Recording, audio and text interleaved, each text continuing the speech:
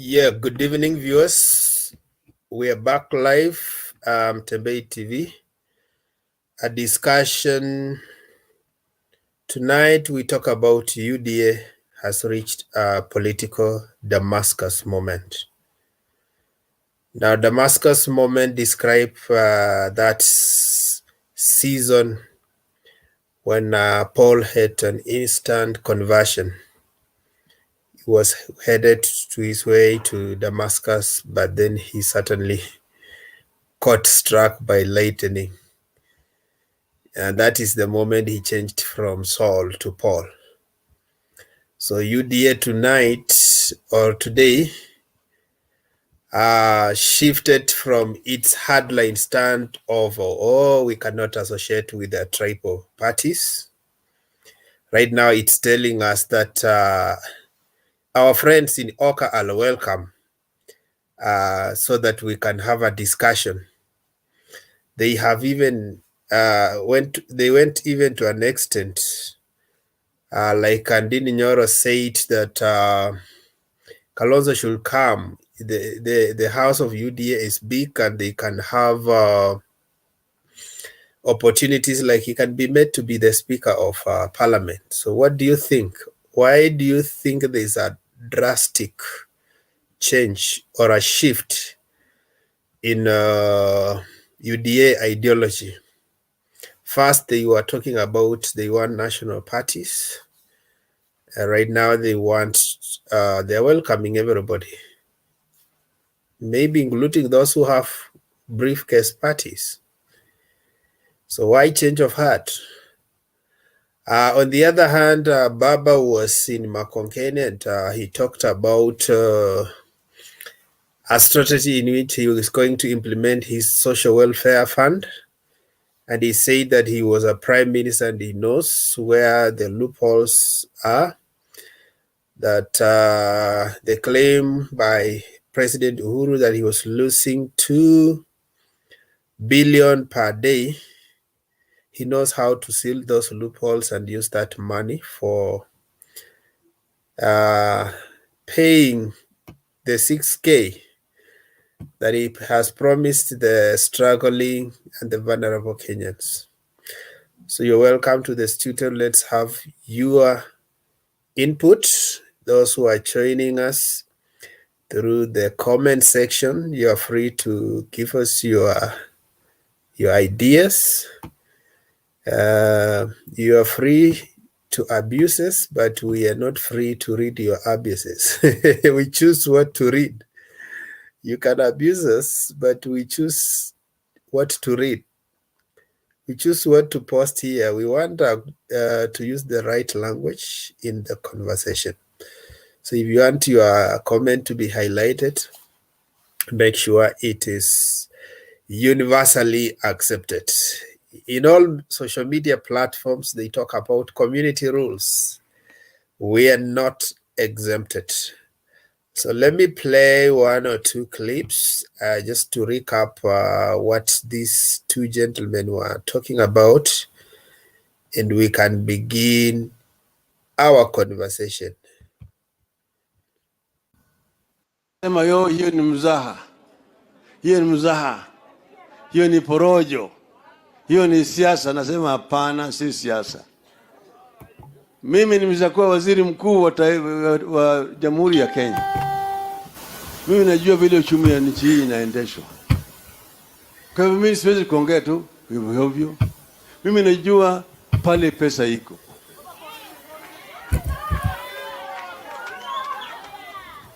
Mliona Rais Uhuru alisema ati kila siku wanapora shilingi bilioni 2 ambayo inaenda kwa mambo ya ufisadi. Kila siku. Kwa mwaka moja bilioni 600 na kitu, karibu bilioni 700. Na mimi najua pale mianya pale ambayo wanapenya naye na kuiba hiyo pesa zenu. Nitaziba zile mashimo zote.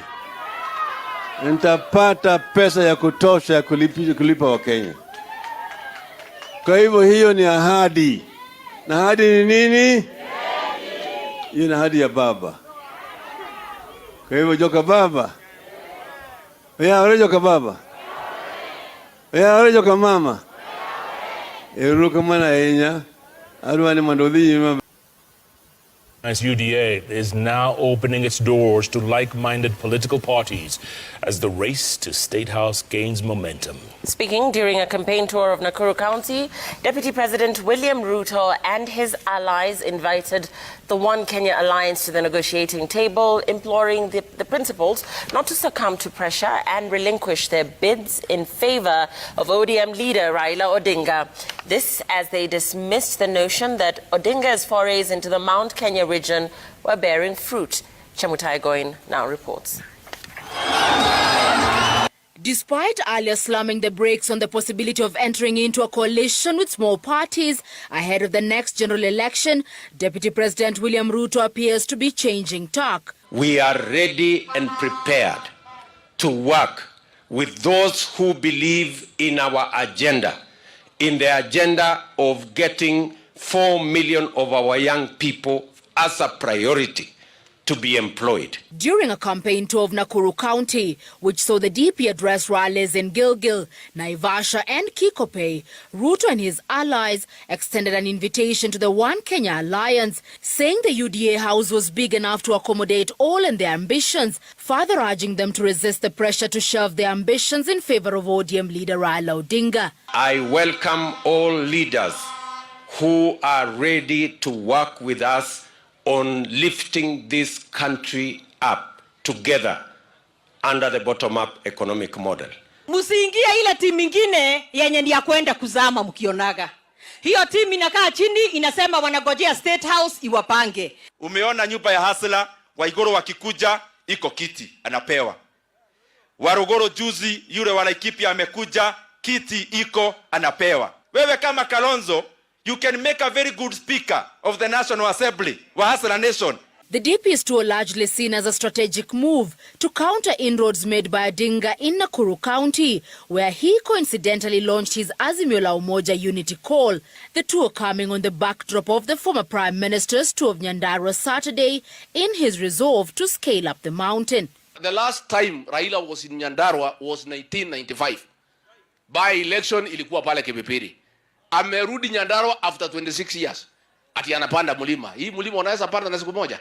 Wakisikia sisi ni watu wa Mount Kenya region, si ati tunakaa pale juu ya mlima.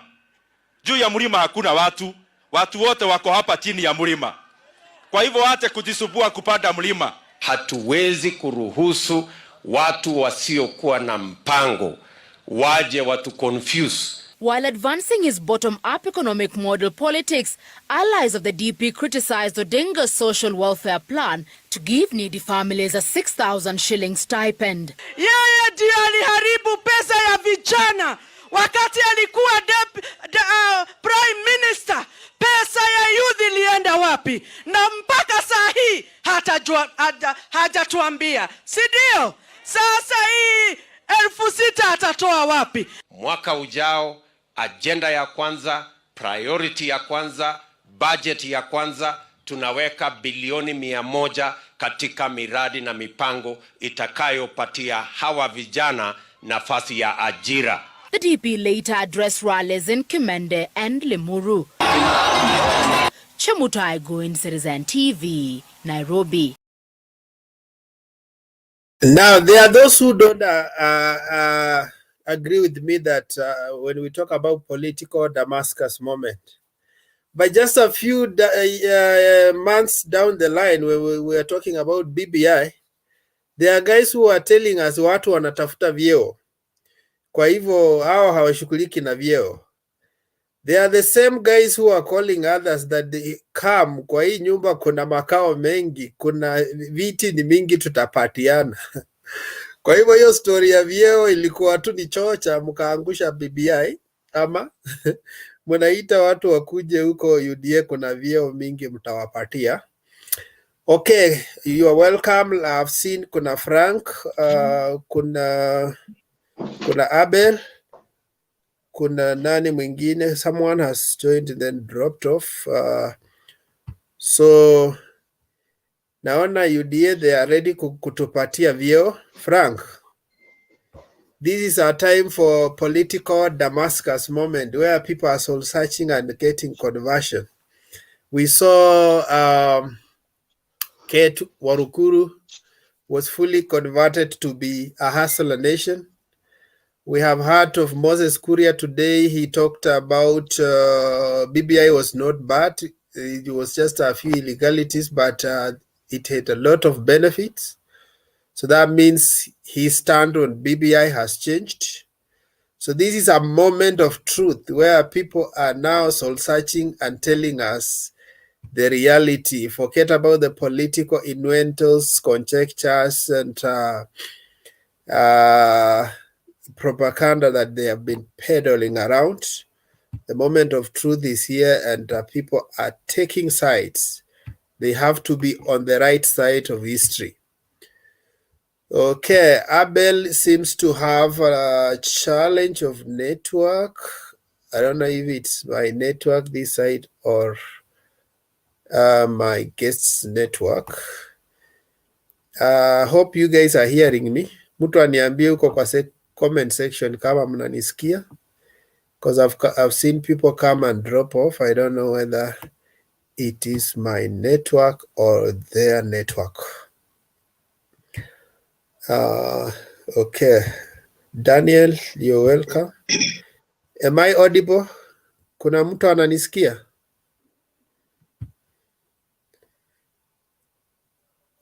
There seems to be. Oh, unanisikia? Yeah, nakusikia clearly. Okay. Yeah, I'm seeing people coming and dropping off. I don't know what is happening.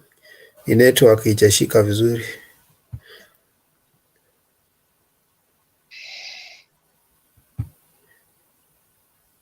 Okay. Let's have Washington, how are you?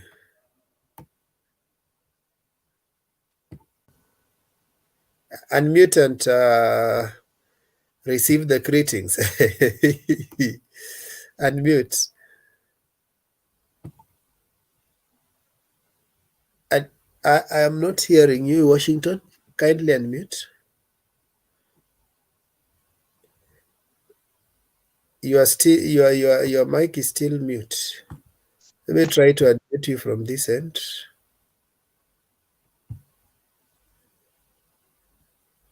Now it's okay. You can proceed. You can proceed. Washington.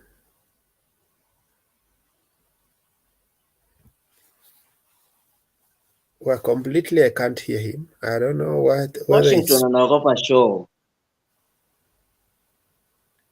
Ni nani anaongea? Maybe your network is okay. You can start. Wewe ni? You are Chepon. Okay, yes. Yeah, you can begin. I see your network is clear. So topic ya leo ndo gani? Today we have seen UDA having a political Damascus moment. They have changed their stand on the small parties, tribal parties. They are still now welcoming them for wanasema kwa nyumba ya UDA kuna space mingi, wakuje waongee. Mpaka Ndindi Nyoro anaambia Kalonzo akuje tutampatia kiti ya speaker. And then we have seen Baba talk about he will seal the loophole so that the 2 billion Uhuru talked about will not get lost, but he will use it for his 6,000 social welfare fund. So what do you think? Talk to us. So mimi ningetaka kuanza namna hii kwamba ningetaka kuambia Wanakenya wenzangu kwamba tusikuwe na siasa ya kukonganisha Wakenya wengine kupitia ile mbinu ya kikabila. Raila ameongea ukweli kwamba ameona loopholes. Wacha akuja na sera zake tutamsikia. Upande ule kwingine UDA tumesikia kwamba wako na vyeo ya kutosha. Wacha tusikie sera zao. Lakini tusicheze game ya kuekemea upande moja. Asa mimi nimekuwa nikisikiza hii kipindi ya Mutembei sana. lakini kusema ukweli nimeandika pale kwa comment hatuja balance panelists wenye wanaongea kwenye hii kikao. Let me make it very clear to you. We don't balance the panelists who come here. We welcome anybody. When somebody joins, the link is open. So we don't mind even if there are 20 people joining from one side. We don't ask people which side, political side you belong to. We admit just the same way you clicked on the link and you are admitted. So if per adventure we have more people from one side, we don't know because they are not people we know. In fact, people join with different names. Today he joins as Eric, tomorrow he joins as Washington, to the other. But for us, we welcome. Let them support their side they want to. We don't censure people. You support the side you want. And most of the time we have had one side of a political side want to play sympathy where they don't show up in the show, and when one side makes more point because there are more people, they complain. We welcome them, even including UDA. If they want to moderate this show, we welcome them. So feel free. If you feel you can moderate, talk to us. I get you now. It's dependent on the number of maybe like yesterday I watched the whole of the show. These are not rested panelists. In fact, every day we have new people. Okay, there are those who come frequently, but every day we have new people, and we don't know which political side they subscribe to. But we are not panelists. Let me say that we are not panelists. Saying, we are contributing to this agenda of political life. Yes. Okay. There was somebody who made a strong note yesterday that it's panelists.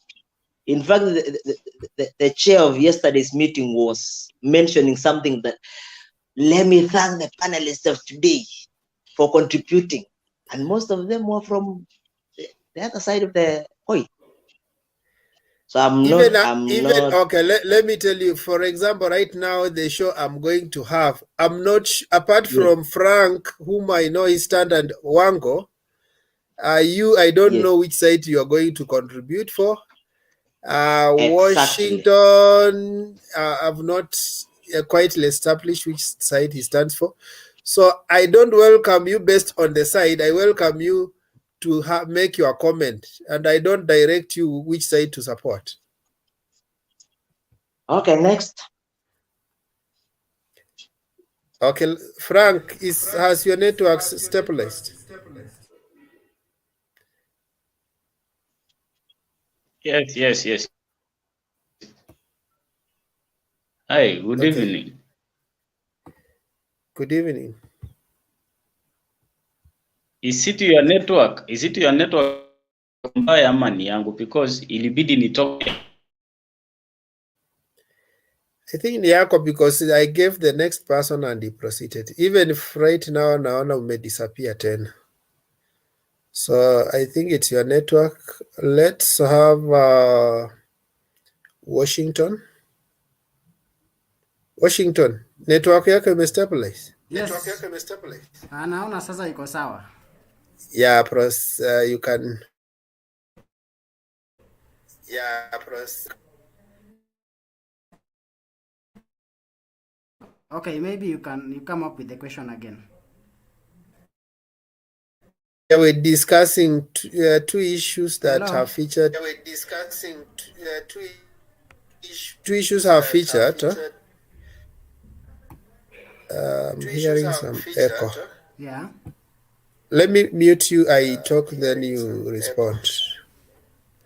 Okay, I'm saying there are two issues we are discussing. We have seen a change of tune from UDA, where they are now welcoming other parties, including the OCA, on the negotiation table.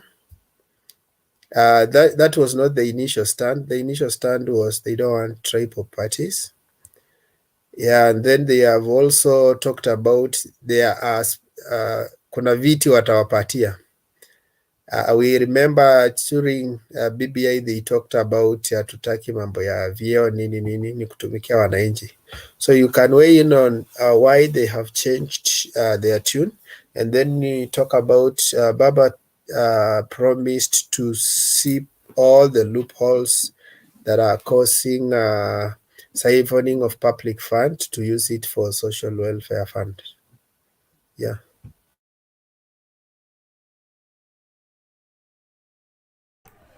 Ya Wekesa, umejua saizi tuko katika hali ya siasa, na kwa siasa kitu ya muhimu ni kushinda, na ushindi lazima in Kenya lazima tuungane, kwa sababu the history of Kenya kama tunajua kila mara, in as much as we vote our leaders, but kuna some other lines ambaye we as Kenyans we really look into, like for example, if you go to Nyanza, utapata mostly they vote majorly wanavotia for Raila. Why? Because maybe he come from that Nyanza and those other sides. If you go to Western, again tuko na hii kitu, it's only that Western inakwanga tofauti na some other regions, but if you look at maybe the reality that we have is that we like voting based on what? Our tribal lines, and that's why unapata kila tribe iko na kingpin yao. Ukienda Ukambani utapata ni Kalonzo, and that's why Ruto umejaa saizi anaangalia, anapiga mahesabu na anaona like kumeshikana kidogo, cause hakuwa ana expect maybe at this particular time the right honorable Raila Amolo Odinga angeweza kupata even those kinds of reception. So umejua lazima uchange tune ili at least upate some chorus from even the other end, and that's why unaona anashughulika. Before alisema even Kalonzo himself the other day alikam close akasema Ruto akimtafuta yako ready and available, because at the end of the day science tunafanya kile tunaita reorganization, because and what they are really looking into, Ruto even as much as amejua maybe atakuwa na some difficulties in clinging into the power, but again anaangalia, umejua like the constitution that we have inatakikana at least we have at least 25% of what?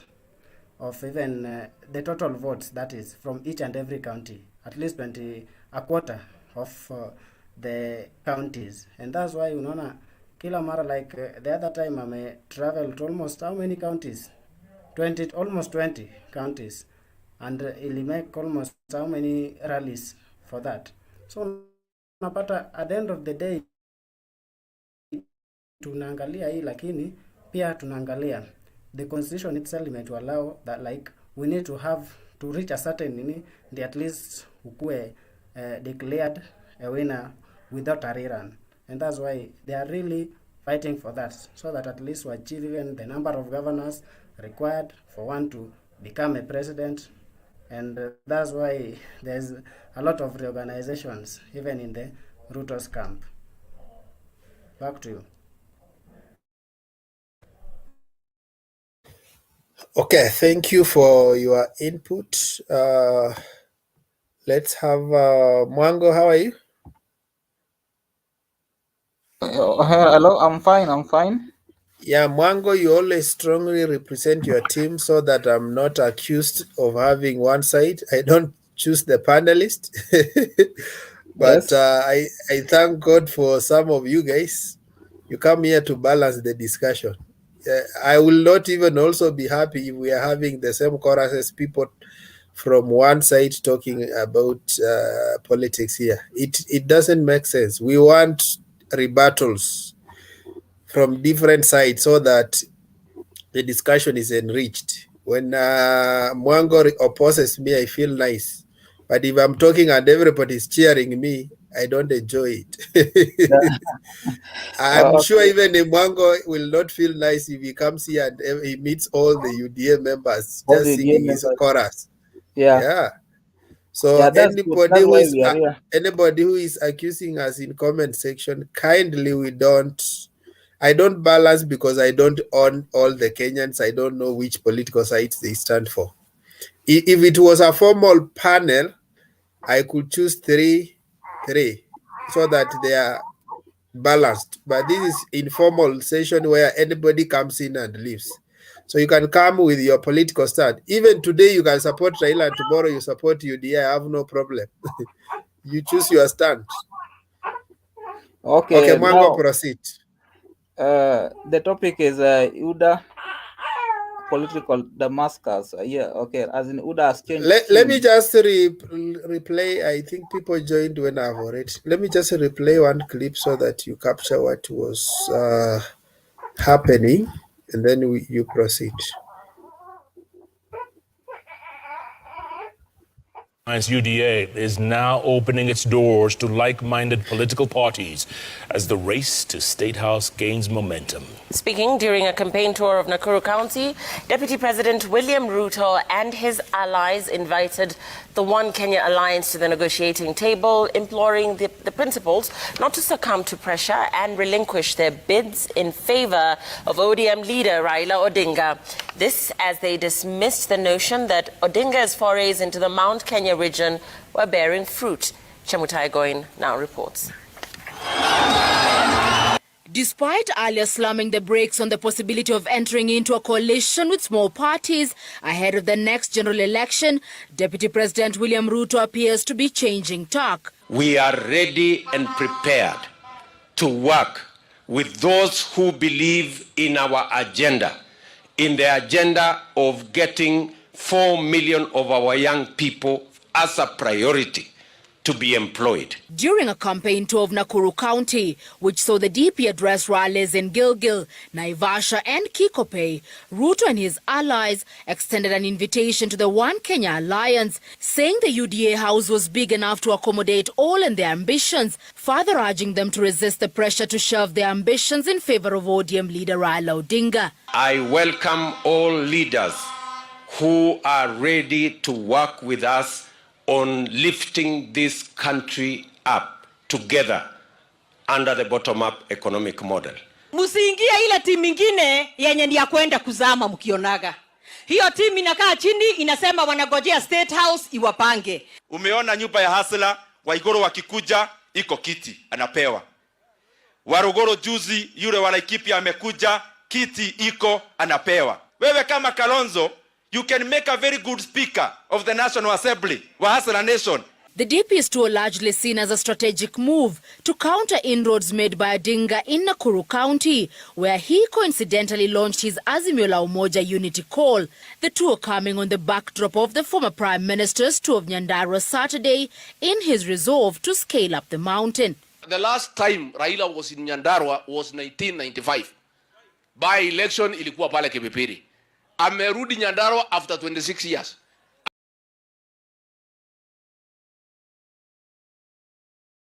Rukamano. Ankuru nyaka giko. Rukamana hii. Sema hiyo ni mzaha. Hiyo ni mzaha. Hiyo ni porojo. Hiyo ni siasa. Nasema hapana, si siasa. Mimi nimeshakuwa waziri mkuu wa Jamhuri ya Kenya. Mimi najua vile uchumi ya nchi hii inaendeshwa. Kwa hivyo mimi siwezi kuongea tu hivyo. Mimi najua pale pesa iko.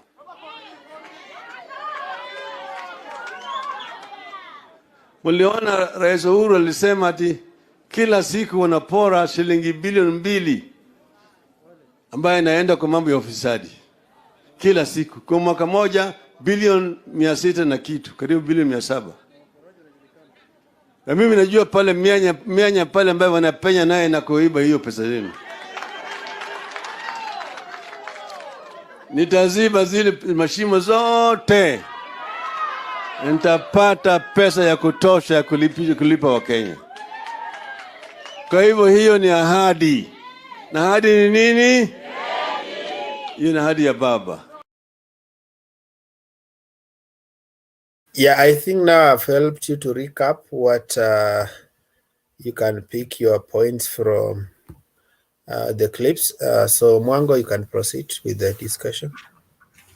Okay, well, I heard the other guy is talking about inviting Kalonzo to come to the team, but I didn't hear them saying you are that inviting Oka. Okay, generally they were inviting any other parties. They Yeah. were not inviting parties. I thought they were inviting those leaders to join them. So we don't know that those leaders will come with their parties or they will come as leaders to join UDA. I didn't hear them saying that Oka or Wiper to join UDA. I just heard them saying Kalonzo to come. So we don't know if Kalonzo will come with Wiper or Kalonzo will come and join UDA and be an UDA member. So I think they were not clear on either coming with the party joining UDA, forming a coalition, or Kalonzo leaving his party and then joining UDA. So we don't know if it was a coalition or the leaders will dissolve their parties and then they join the UDA team. But be it as it may, politics is a dynamic. Politics is always changing. Today, someone might say something, but as things changes, then he or she might change tunes. So they say that it's only a fool who cannot change. So it depends also with the environment. All we want is winning the seat. So if it will take us inviting any other person to help us win the seat, then it's okay. So I think that UDA, by saying that UDA is big, that it will accommodate every person is okay, because we want everybody on board to join UDA. UDA is the only party that is fighting for the common mwananchi, not the other party that is fighting for the dynasties who are interested just to protect their wealth. So UDA members were right to say that they invite anybody else with the like mind to join them. Those who will also sing the hustler narrative. Like I had Nyoro saying that Kalonzo can be a very good speaker for the hustler nation. Yes, he can be a very good speaker in the parliament. So Kalonzo had also hinted that he is available. And that's why you see UDA are talking the way they talk, because Kalonzo had already hinted that he's available and UDA can somehow extend some hands towards him. So I think that politics change. Even on the side of ODM, they have been changing tunes. The other day it was BBI, and now it is Azimio la Umoja. We don't know what it will be tomorrow. So things change. Maybe tomorrow it will be something else. It won't be Azimio la Umoja. We don't know. So as politics goes, Raila also said something today. He said that he will announce whether he will vie next month on 9th. That's when now he will declare formally whether he will vie or not. So we don't know. Maybe he may choose not to vie, or he may vie. So politics, maybe he's still weighing the ground. And if the ground is somehow hostile, I don't see him risking going to this thing. He may support somebody. So he's still weighing the ground to see if really he can win, because he will not want another embarrassment, the fifth one. I don't know the fourth or the fifth embarrassment. So he's also very tactful. So he'll just confirm. And I know Raila very well. When you see that the ground may not favor him so much, he will say somebody tosha. And that one will surprise some of us here. He's a very clever man, and he knows, and he's still reading the ground the way it is. So when he thinks that he might not win, I'm seeing a possibility of him saying somebody touch. But if he's sure that he will win, he will go for that seat. So that's why he said that next month on 9th, we'll now wait for the final declaration on whether he will vie or not. So in politics, I things have change. 2 questions for you. Yes. First question is, when you say that UDA is the only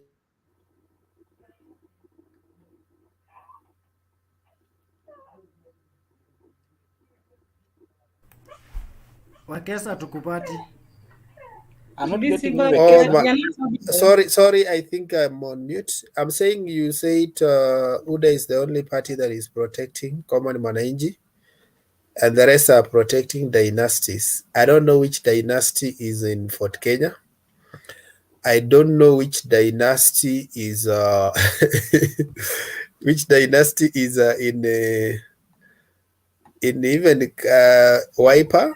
I don't know which dynasty is in ANC. And in case those are dynasties, I wonder if Mudama is not in their rank. He's one of the he's the richest camper we know. We know, and he's the chairman of UDA. We also know Rigathi Gachagua is, if you can have an allocation of 12 billion, then it means you are richer than that. So I don't know, and they are the ones who are in front of the party. They are the ones who are in front line. In Nairobi, when you think of governor, your idea of UDA of a governor is only the mama mboga you get is Kina Wanjiru, the richest preacher in town. So I don't know which common mwananchi you are protecting, guys. Can you elaborate? Okay, the common mwananchi are the normal guys, the Wanjikus, the mama mbogas, the border people, the people who live the common lives. As we know that Kenya has been a country of few billionaires and very million poor people. So we find that these billionaires, they are so interested in just protecting their wealth so that they remain on top. And these other poor guys remain down here. And that's the thing, that's the truth of it. And I think that's not a good thing for a country like Kenya. We should strive to uplift those who are down, so also to come to the middle, even if they can't reach the top, but they should be somewhere where they can be able to lead a good life. So we know that when we see Raila, Uhuru, Gideon Moi, Mudavadi, they want to coalesce into one thing, we know their backgrounds. We know that their fathers were people. Their fathers were people in Kenya. And that one alone gives them an advantage over somebody whose father was not known. Like, for example, if you want to start a race, a 100-meter race with somebody, and that somebody is already at 50-meter mark, and you want to start at 0 mark, and you want to compete fairly, you know, it will be impossible to catch up the man. And even if you catch up with the person, you'll have to work extra hard, very extra hard, the way Ruto has done. Mango, do you know the father of Daniel Moi? I don't know the Did father you of know Daniel the father Moi. of Kenyatta? Did you know the father of Kibaki? Did you know the father of... Because we have only had 4 presidents. Out of the 4, only one you knew his father. So can that warrant a conversation to say that it's people who have their fathers known they have been occupying power? It's Okay, only Uhuru we knew his father, but the rest, we didn't know their fathers. Okay, their fathers might have worked hard to get where they are, but their children have an advantage over others right now. For example, if you look at Uhuru without Kenyatta, you see Uhuru is a nobody. If you say that Gideon Moi, you remove that Moi, just Gideon is a nobody. So I think that the background, Railla Odinga, that Odinga thing is also a very, very big name. So, and even Musalia Mudavadi, the father also was a very big minister in the Moi government. So these guys, if you look at their background, they already have an advantage. And even the way Mudavadi came into politics, it was so easy. It was just like his father died, and then Moi now was rewarding him, take the place of your father, just like that.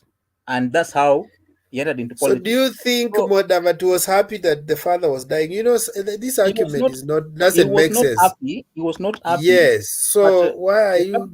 Because if the father never died, let me say this: if the father never died, he would still be maybe the MP, and Mudavadi was not. So it was just he tried his luck after the father died. He was not an automatic heir. He went and campaigned. Remember somebody like Eugene when Kijana Amala died. He campaigned and lost the Saboti seat. In the by-election he lost. It is after some time is when he gained that entry. So it's not automatic that when another name was in your family, you will be elected. He lost the seat. He had to go sit down and strategize on how to get that seat. Uhuru, we are told he lost. There was a time he lost. He wanted Katundu seat and lost.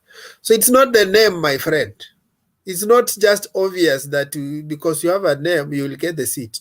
Today, even when Rosemary Odinga wanted to run for a seat in Kibera, I know he should have just worked very hard to get that seat. The name can be there, but sometimes even the name can work against you. There are people who hear that name and they don't want to vote for you. For example, you hustlers don't want to hear the name Moi. So the name Moi is against Gideon. Maybe if Gideon didn't have that name, he would be enjoying Rift Valley traversing. But the fact that he has the name Moi, it is undermining him. Can't you see it? Yeah, so I was trying to say that the name, the family name, the household name can be something that can put somebody in front of others. I mean, that one is possible, and especially in Kenya, where you have to know somebody for you to get something. And we know the culture in Kenya. We are in Kenya, and even right now, if you want some job somewhere, you might have a godfather. It's very easy for you to get that job than somebody who does not have a godfather. So that thing also applies also in politics. That godfather tag, that name, can take somebody to some level. Can I interrupt you? Hello, Mango. Penny, if it's not a question, you are the next person. So you may just make your contribution. If it's not a question, because you are the next person.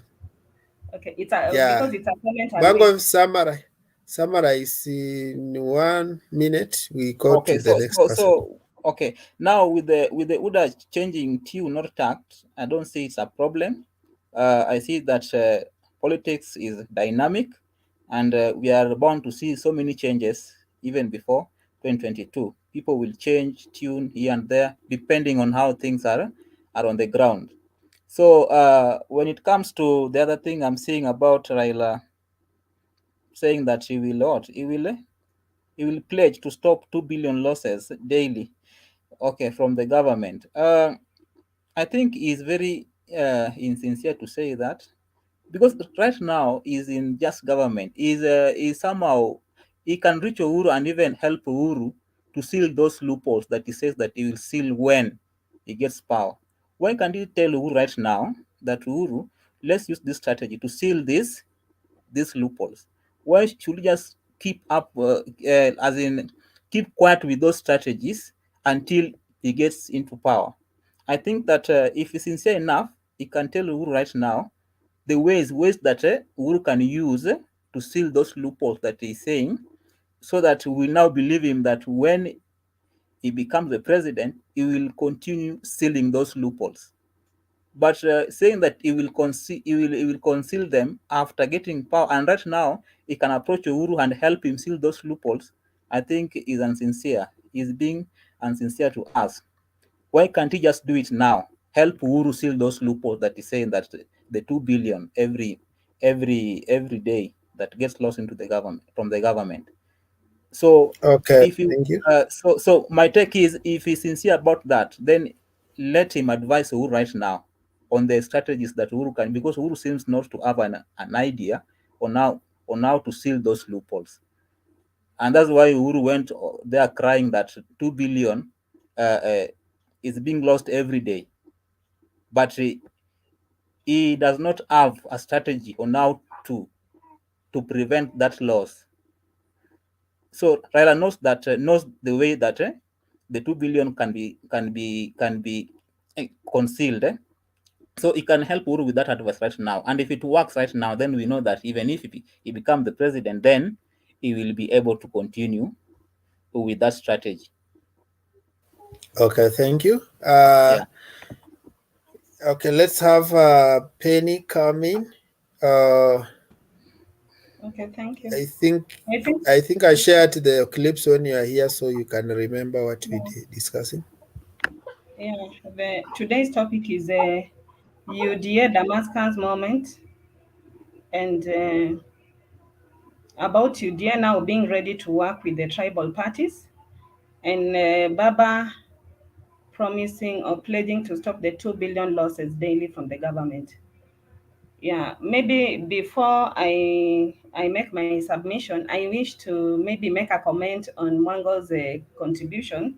Like he has just said that people like Raila, people like Uhuru Kenyatta, and people like Mudavadi had a political mileage by virtue of the fact that their fathers were politicians, which is it's partly true, but not. It is not always the case, because when you look at people, politicians like Duale was actually ushered into politics by Baba, by Raila. If you look at someone like Simba Arati, they owe their politics to Baba, and someone like Nanok. Raila is not his biological father, but you find that Raila is the one who introduced them to politics from their corporate jobs. He used to work with the NGO. Ruto himself is a is a brainchild of Moi, and that is why you can see that he applies a lot of the political tactics that he's employing now are basically a cocktail of what he learned from Kibaki, what he learned from Raila, and what he learned from Moi during the YK 92 period. So Ruto, I think, he has enjoyed a lot from Moi's government. And to say that his father was not known, I think for him, Moi is like a father to him. Because what he gained from Moi, he could not even gain from his father. So someone like Kibaki was ushered into politics by Jaramogi, who was not his biological father, but that was his political father. So Junet also owes his politics to someone like Baba. So I think we need to be fair. We have people who have mentored politicians into positions.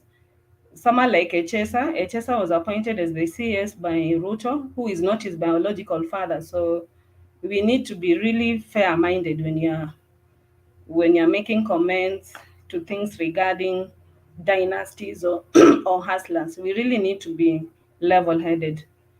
Now back to my contribution. I think Damascus is mostly used in the Bible to refer to the period when Paul was Saul, when he was still called Saul. He was going through a crisis, and I think he needed to make a turning point in his life. He had persecuted the Christians and the early church, and therefore a day of reckoning came when Christ now visited him. And I think that is the same thing that is now happening to our opponents, the UDA team, when a lot of the things that they have been laying claim over are no longer working. You know, they were not practical.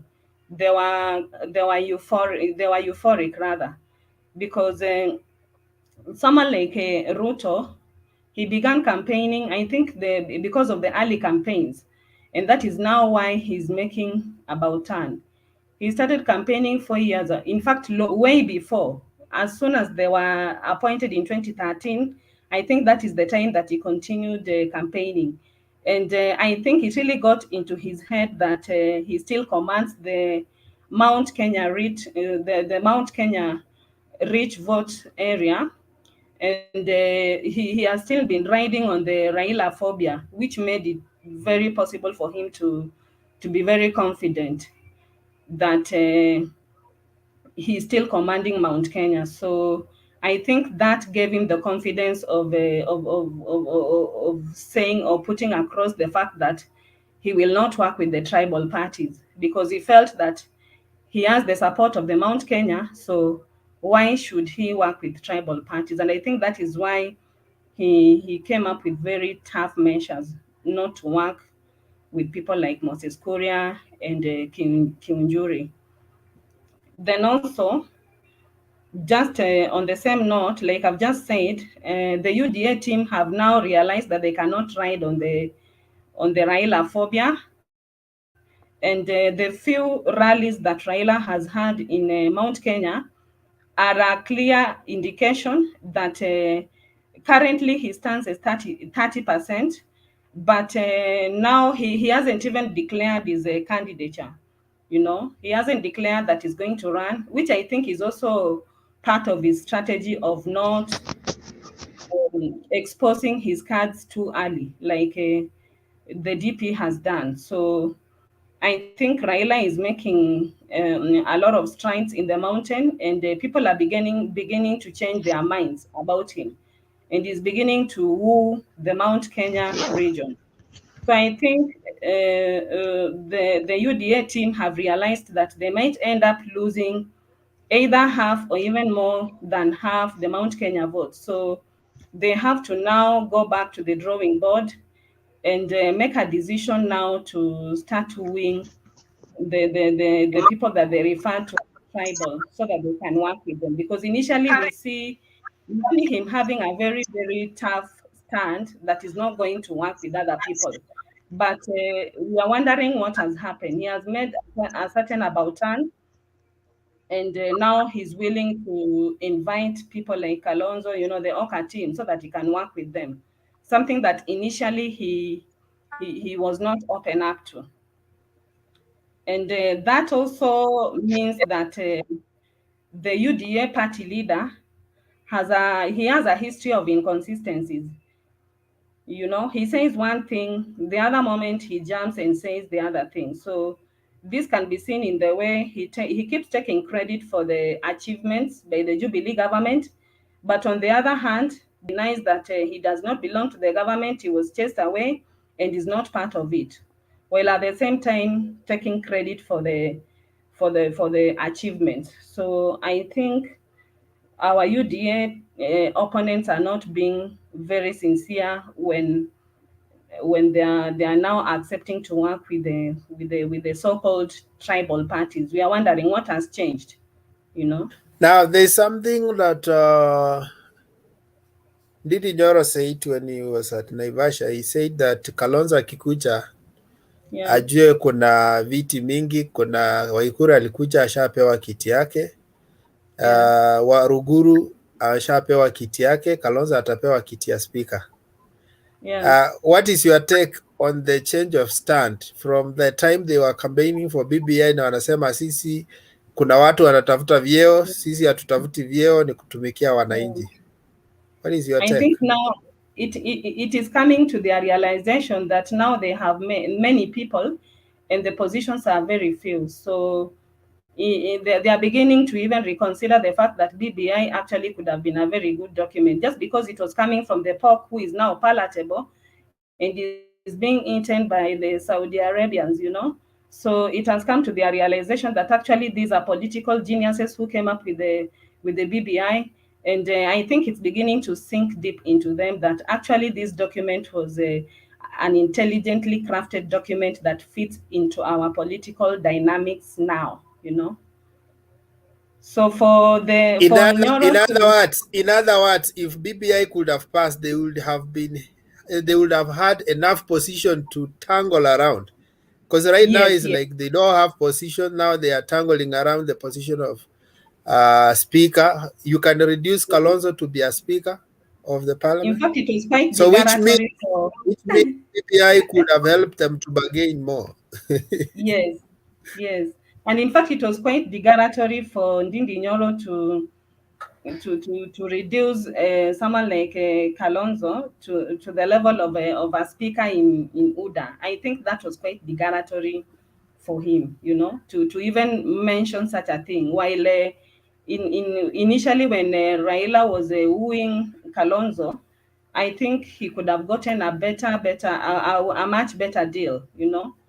So that just shows you that in UDA, there is no more space for people who are going to join. They have to be ready to go to other lesser positions, because UDA iko na wenyeji, that is.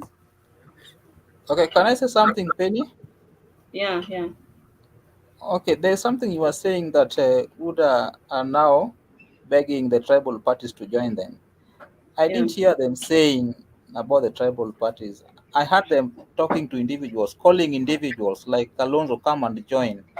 I didn't hear them saying that Wiper, come and join UDA. So I think okay, the names they were calling, the names were calling were names of people who belong to parties.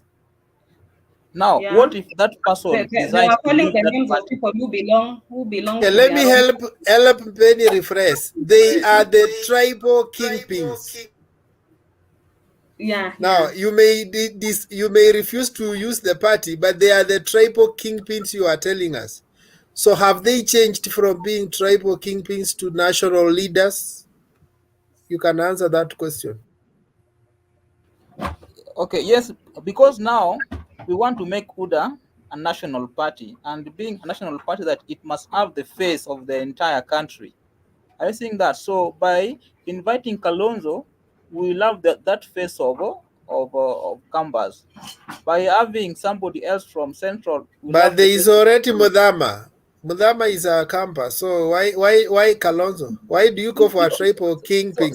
And there is always Mwake and mama anaitwa nani? Huyu mwenye alikuwa deputy governor of Nairobi. So if you think they are still too small, then you have just realized that you would have started by inviting the kingpins. Instead of going for small fish, then you make a turnabout and look for the big fish. Okay, now what I know is that UDA is open for everybody. So we don't want just to close for anyone. We are opening doors for everybody. Not like the BBI that was locking some out, saying that the train has left and now nobody can enter. With us, we are open to anybody else, be it Kalonzo, be it Mudavadi, be it Gideon Moi, who wants to join. Unlike the other guy who was saying that the it's train has left the okay, but station. you are also opening too late when Moses has given up and Kiunjuri has given up. You know it. Let's have Booth as the next person. Unless Benny, you had finished, isn't it? You are only responding to the question.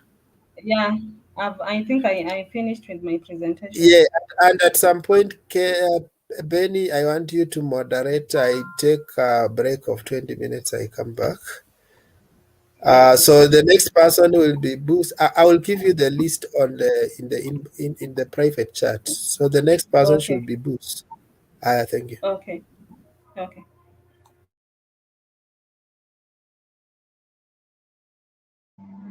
Yeah, good evening.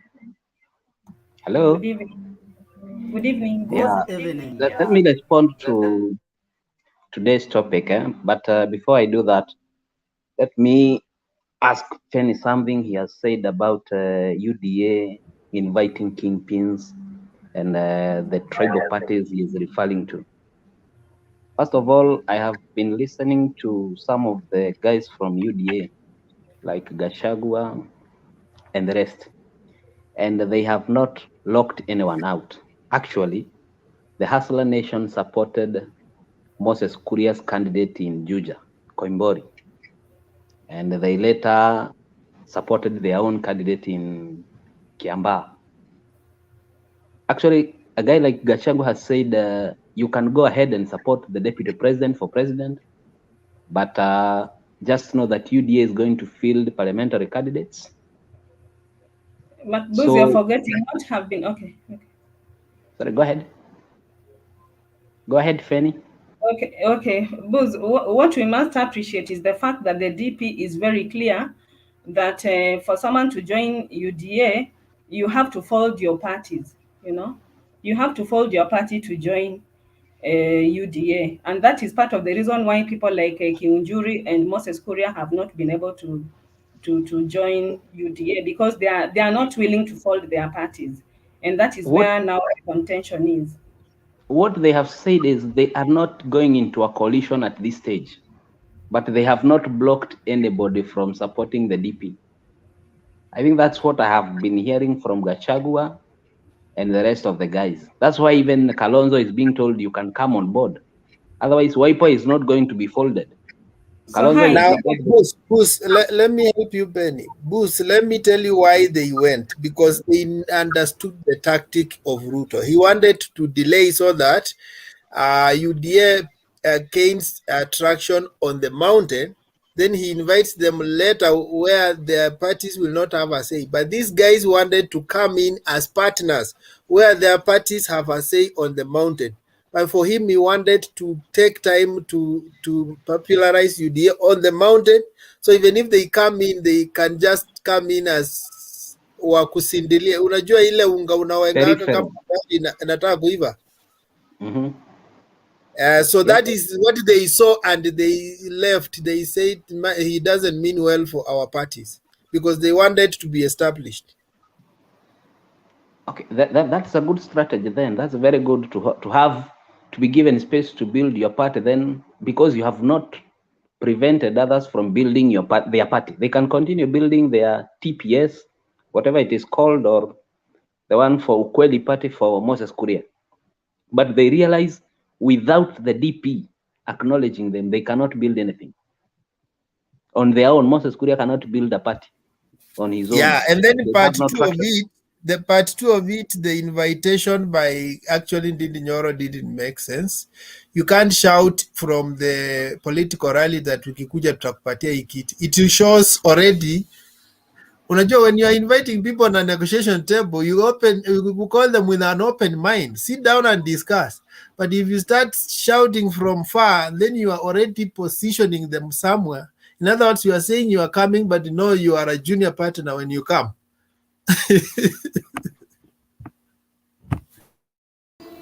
Can I say something?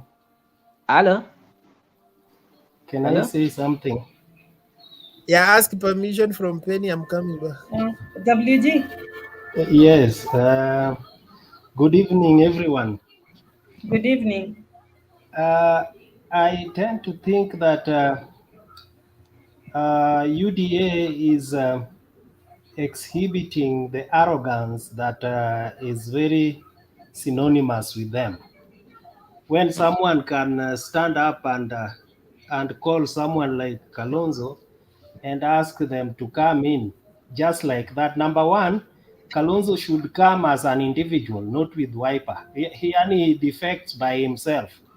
So his team, the people he's been leading all through, the MPs and those who have been hanging around him, are automatically out. He goes there as an individual. Because when you invite an individual, then he comes like an individual. But when you sit down with the parties, then there are some negotiations that will take place before these people arrive. So this is what William Ruto and the UDA tricksters are trying to implement.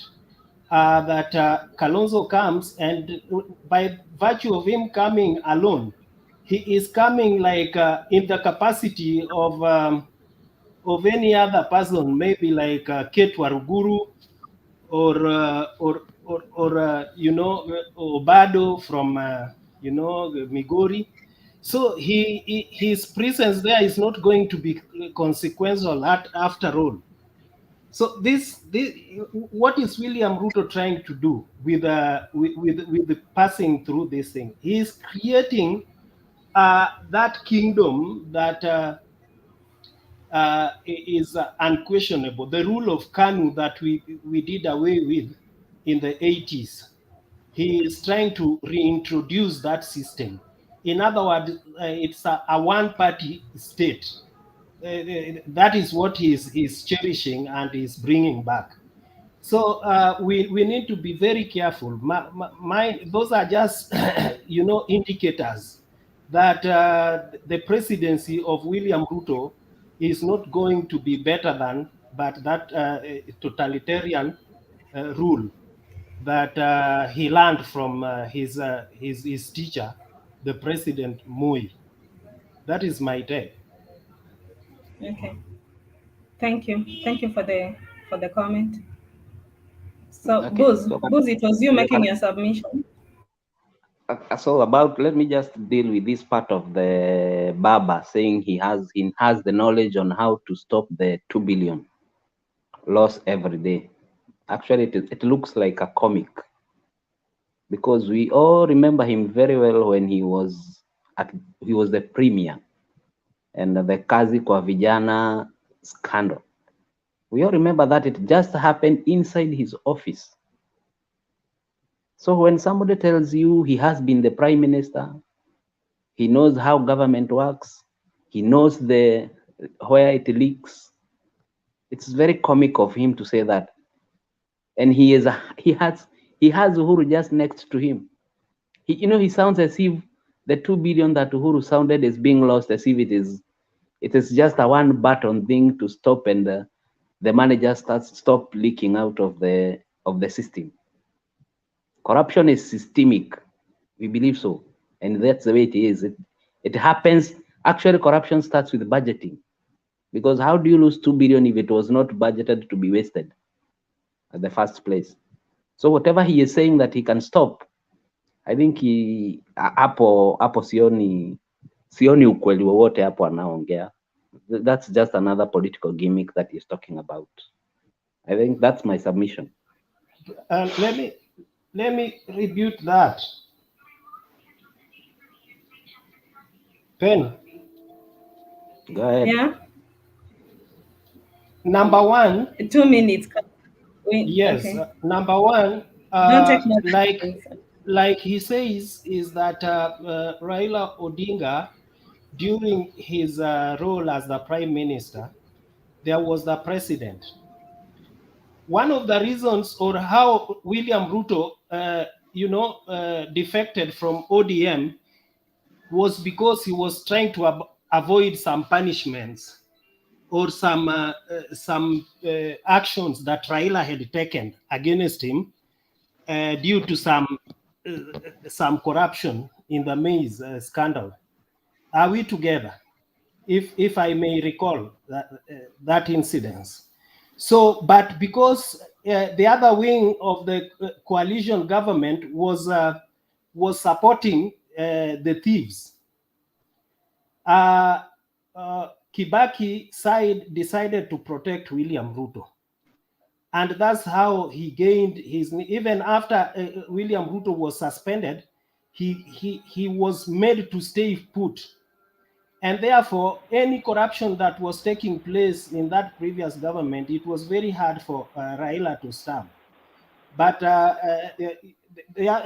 like he has said very well, that corruption is systematic. That's the reason why Raila today cannot, just go and ask Uhuru Kenyatta to do things like that, because it's a system. And that's why the Raila presidency should come in, so that he puts his own people, and he knows whom he is going to, how he is going to block this, these avenues for corruption, because he shall be having his people, the people he trusts, the people who believe in the same cause, and the people who are willing to fight corruption. That is my one thing I wanted to remind my friend there. Okay, Please, Penny, just a moment. I wish the guy could have responded to the Kazi kwa Vijana issue that just happened at the Prime Minister's office in Kuwait. Because I can also make a comment on that. There is something that happened in the DP's office about procurement of some arms by HSA, if you can so remember. So at times corruption can occur in your office and you are not directly responsible. Just the fact that corruption happens in your office does not necessarily mean that you're the one who is your party to it. So I think let us be fair. So you defend corruption with another corruption? I'm not defending corruption with another corruption. You're implying that Baba is the one who stole the money, and I had the same thing. I have not said that. I have not. I have said there is something that happened in his office, systemic, that happened in his office, right under his watch. And since he knows how to stop such a systemic issue, why didn't he stop it? Now he's talking about stopping something in future. But I think that is what I've mentioned, that under Kibaki regime, he was the prime minister. Yes, it took place under his office. Ruto was one of the people that was rightly under him. But you saw what happened. So it was not just stopping at Ruto. Those incidences of corruption were taking place maybe by the blessing from the presidency, not the prime minister's office. Because if he wanted to take action against anyone else, anybody, then the presidency would be coming in handy to protect that person. So it was a very complicated case. The program was straight under the Prime Minister's office. I think the guy who was in charge was somebody, Mohamed Isahakia. He was the PS in the office of the Prime Minister. An appointee of the Prime Minister himself. Where does Ruto come in? Ruto was a cabinet minister. Was an appointee. Even Ruto was an Ruto was a cabinet minister of agriculture. Appointed by Raila, proposed by Raila. Proposed by Raila. And remember, it was his Raila's, it was under Raila's docket to control those ministers that was under him. You see? Okay, what I'm suggesting, because these it will open another arm of argument. What I'm suggesting is that we can make our presentations, and then maybe in the second round, you can be able to take up that, because we are not so many after all. But Penny, you see, there are some things that are far-fetched. Just to bring them, there are things that are far-fetching things. WG, let's continue with the presentation. It was supposed to be, I think David has left.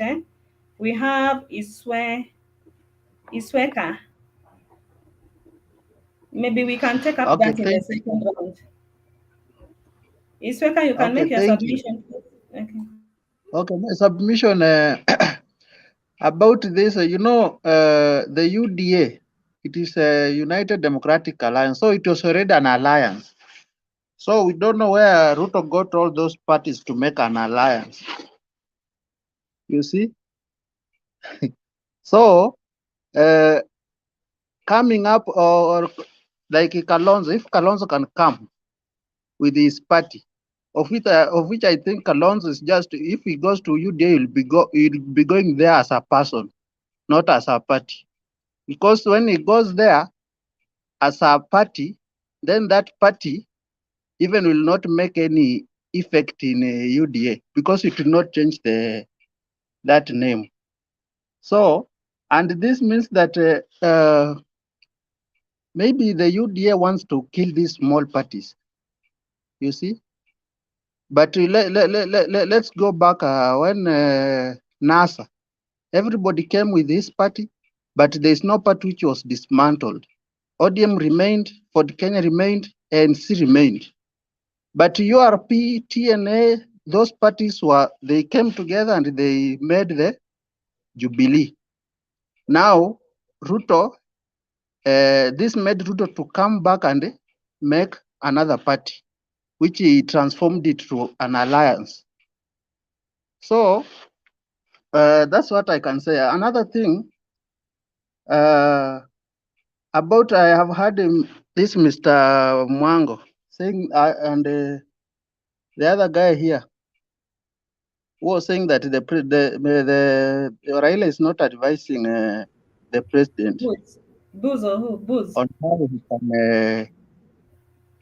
he can save this 2 billion which is being lost every day. I think everything now is rotten.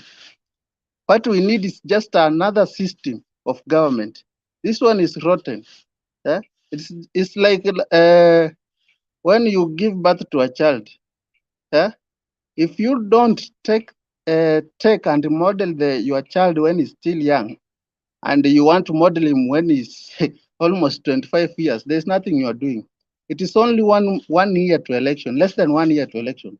So how can I think even if Baba is advising the president, I think it cannot make that a good effect on Huru's administration. Yeah, that is what I can say. Okay, thank you. WG, you can make your submission. I wish you could give me a chance.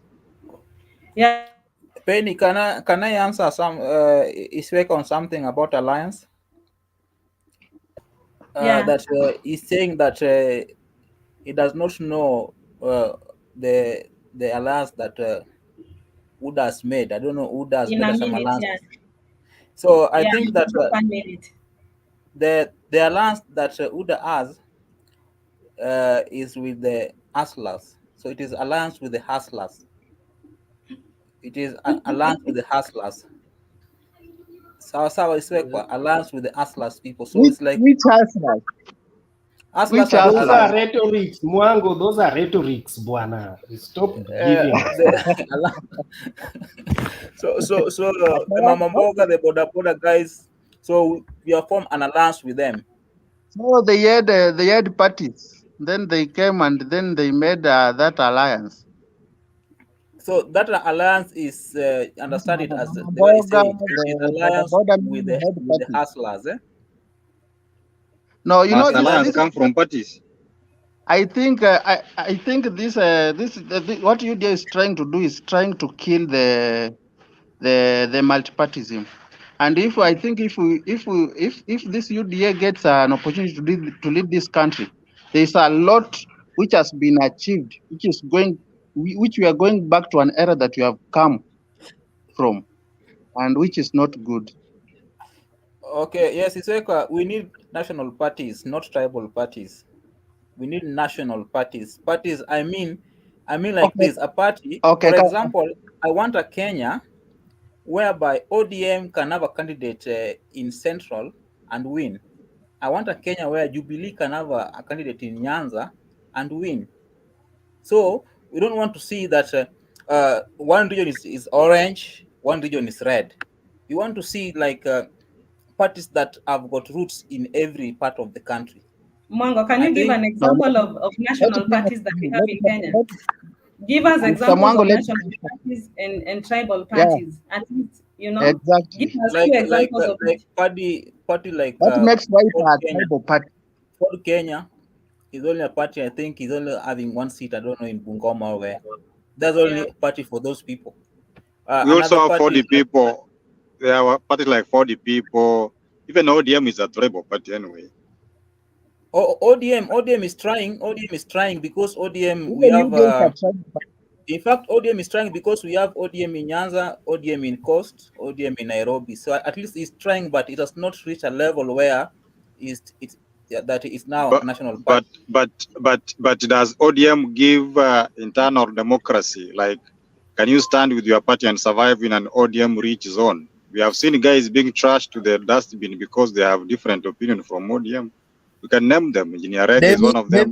David, is good to organize your thoughts. Okay. You are talking about tribal and you are talking about internal democracy. Those are two different things. You prosecute one point at a time.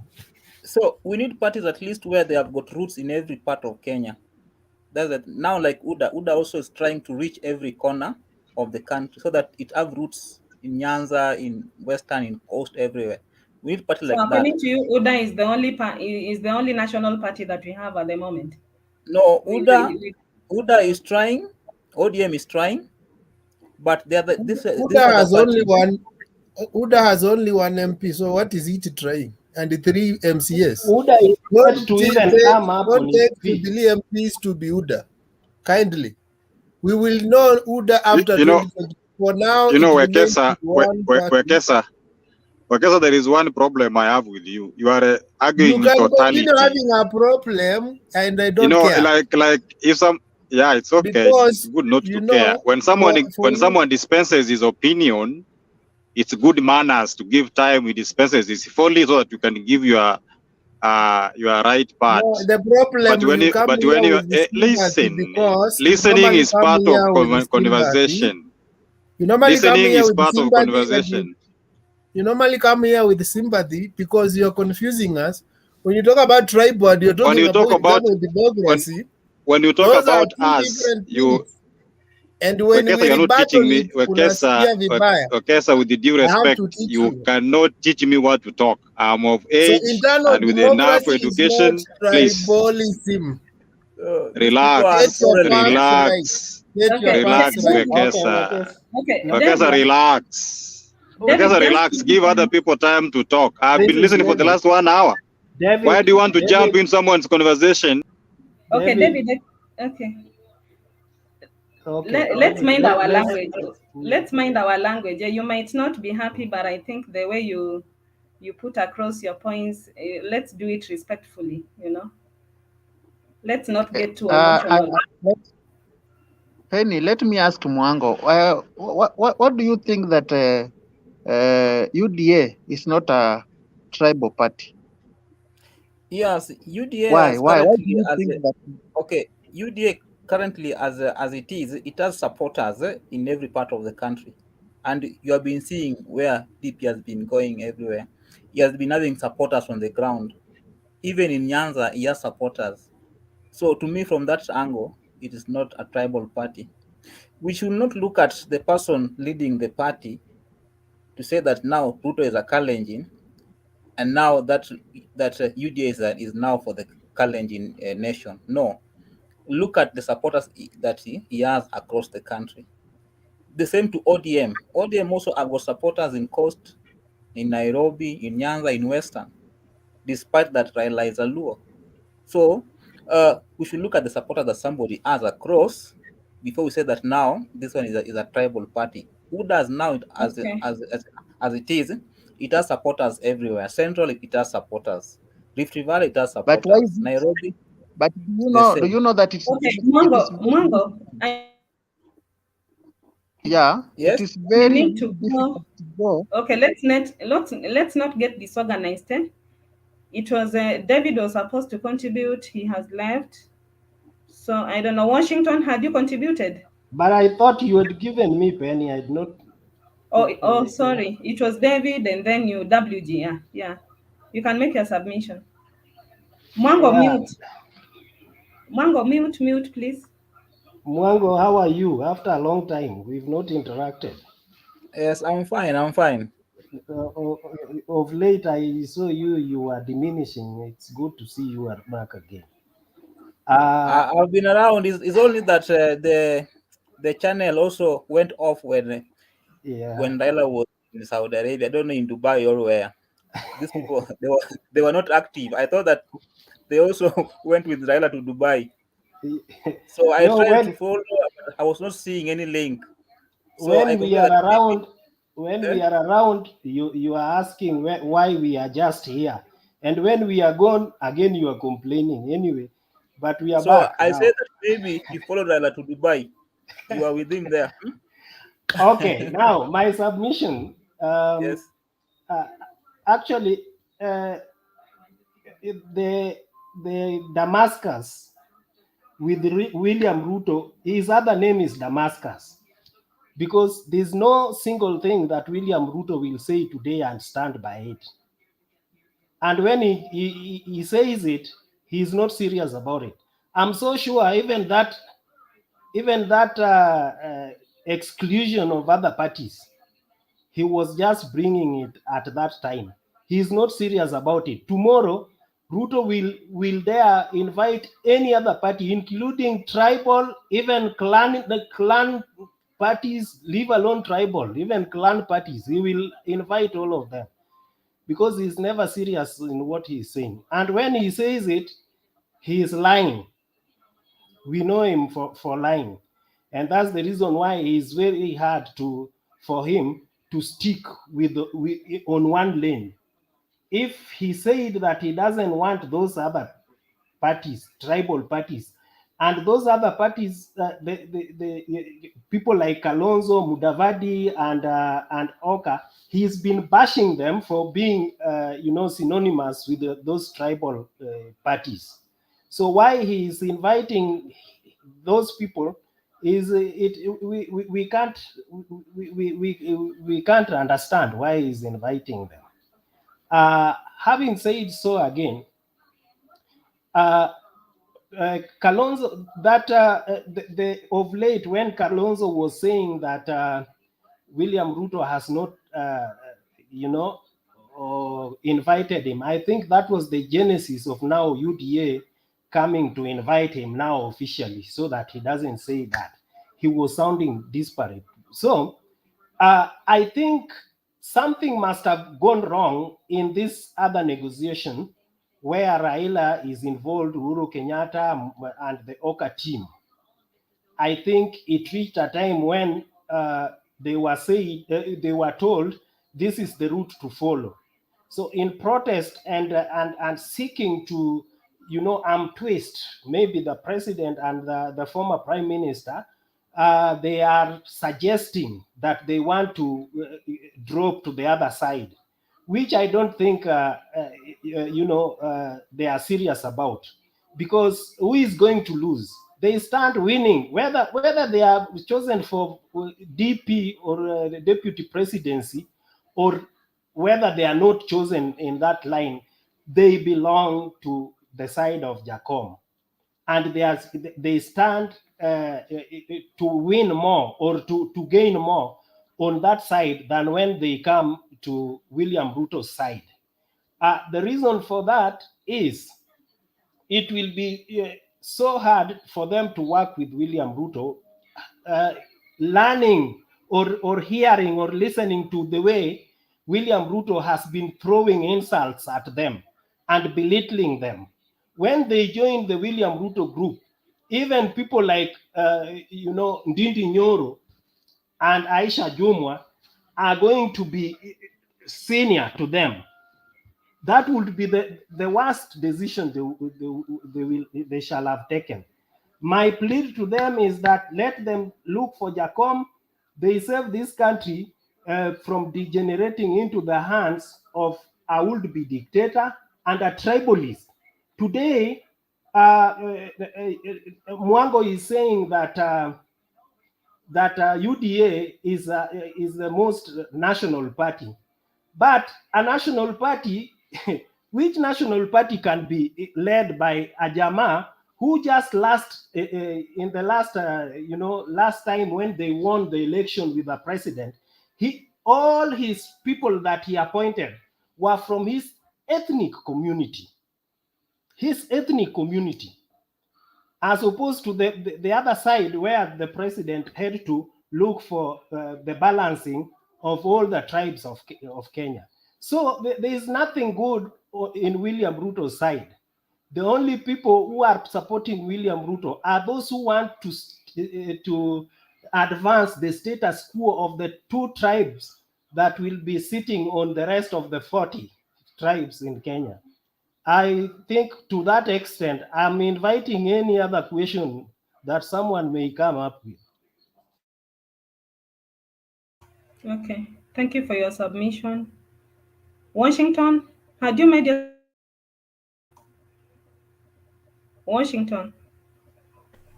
Yes, I can I've see made it Patrick has before. also joined us. You're welcome. Yeah, exactly. Yeah, can you hear me now? Thank you, Penny. Yes, I can hear you. Washington. Yeah, exactly. I'd made my submission before. Yeah, but Okay, then what we can do, we can go to we can invite Letting, Kibet, and Patriot. We'll start with Letting. Yeah. Then to Kibet and then Patriot. Then now we can go the other round. So Letting, you can make your submission. Okay, thank you so much, Penny. This is Letting. I'm happy to hear my friends here. I've just ended, and I've had my friend just finishing his submissions, and he was like, if anybody want to give a question, and hereby before I proceed is that what he was talking about is a total lie. This is Kenya, this is our country, and where the TP has reached is far. This is the guy who is hardworking, and also Mr. Odinga Papa is working hard. And for your information, let us not see in the angle of saying that this country has been led with only 2 tribes. Those people who have fled is because of their courage and hard work. If we go in that angle, it is like we are leading ourselves.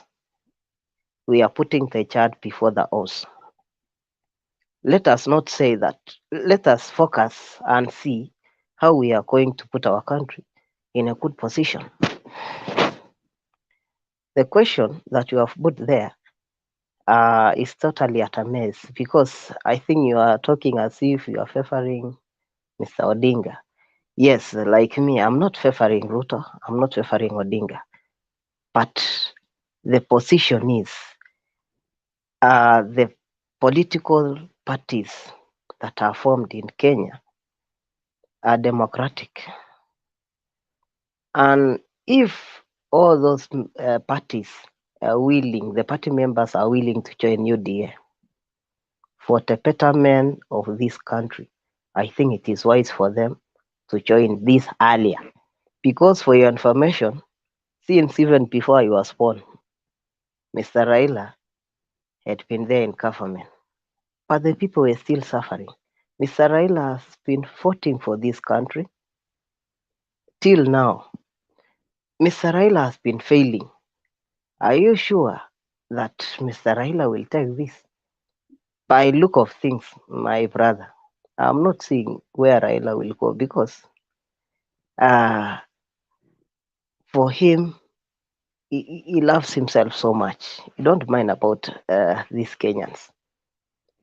Like, for your information, if you take, for instance, when Mr. Odinga said in his campaign that he's going... Penny, a question for my brother as he continues, if you don't mind. Just Yes. allow him to continue, Patriot. I also have a question. Let us just allow him to continue. But my brother, allow me to proceed. Letina has accepted, so please, my brother, relax. I've just requested, and unajua unagonga mlango wafungue ama wakatae. Amekubali. So what You can ask him. It is fine. Ili apumue kidogo akiendelea. I don't really mean to interrupt much. So, Letin. Yes. Kuna kitu wewe una sound kama mtoto ya lakini umeteleza na uongo kidogo. Nataka urekebishe.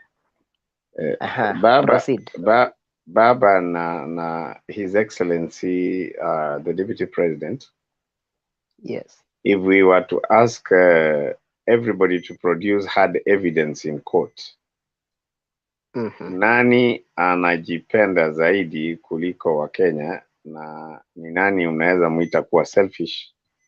Ama kwa njia nyingine, nimeona mtandao for a while wanaulizana, in whose hands are Kenyans safe? The answer will be to the contrary of your submission, because just to give you a drop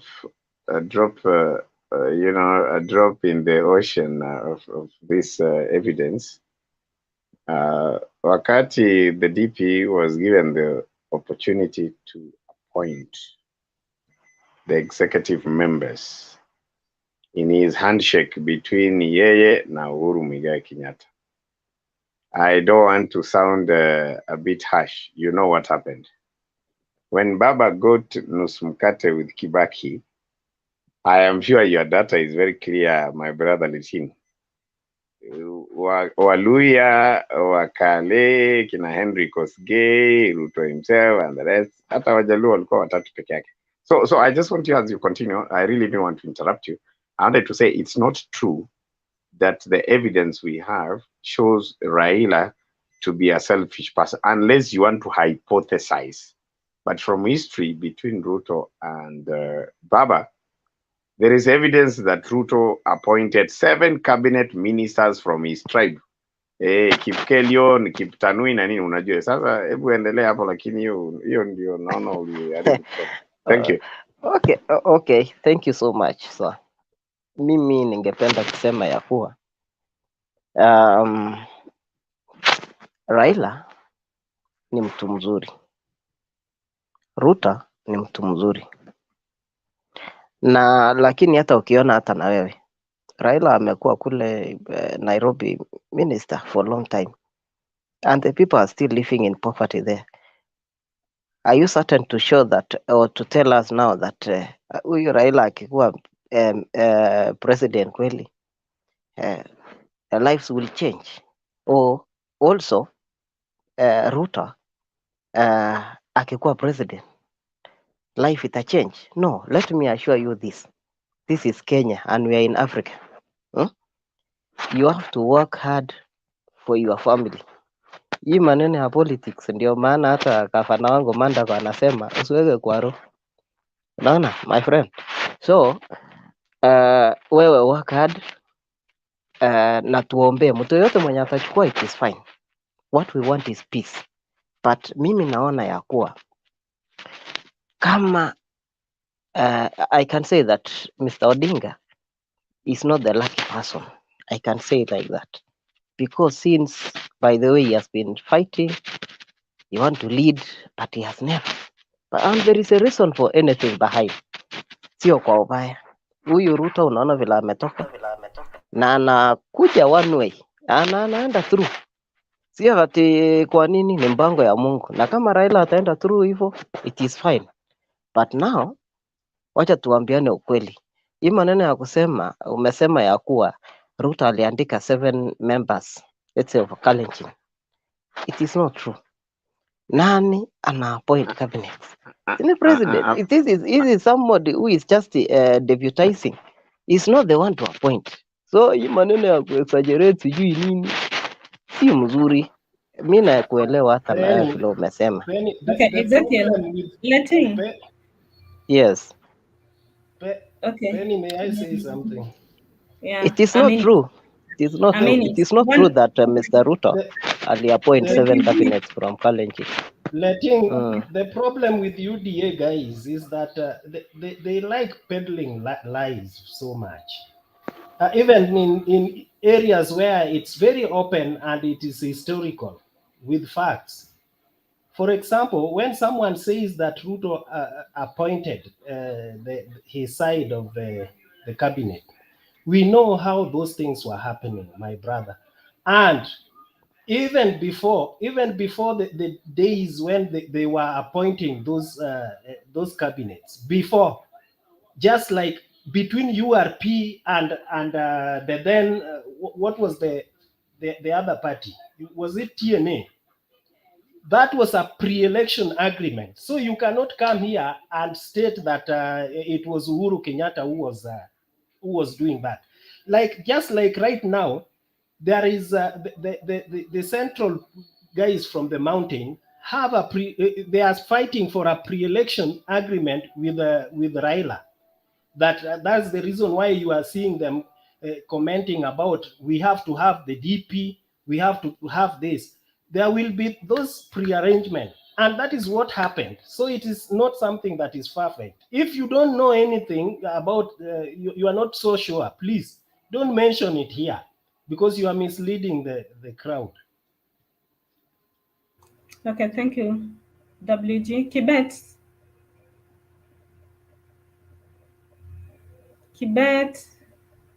Can you hear me?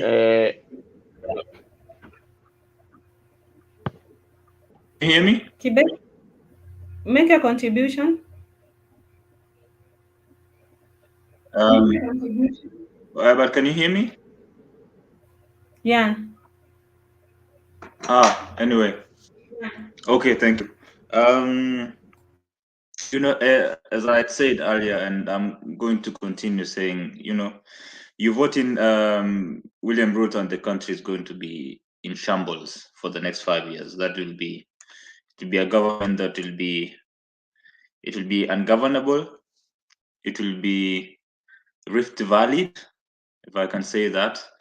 And I'm afraid that he's going to take revenge. In as much as my brother here, Leting, has talked and he has aired his views. I do respect that. I thinking Leting is from either Eldoret or Nandi counties, one of those. And obviously, they'll obviously support Ruto. It's not because of it's because they are has a good record or something, but it's a tribesman, and Kenya we vote on tribal lines. That's a fact. And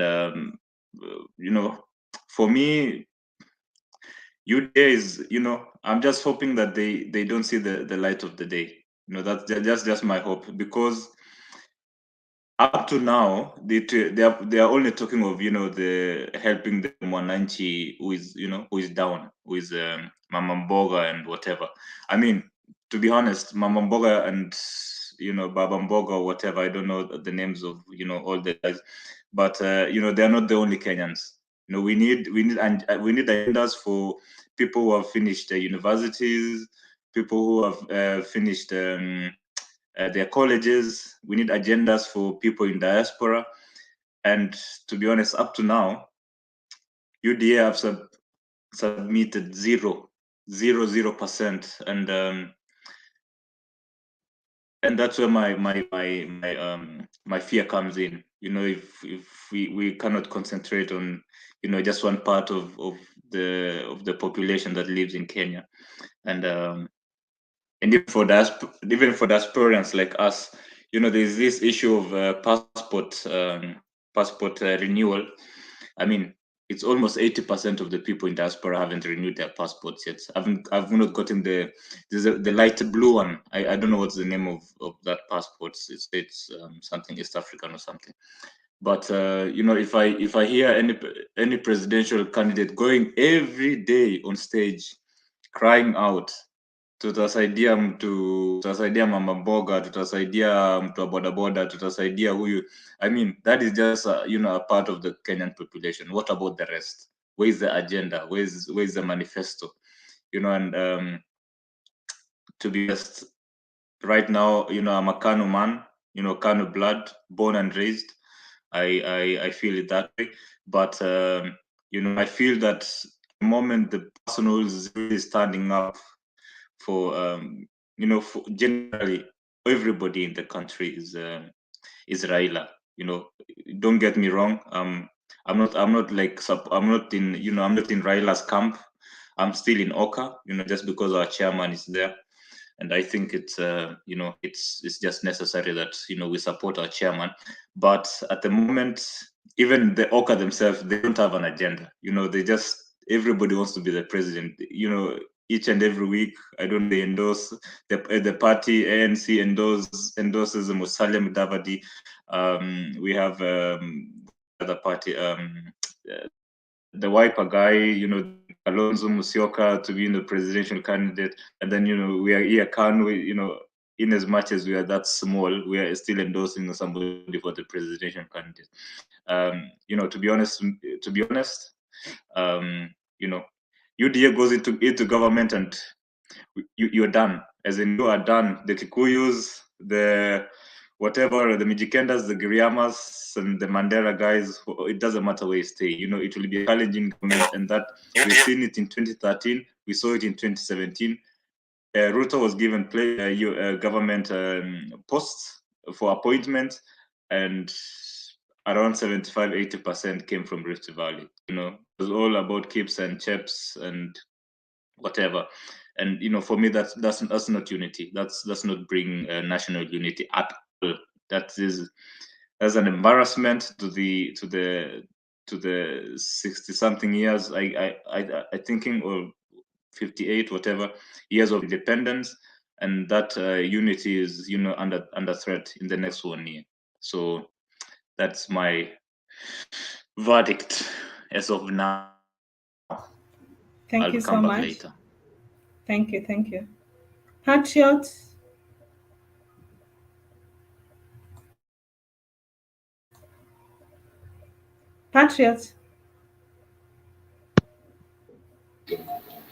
Can I stand in for him? Sure. No, you cannot stand in for me. I'll stand for myself. Well, anyway, thank you. That's a brotherly gesture, I'm sure. Sorry, my mic was giving me a problem to mute and unmute. Sorry for that. First and foremost, I should start by greeting my fellow panelists. You have been my brothers and my sister Penny. I've missed you guys. It's been a while. I am sorry that where I am not able to be seen. It's not my tradition, but you forgive me for that. So I wanted to say that first and foremost, we must thank God that every day we see the light of the day. That's an opportunity that is rare, and it's important that we always thank God for that. So allow me to dive straight to my today's contribution. And before I get there, I want to thank my fellow brother who lives in the diaspora from Rift Valley. Thank you for showing maturity. You must be, the leaders of tomorrow as you study out there, as you enrich your civilized mind, my brother. Remember that you have a home, east-west, home is best. I want to believe that you will have an opportunity to educate others on how we must mature to treat each other as Kenyans, not as tribesmen. So thank you for your humble contribution. I am really touched the way you have made your contribution. That was who? Bait? Was that Bait, Ben? He was Tibet. Kibet. Yeah. Thank you for his sound contribution, and we are happy that God is taking care of some of these brothers, a few of them who can mean to be mindful of being Kenyans, not tribesmen.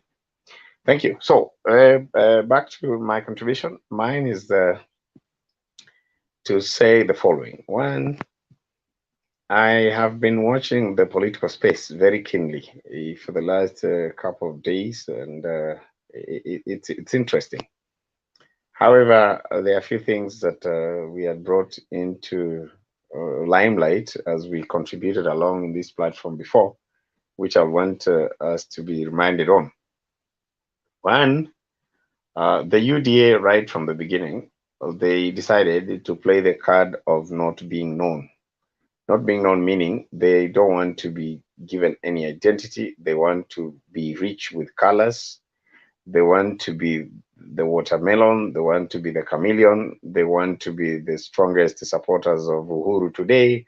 Tomorrow, they want to be the greatest abusers of the same presidency. Today in the morning, they're in government. In the afternoon, they don't like the Oka. Tomorrow, they want to dine with Oka. The following day, they call themselves all sorts of names, including Sererak, which I've never really known what it means. So don't be surprised today what they're telling you, and don't be surprised tomorrow. They'll quickly say, Iyo Oka hata mwende kwa baba. I'm not sure what they stand for. And I agree with my brother who was just left the platform. I mean, the one who was speaking. I agree with him that unfortunately, UDA seems to be making inroads with their funny slogans. And I think what is giving them salt, it is the money that they're pouring. It's very unfair to do a statistical pollster that is based on two platforms. One, there is money on the table, and then on the other side, people are walking long distances to come and listen to Baba without anything. How do you must have parameters that are that are equal. One side there is money, this side there is no money. How will you know the genuine supporters? So when you say, oh, there are 67 percent Kenyans who support the UDA, you should also include that among the 67, why they support him is because of money. Because those who support the UDA today are not necessarily the numbers that will translate them to the votes in next year's main general election. That's what I think. But unfortunately, I want to record something here that, of course, has really touched my heart, and I don't think it's a good thing. Our leaders from Western Kenya, for me personally, they are showing a lot of disappointment. I really don't know what they are up to. When I look at Salim Davadi, when I listen to his, his undertones and between lines, the body language, the walking style, the way he dresses, the way he's speaking, I don't get inspired. I really don't know what he's up to, because I've always lived to believe that Musalia Mudavadi is the heir apparent of the leadership of Raila Odinga. Once Baba exits the political platform, it was very clear that the person who was going to inherit that kind of charisma and platform and support, it was going to be Musalia Mudavadi. But unfortunately, I'm wondering what kind of money you can pour to a leader like Musalia, who has built his career so long, over time. Time without number. Raila has always indicated that he support Musalia. I don't know what has really happened to him. Is it that money from Sogoi is so much that it can mean that it doesn't mean losing his future political career as long as Raila loses it? I don't get it. By the way, I've really tried to apply science. I tried to apply art. I don't get it. I don't know. If somebody here has some answer, I'll want that to be helped. But generally about Oka, I don't think they're adding any value to the political mix, because they really seems to be perpetuating personal interests at the expense of the nationalhood that we have tried to to nurture alongside as we move on. For Ruto, I can't blame him harder than the way I've done it, because I think what to him matters is the numbers that are following him. Whether he's telling them the truth or not, that doesn't matter. But unfortunately, the Kenyans, you tell them the truth, they pick the lies. This reminds me of the Bible scenario where the people were presented Jesus Christ and the thief, and they decided to crucify Jesus and let the thief be let free. Well, it's unfortunate that I'm using the thief here now that the thief has been. That's not what I mean. Don't run out of context. What I'm trying to say, you remember the Bible. There was that person, the two that was it Barnabas? Yeah, Barnabas and Jesus. And then they were asked, "Who do you want me to set free?" People said, Barnabas, and Jesus was crucified. So here is the question: who do you want to be set free? Is it Baba or Ruto? Unfortunately, your guess is as good as mine as far as things are happening. But one thing I believe, I'm a very what do I say? I'm not a pessimist. I'm one person who believes in hope, and I believe at the end of the day, because we still have about 9 months between now and the next election, we shall have a clear indication of who becomes the president. And I'm still hopeful that Baba is going to do it. He's an engineer and he's coming up with a lot of maneuvers. He has the experience and he's moving there. I'm happy that Peter Kennedy is doing well with Baba. I don't know whether Baba is showing us that Peter Kennedy is running it, but something I want to say as I let go, because I know I'll contribute probably later again. I am not happy that Baba is taking too long before he decides whether he's running for not. The anxiety that is building around some of his supporters, ourselves, I don't think it's nice. I just don't see why Baba is pushing this thing ahead, because some people may want to really take that advantage and explain that Baba probably is one to buy. So really, I want Baba to stick to his words, and I want it to be clear who Baba is running with. That is the way things go. But as far as today's topic is concerned, I don't think it's new. Tomorrow you will hear other things, and they're just playing games of opportunity and time around. Thank you so much for listening to me. Thank you for your submission. Penny, just to say something short regarding his concern about Baba's delayance. Okay, about Baba's delay, I think it's also a strategy.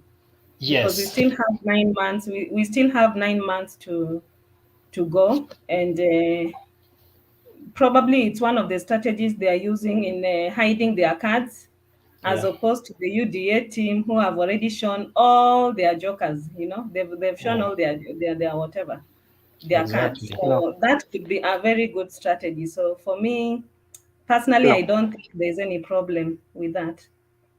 I think also it is part of the reason. You can imagine Baba just decides to go to Dubai like that and squanders a whole 2 weeks, which means he's not under some sort of panic. He's going according to his own pace. They have their own plans, and they are not going by any surrounding, environment on what UDA is doing and what UDA is not doing. They are on their own, in their own chapter, and they are opening it as time goes by. They are not concerned at all. And I think even Objection. there's a time even the DP was during one of his rallies, he made a comment and said that these people should not delaying in naming who the presidential candidate is. So I think it could be one of those strategies of a delaying tactic, of not letting your opponents see your strategy and what you want to do. Yeah. No. Excuse me. I would like to add on that delay, about the delay issue.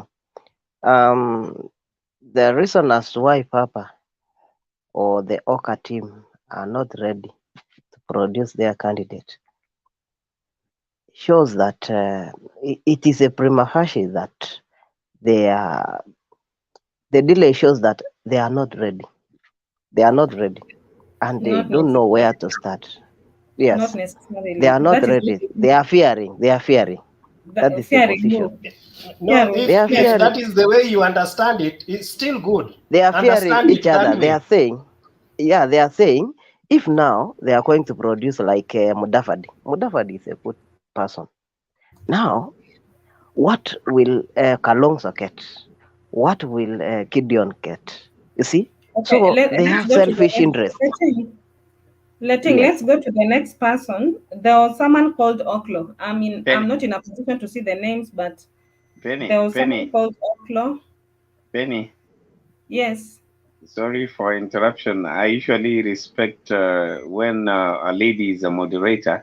Sorry for my bad manners. Just can you spare me some 30 seconds, please, before you move to the next person? Kindly. Okay. I just wanted to say this, that your answers are correct and quite satisfactory. That's why we are here. We pick on what is our concern, and I expected you to give explanation.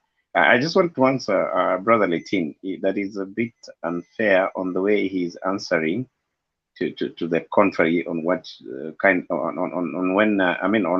the question that I raised. Because what Letin is trying to imply is that the DP has not chosen his running mate because he's not ready. That's what he's simply saying, in other words. The DP has not chosen his running mate. So if that is the kind of explanation you're telling us, you are simply saying the DP is not choosing the running mate because he's not ready. But I want to tell you this: for Baba, is a strategy. Baba is not because he's not able. Baba is a strategist, and I think my able sister and my brother, the way they answered was that. However, why I say it so, I was just talking about the anxiety that is being built up, and I think that's okay. Let me say quickly this, because I asked for 30 seconds. You remember we asked about the public address system. Penny, we spoke about the public address system of Baba a while ago. Yes. I think there is a bit of improvement. I appreciate that. I saw a very nice caravan, a big lorry that has brought in a bit of organization. However, Penny, I will say this, and we are saying this for the record. Yeah. It is good to note that in politics, when you are ready is when you appear, right? When you're not, then don't try the waters. So I want to ask here, if Baba team is listening, they should make sure that that public address system is up to date. They were in Dubai. I expected them to come up with the best. And let me be the devil's advocate on this one. The public address system for the DP is wonderful. I love it. They need to do something about it. Thank you. Back to you, Penny. Thank you. We had Oklo. Is he still around? Yeah, hi, I'm still around here. You can make your Um, submission. yeah, I've been following it up from the beginning, or let me say maybe some few minutes later. And yeah, I'm quite scared, first and foremost, how everything is going like, because you get to realize from the platform where we are here now, it's evidently, you can see when one tries to raise a statement or anything that he's talking about, the other one jumps up and maybe either he beats him down or maybe he's trying to object it, giving up definitely or a definition to understand where someone is standing. I respect that. But I think sometimes it's maybe more effectively if we look at a coin on both sides, because I'm sure if we start with like Baba, despite the UDA people talking anything negative about him, there must be some positive side of him that everybody likes. And same goes to, let me say, the UDA side. But if we tend stand and giving an example, like whatever Letting has been talking, and the next thing, maybe you hear Kibet saying he's finding it maybe it's never right, or maybe WG or Penny or whoever is against UDA, he's going to object whatever he said. It shows a big difference. It shows a big gap politically, how we are really turning to be like, no matter what the other one is going to say, as long as I hate Ruto, I hate the whole of UDA. But there are some 2, 3, or even one thing that Ruto, starting with him, that is good at. And we have to accept it. There are some 1, 2, 3 things, or even one that Baba is very good at. We have to accept it.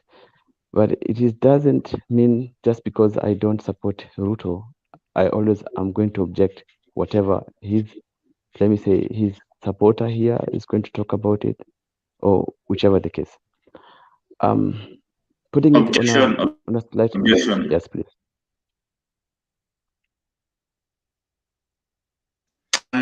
No, I started with, I'm not like hating Ruto or something, and neither idea, just stating the facts. And I mean, Ruto is very good at mobilizing people, and I do think that those people that fight for the vulnerable in the society, are the people that need recognition.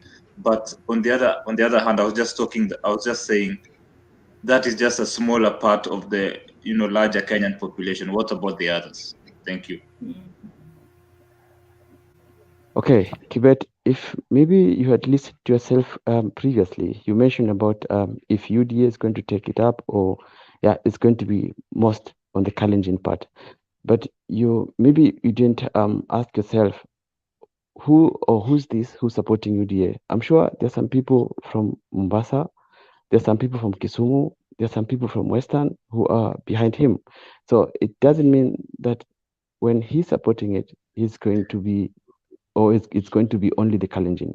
Same goes to like the misquotation of Junet the other time when he mentioned about Nyanza with Baba. He never meant exactly what it meant, but this is politics.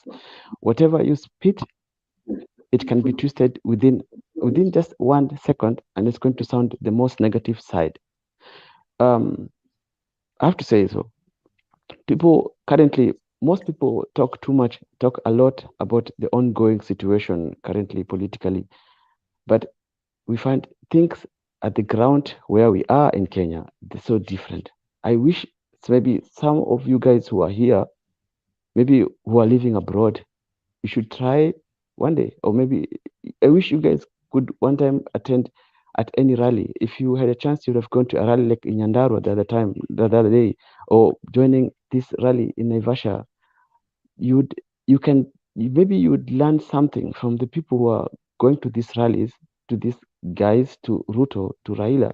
Maybe you'll tell how much or what is exactly hitting, what is exactly the hitting his spot now at the moment down on the ground.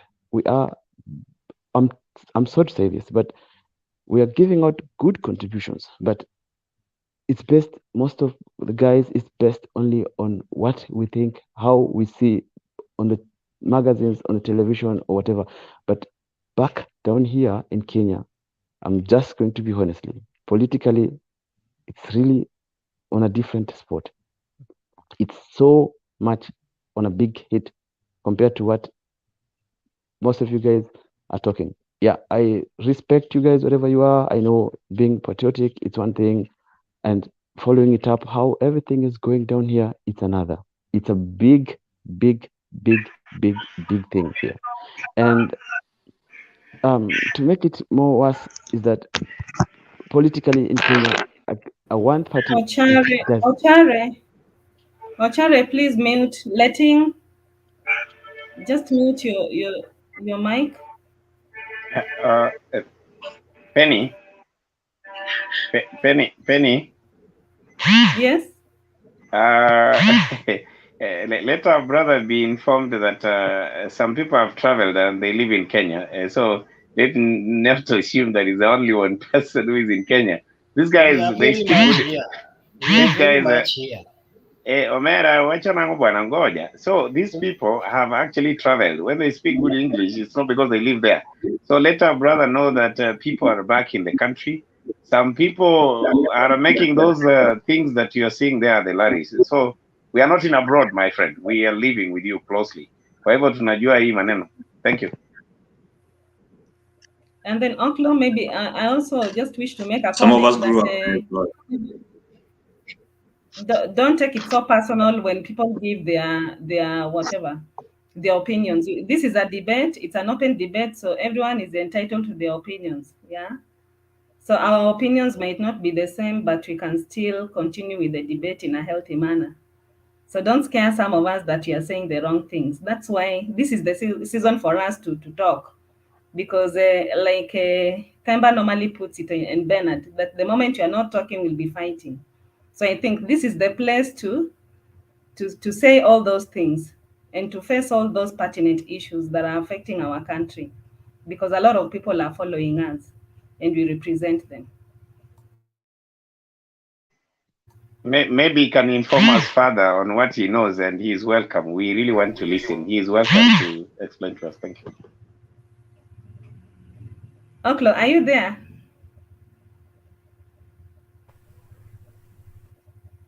Oklo. Seems like he's... Then can we go to Inawezekana? Hello, Make your guys. submission. Hello, Penny. Hello. Hello, everyone. Okay.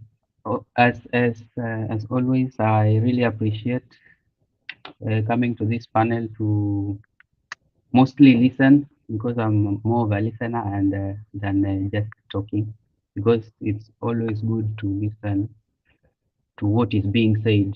You know, those who listen much are the ones who know more. You know more by listening more. And yeah, most people... Inawezekana. Trumpet. Thank you. Karibu. Asante sana, Mr. Patriot. We had missed you. We were not seeing you anyway. So, having listened to you guys, and also, as I always listen to what the presidential candidates are saying, I just had one point to put across, in that when we interrupt, I would like to put it as an interruption. When someone else is speaking and you find out that someone else is interrupting, is because maybe they feel like you are telling lies, if you may allow me to use that word. They feel like you are extending the lie of that presidential candidate. Yeah? For example, like when Leting was interrupted, I don't know where he has gone. I think he has disappeared. When he was interrupted, I know he was extending the lie of the presidential candidate. When you listen to what this presidential candidate is always saying, This guy is just lying in the day. He has nothing to tell people of this country. This guy is always giving out lies and giving out handouts, and he is a master of double speak. This guy on this day he will say that he doesn't support giving handouts, and on the same podium, the same minute, he is going to say that mimi nimepatia huyu mama mboga na hii watu yote ya hapa nimewapatia milioni moja. Then you wonder what is a handout. So he's trying to come up with his own definition of what a handout is, apart from what the whole world knows. The whole world knows what a handout is, but sasa yeye anataka kudefine his own handout. Anataka the people who are there to understand his own meaning of handout. You know, this is a master of lying. He's a master of double speak. Huyu ni inaitwaje that mwenye ako ndani ya mbuzi, where there is a gathering of mbuzis, then huyo mjamaa amevaa hiyo ngozi ya mbuzi, ako tu hapo ndani. He's pretending to be a good guy and he's a bad guy. This is what pains people. People are trying to be calm and listen to your views, but you are just there trying to extend some of these lies, and you want it to look like it's a normal thing. You want us to, like, I hope I'm not being rude and being angry, but it's just irritating, you know.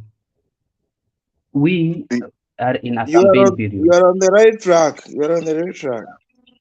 Yes, we are on a campaign period, and what Kenyans should do, what we as Kenyans should do, we should listen to what these candidates are telling us. I always listen to what Mr. Odinga is saying, and that's why I am really inspired by what he's telling people. That's why you can, when you check my name here in this panel, I have been inspired to put that name because of what he's saying. I'm not just a blind supporter of what he's telling people. You know, I always listen to what Mr. Ruto is saying. Yeah, you know, some of these things we should not be like, we should just listen to what our candidates are saying. When he's saying some things, you just have to respect on what he's saying. What if he's telling you lies and he's lying to other people? You want people to follow him blindly? No, you should interrupt and you separate a lie from the truth. So that was just my point. This is just one point that I had. In case, Penny, if you give me another chance, I will have more points to put across. But this what I wanted to say is that we should not allow people to extend the lies of the presidential candidates when they put them across. Thank you. Thank you so much for the contribution. We will go to Ochare. Penny, how are you? Fine, thank you. Fine, thank you, Rupia. You're most welcome. Greeted everybody. Yeah, it's only that the people I see here are all new. It's only you. And welcome to the show, everyone. I'm a strong member. I think you don't know me, but I'm a strong member. We don't want to know you, bwana. We votia baba kura. Wacha mambo mengi bwana. Hebu endelea.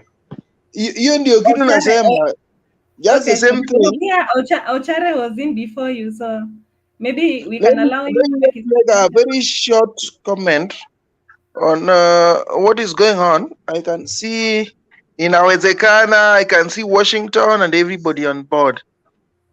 But what inawezekana has said is that there is politics of duping and conmanship in this country. And we must be very, very warned and beware. Because right now, we are going to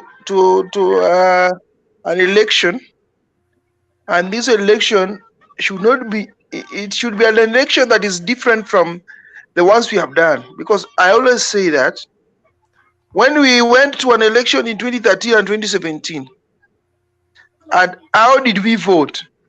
Did we get what we were supposed to get? And the answer is no. And you all know that we voted. Uhuru, he was announced the president, and we have to support him to do whatever he is doing. Whether he is doing too little or medium or whatever. But what we are seeing right now that he is actually doing some development and actually prioritizing the things that Kenyan people want. Like when we talk of taxation was passed overwhelmingly by Jubilee, not considering the wants and the needs of the people of Kenya. But right now they have realized that the taxation, the law that they passed, is really actually injuring Kenyans. So we are supporting the government of the day, because at some point they sat with the people's president or the right honorable, and they discussed. And we believe that Raila knows what ails this country. When he said that he knows that there is 2 billion that is going to waste or getting lost or being stolen, and anajua mwanya, that was a very important thing, very key. I want you to note that. Yeah. Akisema anajua mwanya, and we know that this country has been, we have been losing a lot of money to corruption. And we know the chief of corruption is William Ruto. My friends, just imagine of a situation. Why Ruto? Why Ruto? Why Penny, Ruto? Because Penny, can you? I think we only have one moderator here, so it's not fair for someone to leave the mic open so that he reverts just like that directly. No, my friend WG, don't worry about this Chebon, and I know them, and I'm here for them. I'll answer them accordingly. Okay, it's Ruto because the last time they were in a fundraiser, he told Kangata that you should go and get 100,000, not 40,000, because Kangata candidly gave what he had. Then because Ruto is that corrupt, he feel that Kangata can get a lot of money worth 100,000 to contribute to a fundraiser. This thing of fundraising must stop, because it is a way that these politicians steal money to go and do fundraising. Huh? Okay, Rupia, you have 1 more minute. Are you done? No, I was just actually adding impetus to what Ezekana was saying. Okay. But these people have actually kept their brain in some suitcase or some boxes, and they have stopped reasoning. They are in a reasoning holiday. So we know you just use official language. Just be, don't use that. Asante sana dada. Yes.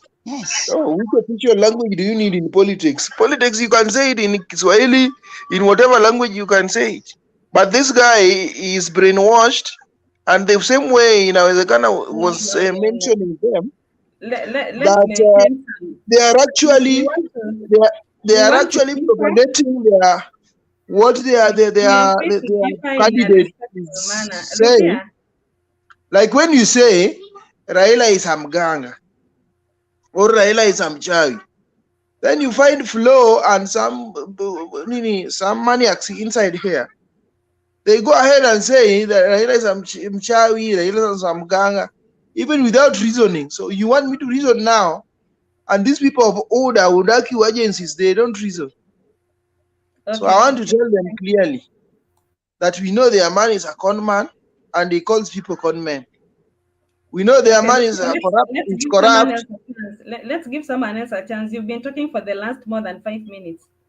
So let's give Ochare. I'm just a Penny. I'm in the show. I've just gotten into the show. And I was just actually strengthening what Ezekana was saying. Huh? If we need a Kenya for us, do we need William Ruto? In whose hands are we safe? In whose hands?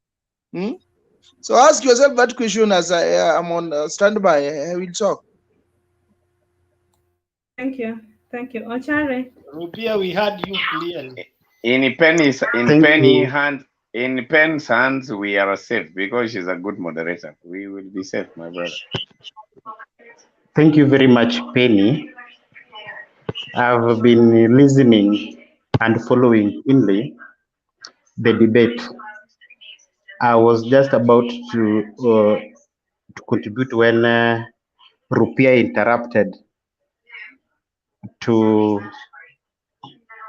add impetus on what Inawezekana was saying. Ingereza And I agree. itawamaliza. And I agree he has added some. Shebon, you'll be given a chance. Just mute your mic, please. Munatumaliza na English bwana.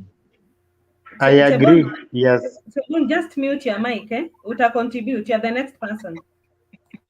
I agree he has added some impetus. Now, to what I wanted to say, one thing, we Kenyans, we suffer from short memory. You know, there are a lot of things that have happened in Kenya in the last 10, 15 years that if we really want a Kenya that works for all of us, we should be objective in evaluating the presidential candidates and making a decision. Correct. You, especially we, the young people, the young Kenyans, we have failed totally, and we are failing our generation, and we are failing the next generation. Because if we decide to evaluate these presidential candidates, we will decide there is no angel, so we will decide to go to a lesser evil. Someone with a small number, let's say limited number of corruption scandals, because none of the presidential candidates who are offering, those who are offering themselves for this election, none is clean. None is clean. If you consider from the Right Honorable Raila Odinga, you consider from the Honorable William Ruto, if you consider Kalonzo Musyoka, you consider Musalia Mudavadi, all of them, if we decide to be objective in our evaluation in the decision to put the country on a safer hand, then we will realize none of them is as clean as maybe some of us would want. But who then carries the interest of the people of Kenya? Yes. Who carries the interest of the people of Kenya? That should be the question we are asking ourselves. But then we are debating with emotions. You listen to one person, because I understand our politics is tribal. I can't run away from it. Is a fact. I was listening to Moses Kuria just tonight on Citizen Television, and he said one critical point. As much as we would want to pretend that, you know what, we don't want tribal parties, we don't want balkanization of the country, we don't whatever you don't want that relates to tribal politics. But one thing you have to know, that before you become before being a Kenyan, you are Luo, because you can decide to leave Kenya today and go and register, acquire the citizenship of another country. You remain a Luo. Before I became a Luo, before I became a Kenyan, I was a Luo. Before Chebon became a Kalenjin, became a Kenyan, he is a Kalenjin. We can't run away from the tribal basis of our politics. But then, if we decide to put the tribe aside, if now you decide to be a patriot, who among the presidential candidates do you think is the best bet when it comes to the interest of our people, when it comes to the interest of Kenya? In my view, that should be the basis of our debate. That should be the basis of the We are debate. waiting for an answer. We are waiting for an answer from you. Please, just give an answer. An answer, please. Before I Young give you man, an can you answer, listen? Listen, before Ochara is I, speaking, eh? before I give Rupia an answer, Chabon, it I can't have be to William guide. Ruto. I have I to Ochara guide is know not your going that. to say. thinking. I know that. Rupia, before I give you an answer, I have to guide your thinking, because it seems as much as we love Kenya, and I know no one loves Kenya more than any other person, but then we have just to be frank with each other, and we have to, if you really believe that Kenya deserves the best, then who is that best? Considering the options that we have, and also remembering none of them is an angel. All of them, if you begin and if you go with history, all of them have got questionable records. When at the time they served, from the last 15 or 20 years when they were serving, they have had issues. So we need to consider that, even if we say, Sorry, someone James, sorry for interruption. You are repeating yourselves. You are telling us everybody is not an angel. That you have said. Can you give us your proposal? Don't lecture people on what to decide. Are you an angel yourself? Just tell us what you think, please. Thank you, sir. Take for example, you are consuming a lot of airtime here. Rupia. Take for example, Rupia. you have been to Rupia. school. Have you never cheated in exam? Thank you so much. For your information, I've never cheated on. Who are you lying to? I've never You are a cheated very in big exam, liar. but today I'm helping some Kenyans to cheat in exam. But for myself, I've never cheated in exam. So you are not clean. So don't tell us who is clean and who is not clean. And that is why I said none is an angel. I want to thank Patrick. Are you an angel? Rupia, you are not fit to be in a debate. A constructive debate, you are not fit to be in a debate. Because you don't allow other people to give their views. You want to be heard, but you don't want to hear others. What is wrong with you? You are going around beating around the bush. You are beating around the bush. Please, Rubia, and let's saying people are not angels. Are you angel in the first place? Let us Rupia, develop your let maturity guide you. Nini baba? Wewe uko na shida ya ukabila, kuna kitu unaweza hapa. I'm engaging JM, not you. Wewe uko na shida kubwa ya ukabila. Even you have some problem of ukabila, because the way you are talking, you are sounding from someone from deep down the sugarcane plantation in Migori. But that is not the point. My friend, I'm asking you. Angel, that angel you are asking, can you tell us? Let me be a catalyst here. Let me be a catalyst, my brothers. Are you a catalyst or an enzyme? let me be a catalyst here, my brother. What I was saying, what I think what is happening is this, yeah. My brother is just having his good time, yes, and I think let's make progress.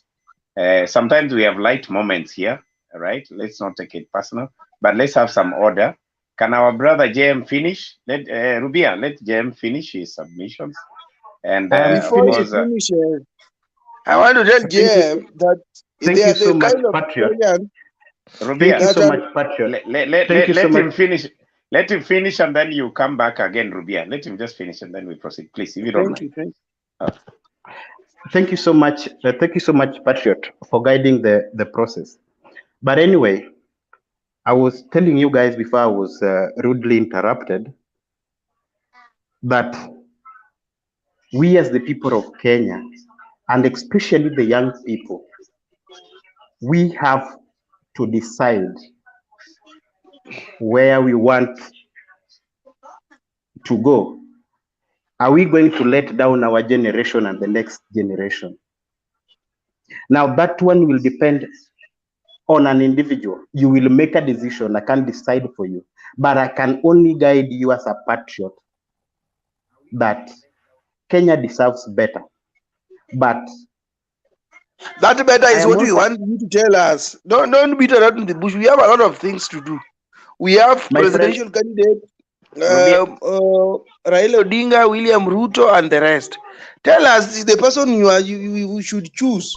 You already should elect than beating around the bush. Where are you going to get that, Mr. Right? Rubia, I am now the speaker. Please, you are Hii out joto of ya huu order. jamaa I've ruled you out of kwani ana order, Rubia. Please, Which order are please. you ruling me out, my exactly. friend? I'm older in this stage than you. I'm older Rubia, in what this I show. Rubia, let me tell Rubia, you, Rubia. No. Please, let me deal with Rubia now, please. Let's talk. Rubia, you are not the Yes, only person who supports Baba, my friend, and you know that. We are just saying in goodness. I I know. respect you. I I respect you. Just know, let me but finish. Let me finish, Rubia. I respect you, and we all respect you. Let's respect each other, Rubia. I know what you are saying out of humor. I know that. I know you. You don't mean what you're saying. But what we are saying, can we have some Maybe. order, please? Can we have my some friend, order, I please, knew what Rubia? I'm saying. Can we have some order, Rubia, please? Then, please, if you But want us this to guy continue. is being ball shy for nothing. We want him Hapana, to hit Rubia, Pia the ball on lala the head. bwana, Rubia, you are too rika much yako Rubia, now. washalala. You Rubia need to leo sleep. umeonja kitu bwana. Wacha hiyo mambo. Hajaonja, Wacha huyu nani ni mtoto Rubia, you mkubwa ameonja. have ndani ya kitu nyumba peke ya yake. wazee. Rubia, Don't do kunywa that, maji hiyo Rubia. kitu itoke kwa Wewe kichwa. umekunywa nini Let him Rubia play the leo? debate. Umekunywa nini hiyo Rubia? Wacha hiyo mambo bwana. Wacha ndugu yetu amalize alafu wewe uendelee. Una kizungu mingi kama yetu. Wacha huyu amalize kwanza No, bwana. Ala. Kizungu mingi hata my friend, my haisaidii. point is clear. Okay, wacha let basi huyu me aendelee let please. Can we have some order? Let me let me finish what I'm saying, then let you me interrupt. finish. I'm Even asking Let you my me finish friend finish, up, man. Ochare. Order, Let please. me Ochare, finish. you also Let finish me. up. I JM, am. it is your That turn. is It what is I'm. I'm your turn asking It was my friend. JM, time. It was my time. It was JM my complete. time. It Rubia, was my let's time. allow But JM to I'm on a complete and point then of we come order, my back to you. friend. Allow We me. come back to you. No. Allow me finish. Allow me Rubia, finish, please. Rubia, you're not being fair. Allow this gentleman to finish. We are here listening. Wacha amaliza alafu wewe uongee basi. Kama ni hivyo unataka. Wacha amaliza aongee tutawasikiza wawili. Okay, I'm a Haya maliza JM alafu but Rubia he should aongee. say direct Alafu points, Rubia. not going around. Abanda, don't Okay. teach him. He knows how to speak. Wacha aongee yake bwana. Wacha aongee yake. I can't give you straight answer. If you are a wise person, I will not give you straight answer. So make your own conclusions. I'm Exactly. just guiding you. I can't give you straight answers. If you're waiting for straight answers, I don't have that. But anyway, just to finish what I was saying, I know all of us love Kenya, but then just as a tool, JM, you have 30 seconds. You have 30 seconds to finish. Ili Rubia tena asikurukie. Maliza. Yes, sir, please. I will finish within 20 seconds. So as young people, and I will still insist on the role of young people in shaping the history, the trajectory of Kenya in this election. So if we squander this chance, we will never have it. Maybe in the next in 2027, but we shall have lost a lot of time. Thank you. And I also, why I was differing with my brother JM, because he actually is telling us nothing. If you come from nothing to nothing, it's nothing. We want to give actually directives that I support this particular candidate because of this and this and this. Because if you leave these things like the way he has left them, are you supporting the bad side or the good side? And when you tell us what Kenya needs or what Kenya wants, we need this country, we need a change in how this country is governed. And So in your opinion, which is the bad and the best side? In your opinion, Which is not which even side is today's the best topic. and which side is if worse? somebody can be in government for 9 years, the bad behavior should stop. It's time for Rubia to contribute before anybody else speaks. Please, let's not continue the same thing. Rubia, una 20 seconds, alafu turudishe kwa Penny. not 20, 1 minute, my friend. What I'm saying is this. Me, I'm a strong supporter of Raila Odinga for one or two things. The reason why I support him is because, first of all, the candidates that are running against him, William Ruto being the in front, is that William Ruto has been in government from 2013 up to date. And we know that even the fake promises that were made by Jubilee government were made by William Ruto himself, not even Uhuru Kenyatta. And these things, like the 1 million or 2 million jobs or 1.5 million jobs, they have not been met. And he's coming here with the new things. So his record is known that he is somebody that is good in making promises. He's an orator. He's good in making promises, which he doesn't deliver. He doesn't fulfill. So that is my point. My second point is, Raila has really suffered for this country, and Raila knows the right dose for this country. That we need. Everybody has suffered. Everyone has suffered. What have you suffered for? You have not suffered for this country, my friend. You're just enjoying your earphones and this. Do you know how this platform came into being? JM, let Nani finish. Musianze hiyo maneno. JM doesn't know anything. He's like he's being born tunapishana na mtu mwenye ana ubongo. Huyu hata ana akili huyu. Mimi sina akili, lakini let me say whatever I'm saying. What I'm saying is this. We are taking that, my friend, Shabon, can you just stop your Kalenjinism and I finish, then you will come. What I'm saying is this country needs a change, and a true change. We need to move away from conmen, people who have lied to us for almost 10 years, and then are coming back masquerading as good people, and they are not. If we voted in 2013, there is a reason why we voted. And if that reason in the eye of Kenyans has not been met, then why should we vote for somebody who is a prominent member of Jubilee? Right now, the president is really working hard to fulfill some of the promises that were made.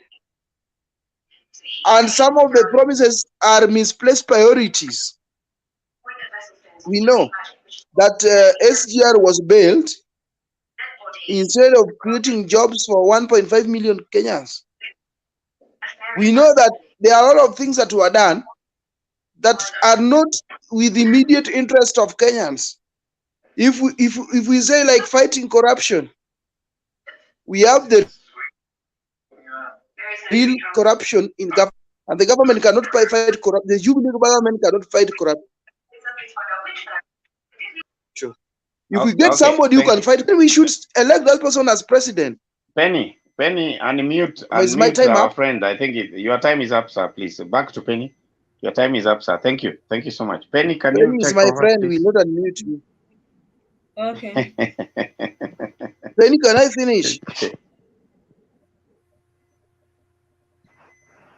You've been speaking the longest time. Please. Yeah, I don't know what has happened today. Please, wacha Penny aendelee tafadhali. Other topic, UDA political Damascus moment. These people are paying people to join their side, and we know that. You are not the only supporter of Baba. Tutakusaidia. Wacha Penny ongee. Penny, take over, please. Thank you, Patriots, but I'm going to sleep, so we'll see each other for next day. Lakini usilale kabla sijaongea, niko na neno moja tu. Munipatie chance tu niongee kabla hujalala. Can I say something? Request, give this Chebon a chance, and I'm going to deal with him. Sawa, munipatie tu dakika mbili. I'm going to deal with you. Let me ask something. Yes. Chebon. Yes. Yamuneo nyamutio. Patriot, niko salama. Yamuneo nyamutio Chebon. Sasa tufanye hivi. My friend, you are not allowed to say Yamuneo ka. We can also speak Luo, and we know. Who's the mediator here? Can I say something? Let me say something.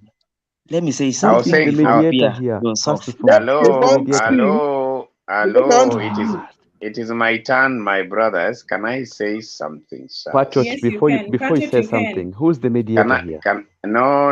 I was only helping Penny, and the mediation is back to Penny. I'm only contributing something. This is totally misplacement of content, Ellie. Can I say something? Okay. Yes, Patriot, we are waiting for you. No, this okay. Now, I just wanted to say something here.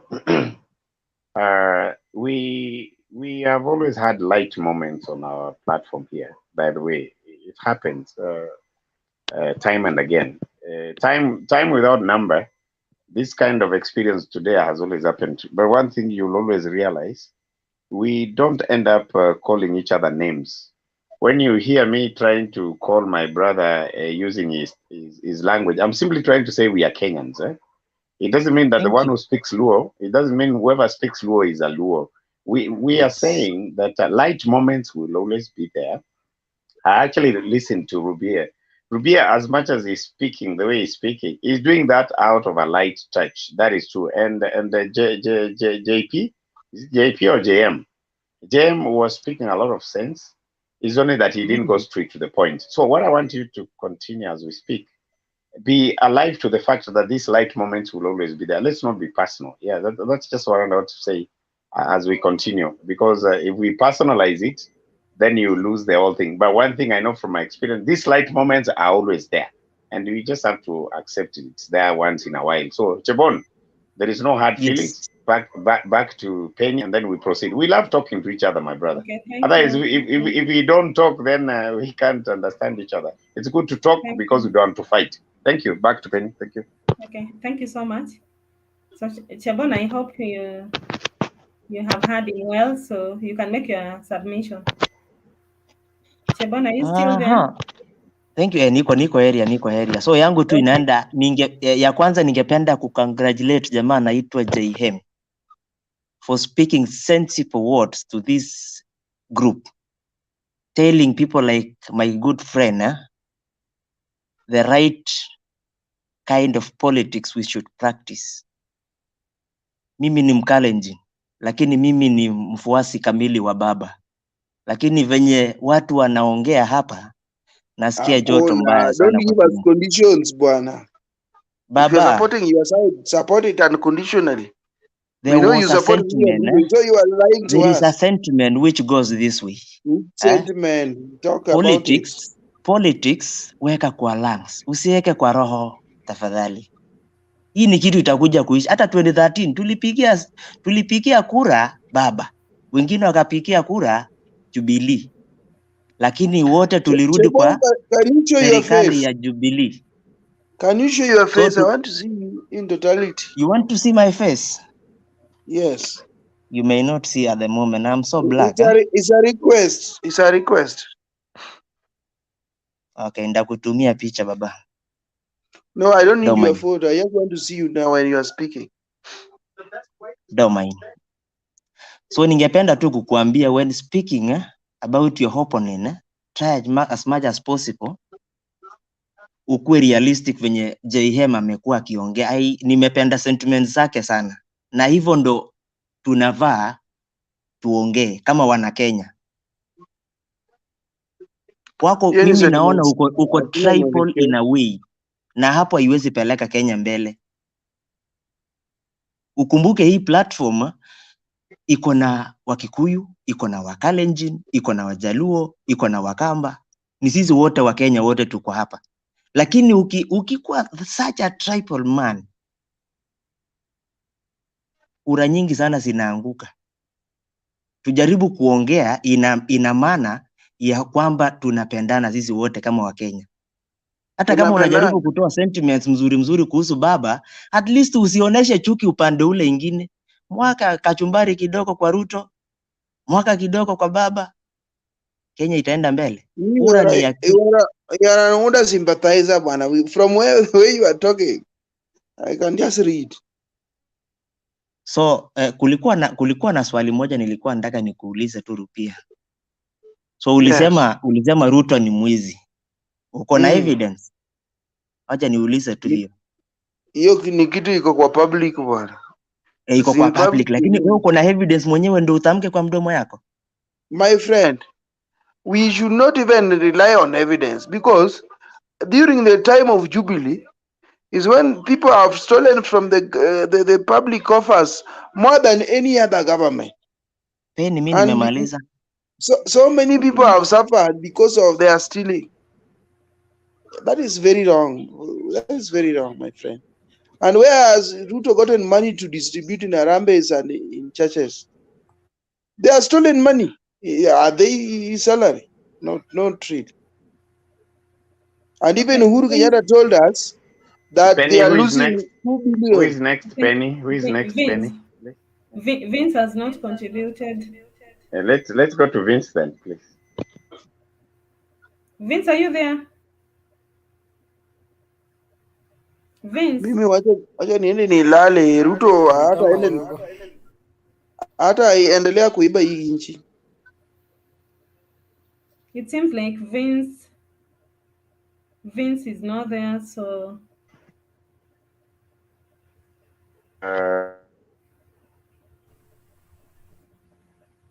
maybe we can go back to Washington.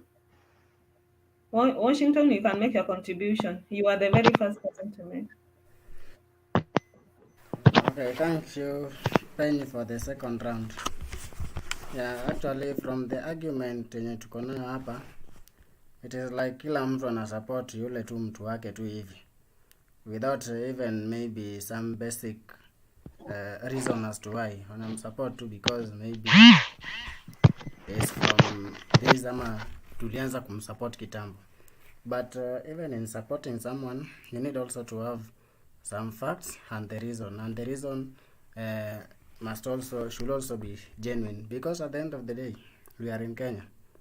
And suppose if today we elect a leader who is corrupt and he keep on stealing the 2 billion each and every day, at the end of the day, it is us, Kenyans, who will pay either directly or indirectly.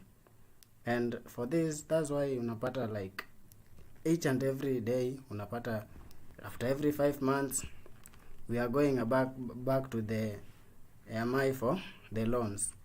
And these loans unakuja na again the interest. So at the end of the day, it is all about choosing the right leader.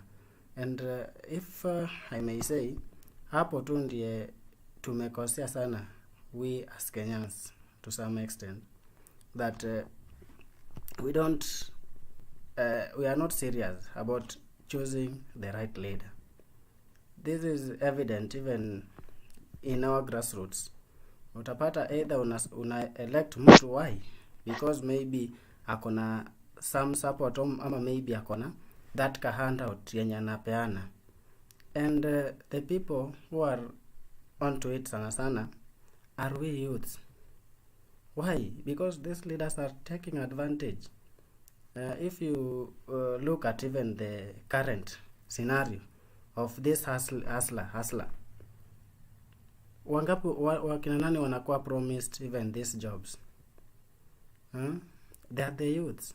Why? Because we don't have jobs as youths. Na tunaambiwa kazi itakuja 4 million, but at the end of the day hakuna ile strategy ama yenye utapata like hii job itakuja aje. You know, you cannot create job kama hauja create that strategy. And again, the issue of giving handouts. If today I take 100 from my pocket, hakuna mtu yoyote, hata kama you are the richest man in the world, utataka maybe one day irudi. And that's why I don't support hii issue ya handout eti nimeenda kwa campaign halafu mtu amebeba wheelbarrow hivi na kusukuma huyo wa wheelbarrow hebu songa hapa karibu, hebu toa hapo ka 100,000. At the end of the day, this money nikikuwa hapo, if I become now the president, I'll want them to go back. Na wapi zitapatikana? I'll do my budget, niambie nani hebu iba kidogo hapo ili turudishe kwa ile penye tulizitoa. So at the end of the day, it is also good to watch during this time, so that by the time tunaenda election, at least we have someone. I really love Ruto because he's a very, very aggressive leader and hardworking also in that. But that issue of giving the handouts somehow inamharibia to some extent. Then again, talking about Raila Amolo Odinga as a presidential candidate, Raila has fought for this country from those times alikuwa detained up to this particular time, and he has been a change maker for this our nation. We talk of today we are able to talk like this. He contributed. I don't say that he's the only, he didn't do it as an individual, but okay, Washington, I hope you're going to wind up. We will make it 3 minutes so that all of us are able to contribute. Okay, so at the end of the day, what my point is that let us not elect a leader because maybe he's from my tribe or he's from this other side, but let us have a reason for everything that we do. And even as if we are selling our leaders, let us sell them based on what they've done before, because leo tukielect the wrong leader, kesho bei ya unga inaongezeka kwa kila mtu. So it is also upon us as we do this, let us also look at the realities on the ground. Back to you, Penny.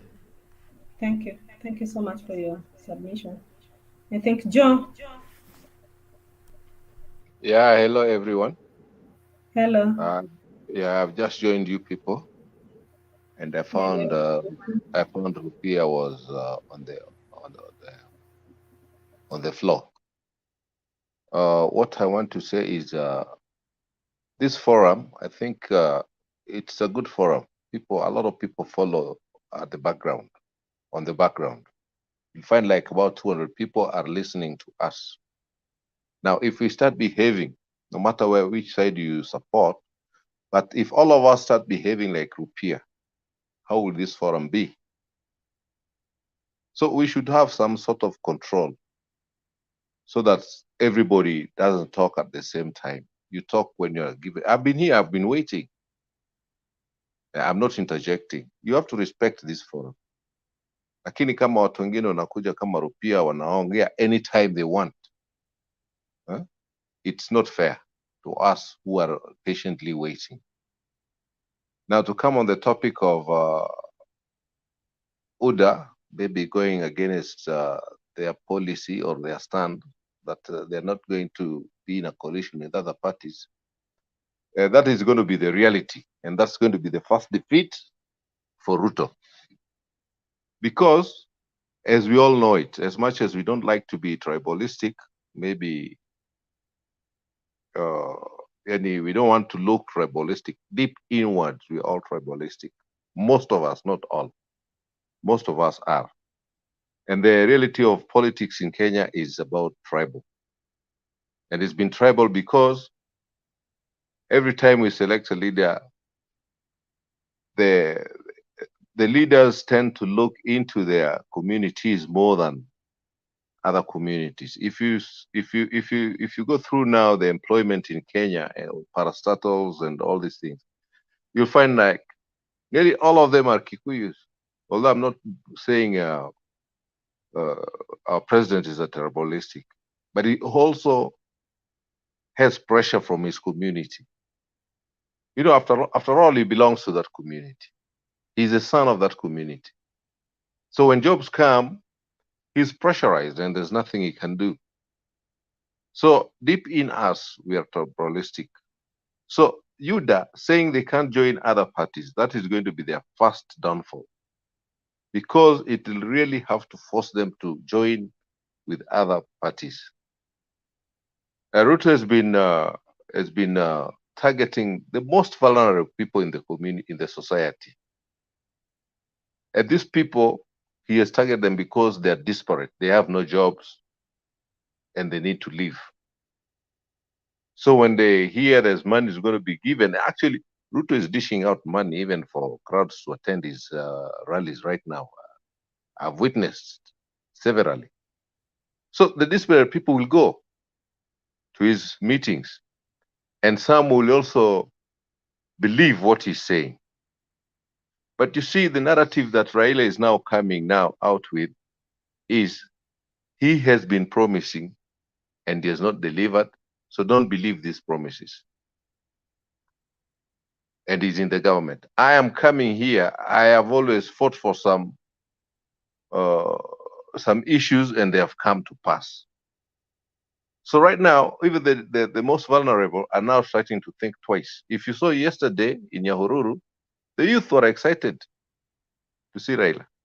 So they're starting to believe that what Ruto is saying might not work. And Ruto also has his own intelligences, and he knows this. So definitely he'll have to change tactics. He'll have to let people come in. Because after all, even this UDA, apart from a few Kikuyu MPs, it's actually a Kalenjin party. It's just because Wakina Sudi have been told to keep quiet and the rest, Wakina Murkomen, but actually it is a Kalenjin party. The ground support they get is from Kalenjin. It's not even Masai. It's not even Turkana. It's not even Pokot. It is the Kalenjin party, and they can't survive on their own. Right now, already they are being isolated or alienated from other people. So, and this is growing day by day. So in the end, UDA will have to accept. That is the first, what do they call it? Apple pie that they'll have to watermeza. So that's going to happen. And it's going to happen very soon, not very far. Very soon, in about 2-3 months' time. Yeah, that's my submission on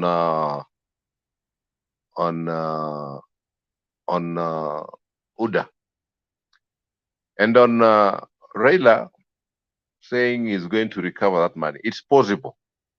We have seen it in other countries. It has happened. Mobutu Sese Seko was one of the richest people in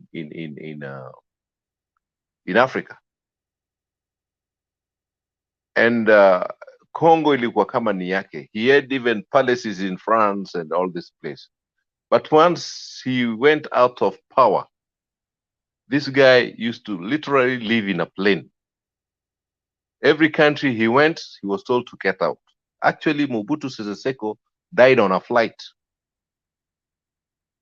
So these things can be recovered. We have seen so many presidents or powerful people. Bashir is here, the north of Sudan. He went broke. Gaddafi, he went broke. Ruto is not richer than Bashir. Ruto is not richer than Gaddafi. And these things can be recovered. Haina shida hiyo. Once you're out of power, and the people in power wants to recover these things, they'll recover it. He'll either give them out on his own to buy his freedom. But I can assure you, these things are recoverable. We have seen it in so many places, and especially in Africa. So it's possible. It's not going to be the first one to be recovered. So that's my submission for now. Because I've just entered, I've not heard what people have talked about. I'd like to listen for more so that I contribute later. But one thing, fundamental thing is people like Rupia, whether they are supporting where or where, whether this forum stands for which party, no, it should not happen like this. If you want this forum to be respected, I think the moderator should be very strict, even if it means muting somebody. Because if we all speak like he was speaking, tutaendelea kweli, tutaongea, tutasikizana kweli. And everybody's got a right to speak here, whether you're UDA, whether you're NC. I think all of us have a right, equal rights. So stop calling people names with their tribes. Wewe wacha tusiletee Ukalanjina hapa, au usituletee Uluya hapa, au Ukamba hapa. And these are the type of people that somebody said here, when they talk, whoever they're supporting, they think they're supporting, but no, they're chasing away votes. Because some of us will think, if one person can think this way, what about 100 of them? Or what about 1 million of them? We'll be overwhelmed. Thank you, Penny, for giving me this chance. Okay, thank you for the submission. So maybe Thamba, how are you? I'm fine. How are you, Penny? Fine, thank you. Will you take over? I think the people down here have not contributed, Okoth and Pastor Posh. Washington had already done his second submission, so maybe after these two people have contributed, we can start from up. Okay. You haven't made your contribution, so maybe we'll have Pastor Posh. Yeah, Oklo had made his contribution, so Pastor. Penny, you have to wait because we must finish together, please. Oh, I'm not going anywhere. I'm around. Okay. Yeah. Yeah, thank you, Penny, for the opportunity. Let me begin by saying habari kwa kila mtu. Yeah, so my sub fine. Now we're in a place where we are talking about politics. Yeah, we want Raila, we want Ruto. We're in that place now. But one thing that we are not looking at this time, it's about, okay, first of all of us, we know where we are coming from in terms of COVID. Yeah, all of us understand that the COVID saga, which was a scam. But now we are going to next year. Why all of a sudden it's Raila? If you see how all the machine of the government, everything is about Raila. Now, why is it now? Which is it's a big question we must ask ourselves. We cannot say that the Mount Kenya, they don't have anybody. They do. They have someone they can fix. So the system, okay, about the system, we call them the system.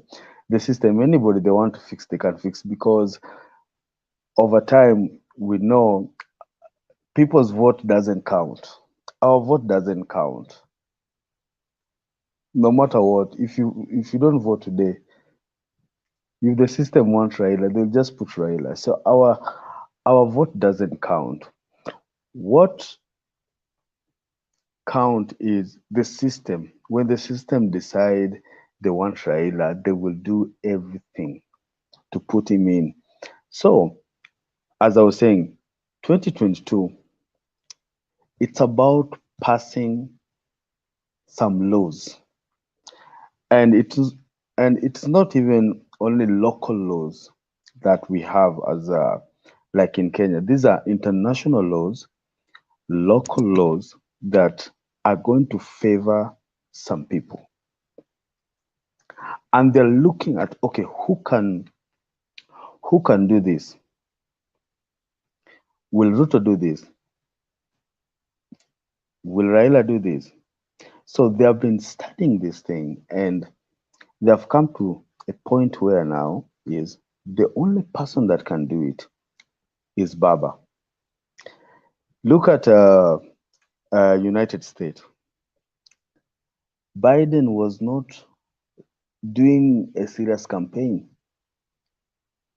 He was just going there, just like where maybe 1,000 or 2,000 people gathering, just say, hey, this and this and this, boom. See the rallies of Trump, full of people. But what happened at the end of the day? The system was not getting what they wanted. Trump was not giving them, because first, Trump was against their plan. So they were not ready for him anymore. So they went for Biden. And immediately, if you can see, Biden said what during his campaign? That immediately he entered the office, everybody will be vaccinated.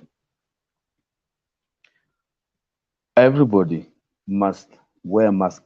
Wearing a mask, it will be a must. You must have or you must wear a mask, which is a must. So our 2022, fine, I've been okay. Every day I'm on site. Every time I see the group when I have time, I always enter and I will really listen to everybody.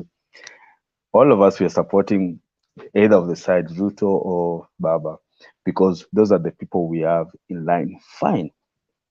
But let us not forget this side, the side of our family, our children, our parents, our grandma, because there's something behind. It's beyond election.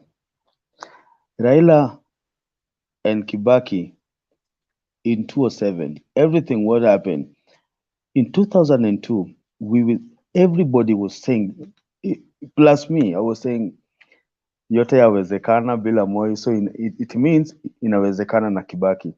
What happened? Did Kibaki come to your house and say, hey, please, because you voted for me, I'll give you a job? No. Even if you vote Raila today, Raila will not come to this group and say, you guys, because you've been talking about me, supporting me in this, so from today, I'll give you a job. No. But there is something behind all this election. Why Raila? Raila is old. He's an old man, really old. So what is he going to do now? I grew up in Kibera, and the life was the same. So at this time, what I will, even as we're talking about politics, let's look beyond politics. All these people, they will come with empty promises, but there's something that is being passed behind us. Those laws, like now, next year, if we don't know, maybe you don't have any clue, there's some laws pending. There are pending laws that are supposed to support the COVID-19. There are pending laws. And the only person that can make these laws to pass is Baba, because he has proved that he can do it. So let's not be talking Baba, Ruto, Baba, Ruto. At the end of the day, these people, they meet every day in the evening. They meet. But let's talk also about our future. The COVID is here. All of us, we are crying about job. The COVID came, messed up the business, messed up our job, because some of the people were told to go home because now we cannot keep you here. We don't have money, this and this and this and this, and this has happened. And now we are in a situation whereby we are being told vaccine is a must. Have we talked about the vaccine, the effect of this vaccine? You see, have we talked about the vaccine? We have not even discussed about the vaccine. We are discussing about this and this, which everything that we are saying is right. But now we should go beyond now politics. Let's talk about us. We have a future. Pastor. We are raising Pastor, people. Thank you. Pastor. I'm hoping you're finalizing it. Pastor. Yeah. Can I I'm ask done. I'm done. this Any Pastor question? question?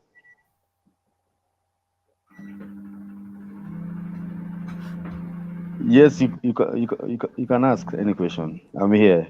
I'm hearing.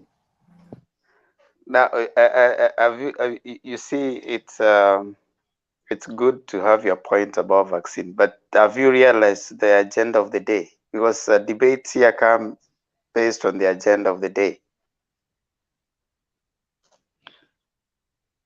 Okay, because I joined in a bit later. when the discussion were going on? Yeah, it's okay to talk about the vaccine, but we put debates based on what the agenda of the day is and what has happened, and we discuss occurring and emerging trends which emerge every single day. So there is time for vaccine.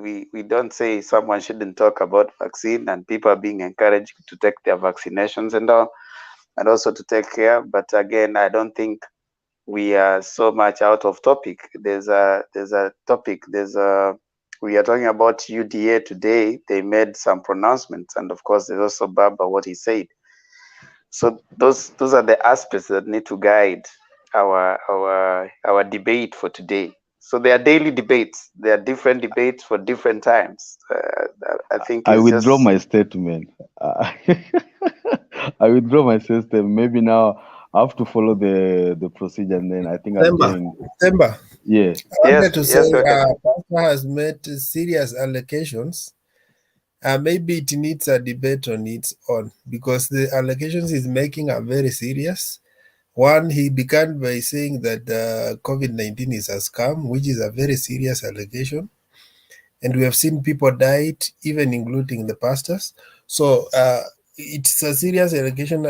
Maybe if he wants us to talk about that as a topic, then we can set on a day which is available. He tells us these serious laws is because we have had so many conspiracy theories about COVID-19, and with the time they have just fizzled out. So I think if he's serious about it, then we can schedule a day and we focus on that.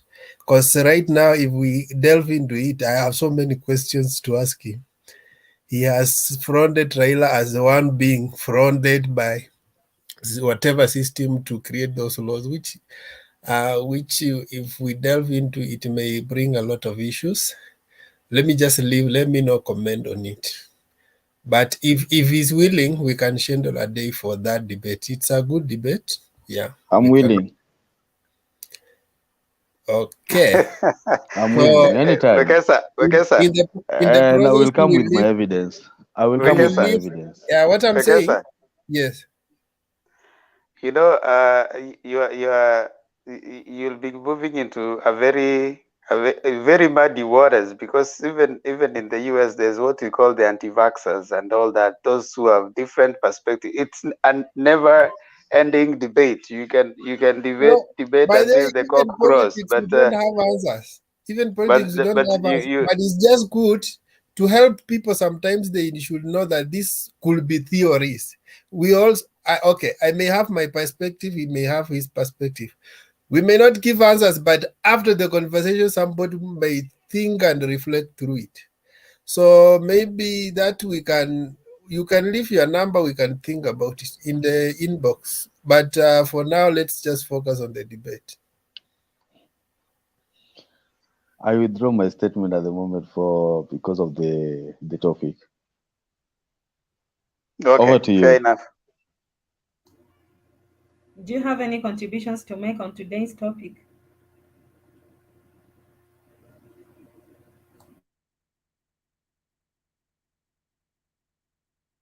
He didn't know what the topic was, so.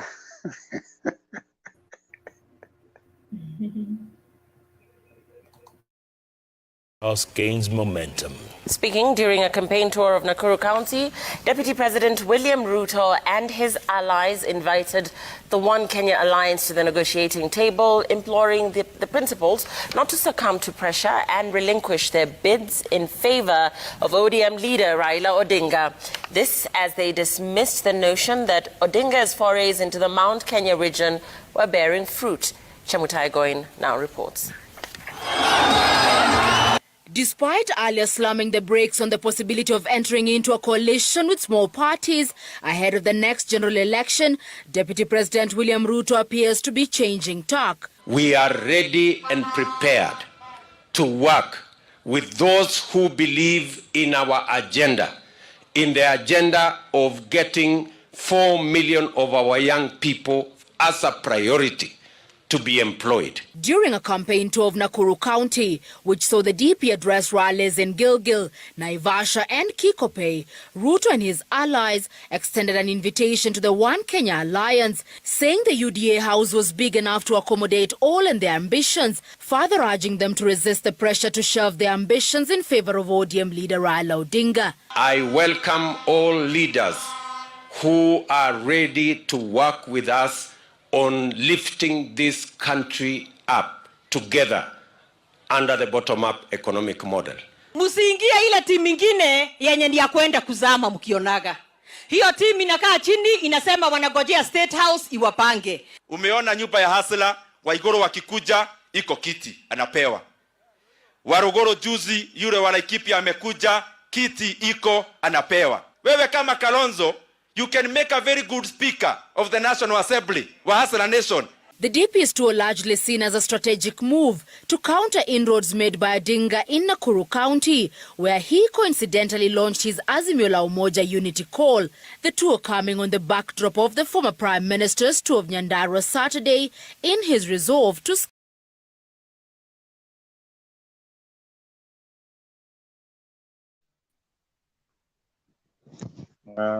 I wanted to say something. Yeah, we saw this coming. So I don't think it's a new thing. We saw it. Oh, sorry to the person who was talking. Sorry. Can I say something?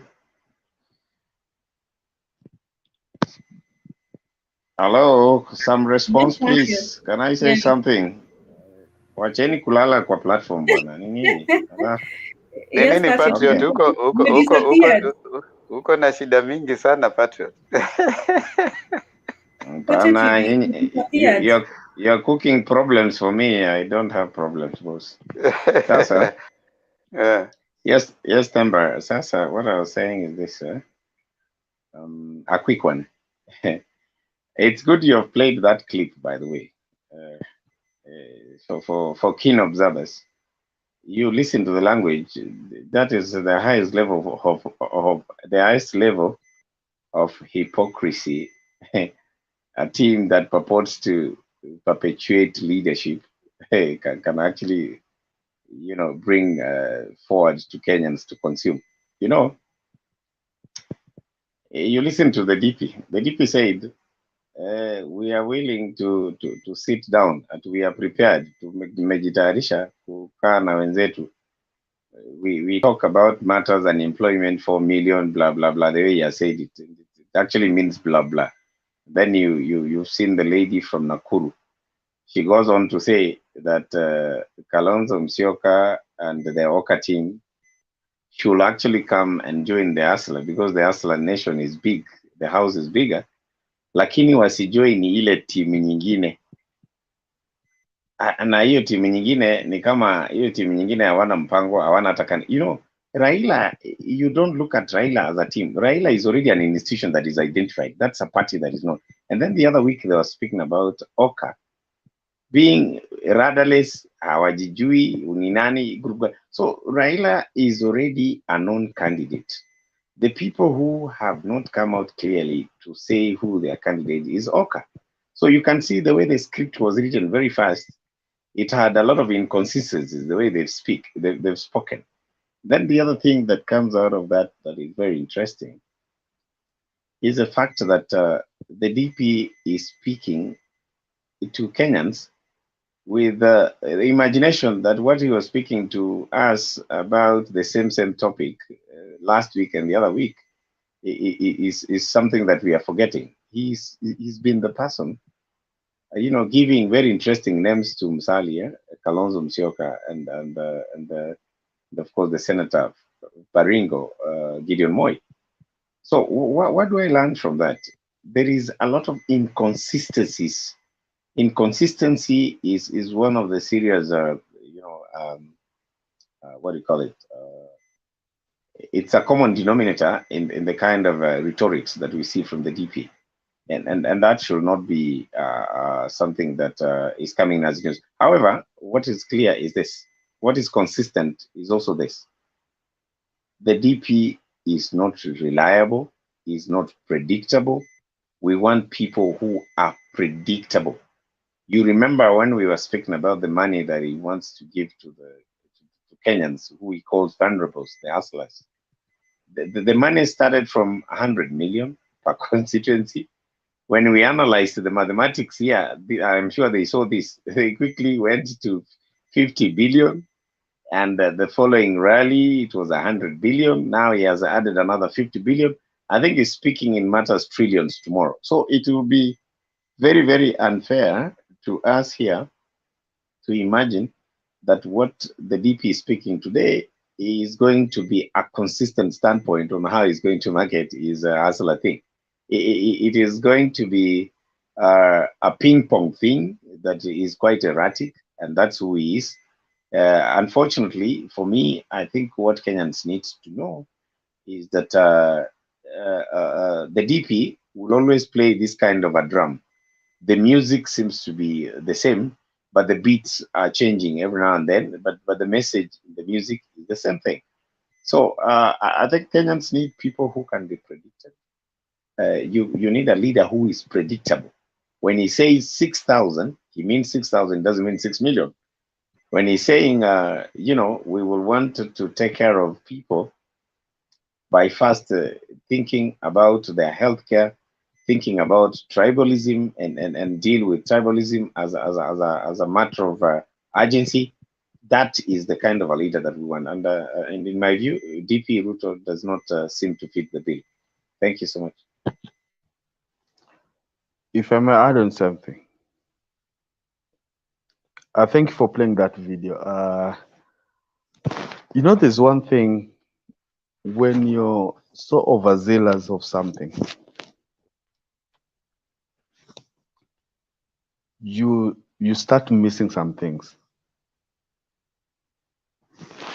That's number one. And when you're proud, the Bible says God resists the proud. One, what I see in Ruto, there's that the ego and the pride inside him that is making him not to be consistent. Because fine, if we see the previous videos, how he's talking about your team, when you're on a pigo interview na Koteli, it was after the Raila, the meeting he had with the system, so-called the system, or maybe the team that he had. Then the Oka team also called almost the same meeting, and the same members of that group came. And Ruto was saying about wale watu wengine pia walienda kupigwa interview Koteli. The same thing, what he said yesterday, and even the previous day, and today, DP is trying to play a game. I think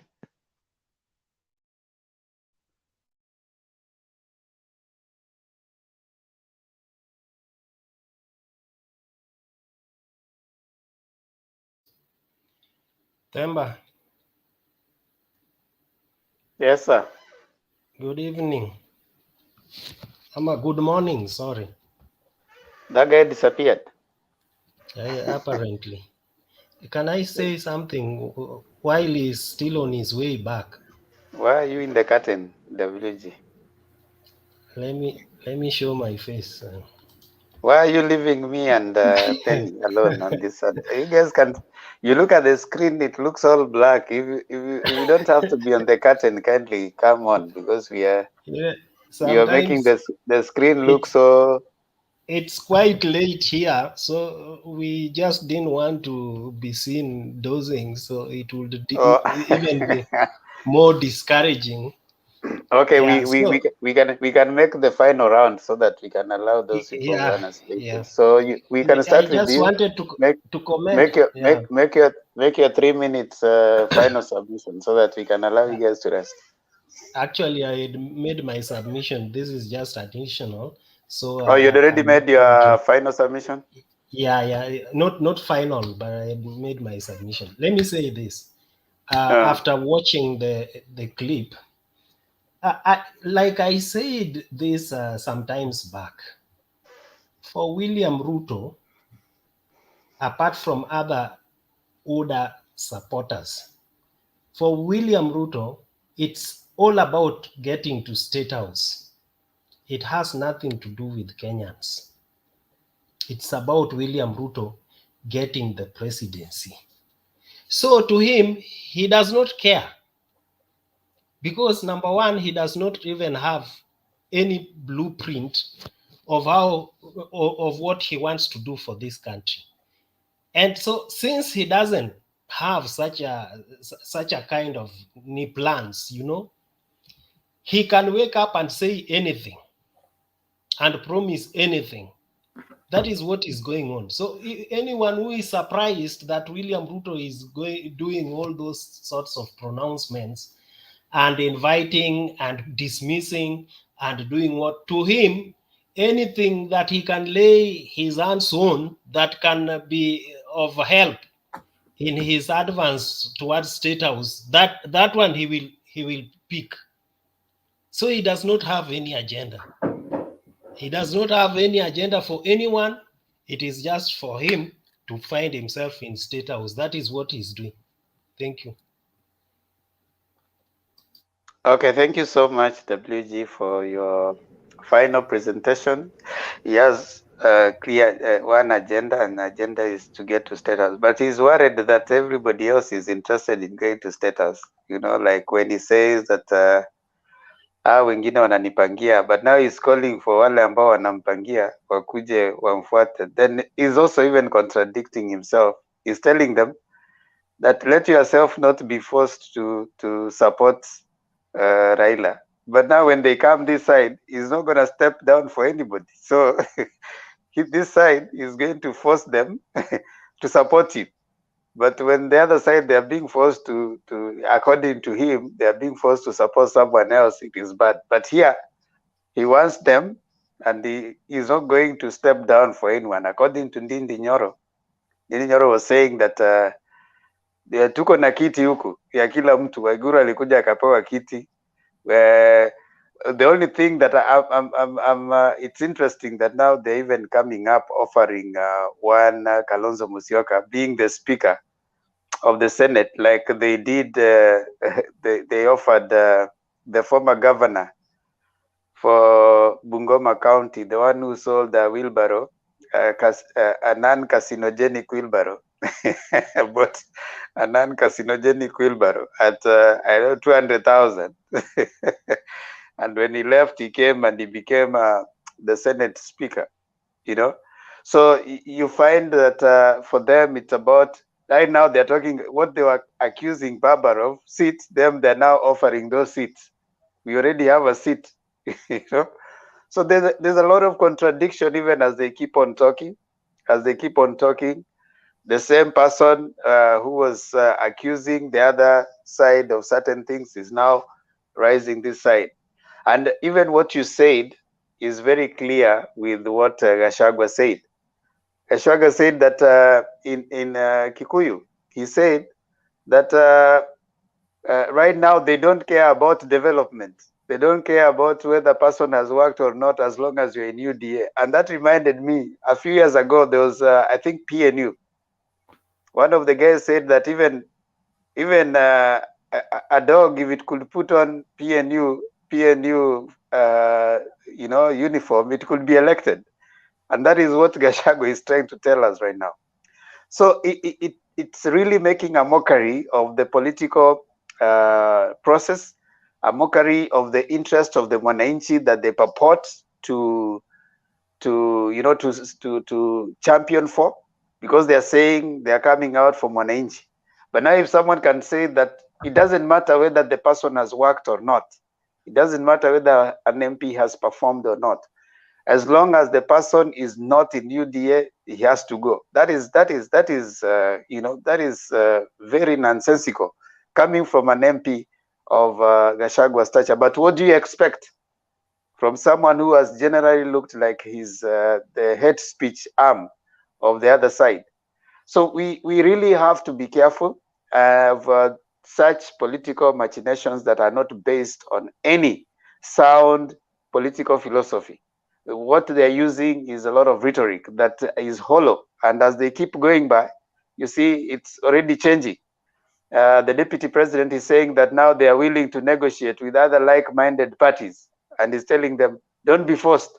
What do you mean don't be forced? Don't be forced, and then you are coming to force them to follow you. Nobody has nominated him. Is he going to sit with them? Because it is OCA principles. All of them has launched their interest. Is he going to sit with them for a fair nomination to take the UDA mantle? Is he offering that as at now?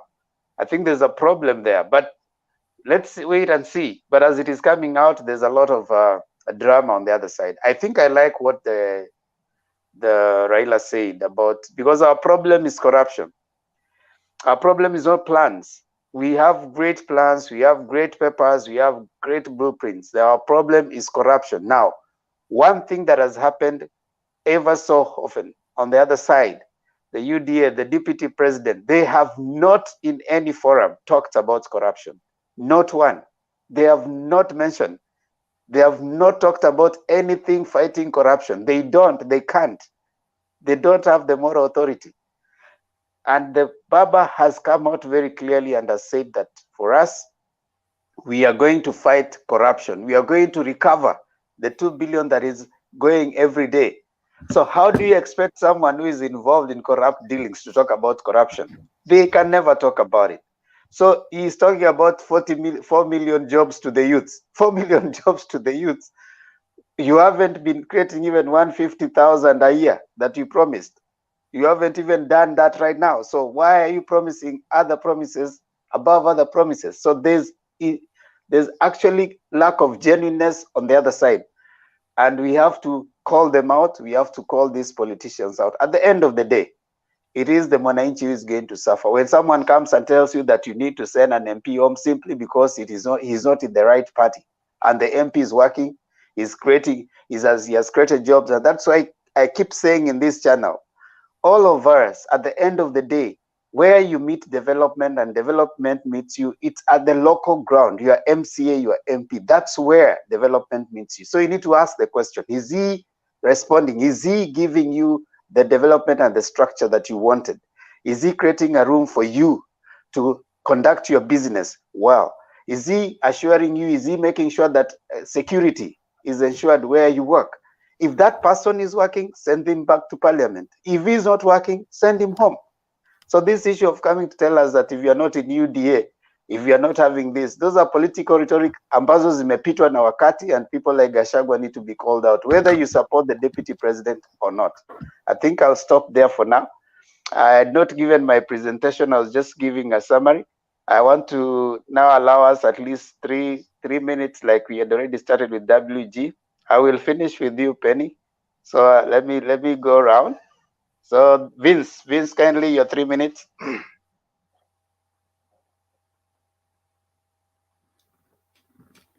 Mimi nawasikia tu ndugu yangu, mimi nawasikia tu.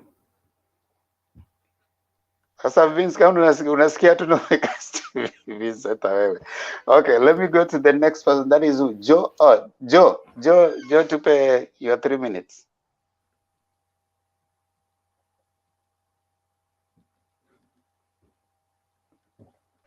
Haya, hao watu walilala. Okay, Jakindu has not spoken, and even community ancestor. Yeah, I'm coming to those ones. Then they'll give 5 minutes, because I know they haven't talked. So let me go to Tata Mr. Ongea 1 minute. Naanza kurudi kwa nini? Haya, watu wamelala. Watu naona wanalala, ndio maana tunataka kunini. Patriot ameongea, so Okoth.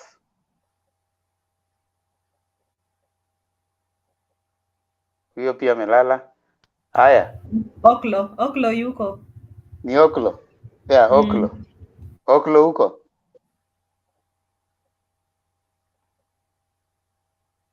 Huyu amelala Penny.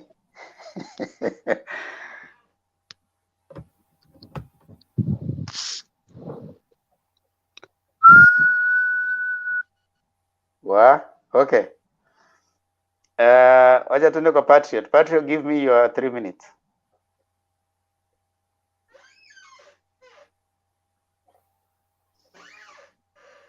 Haya, huyu amelala. Haya, Wekesa, give me your 2 minutes. Or 3 minutes.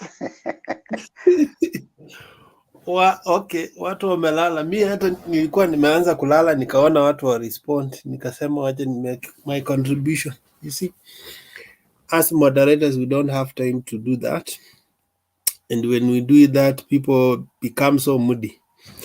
Anyway,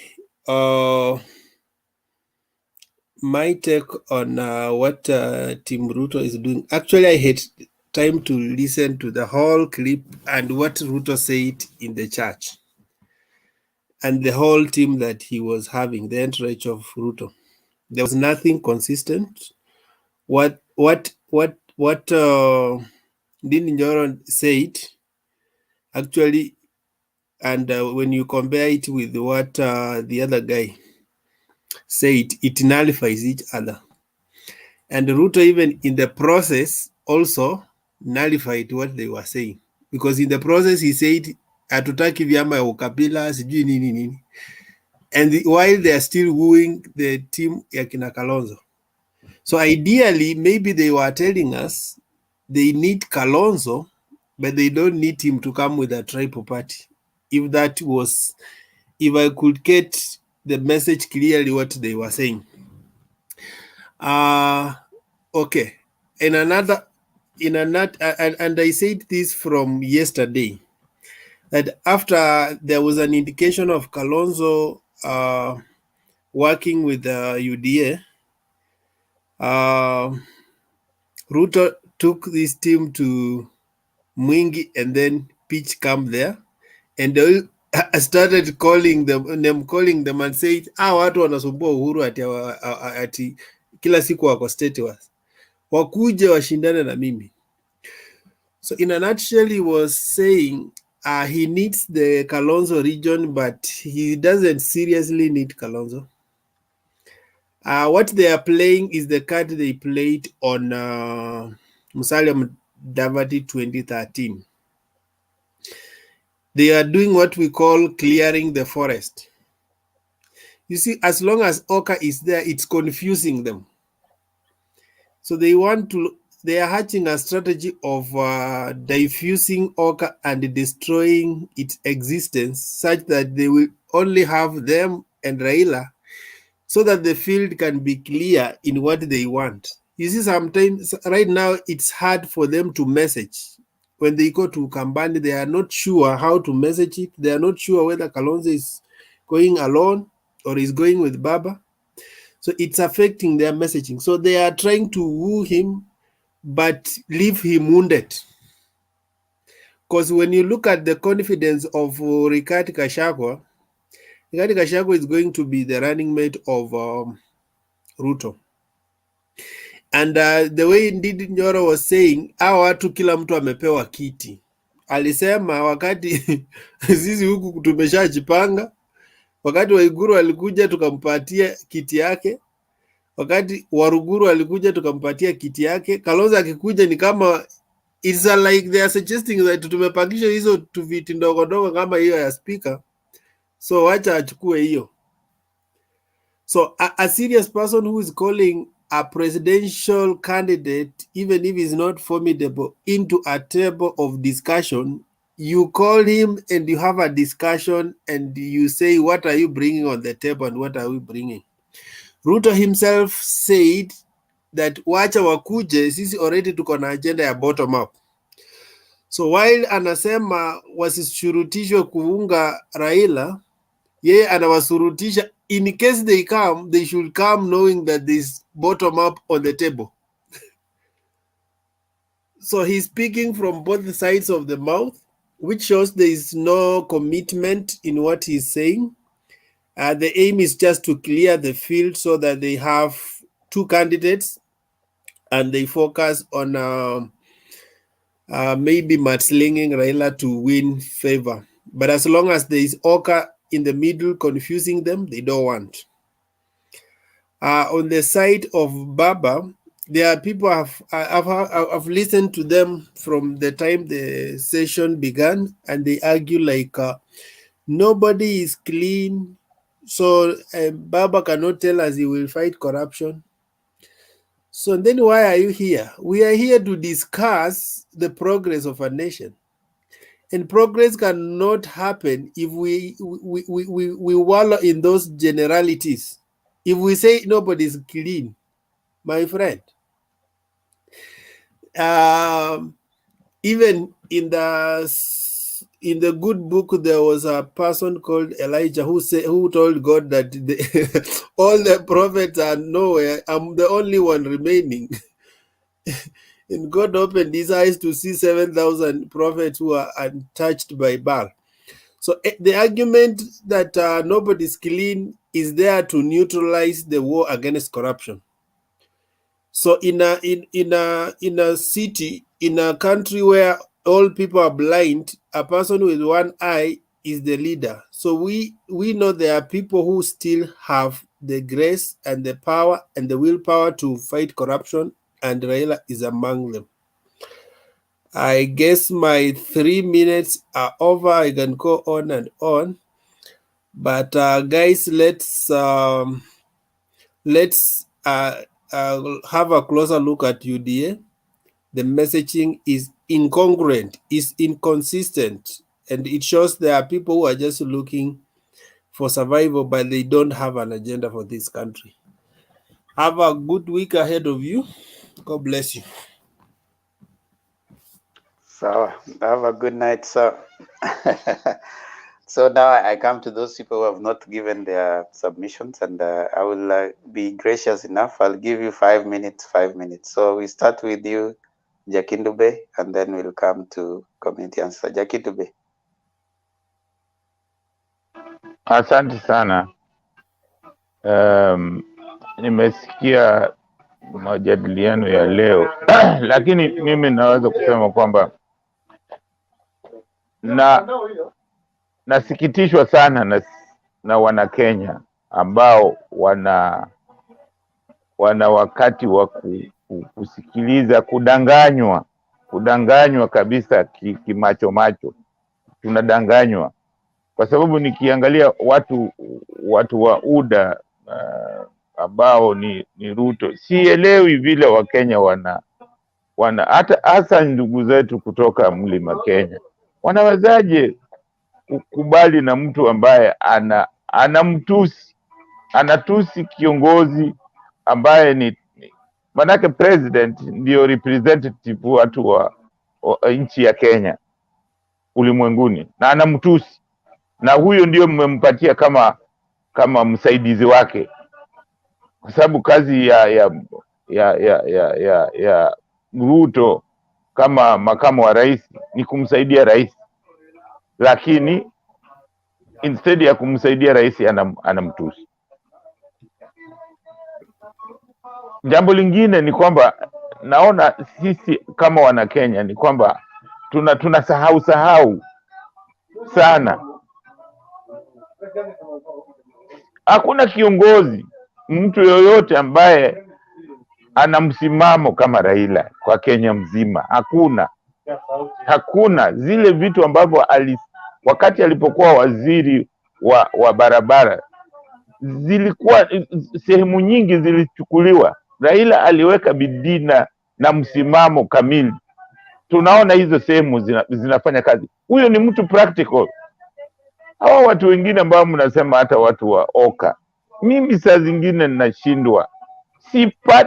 Sina pin the mute. Sorry? Pin the mute.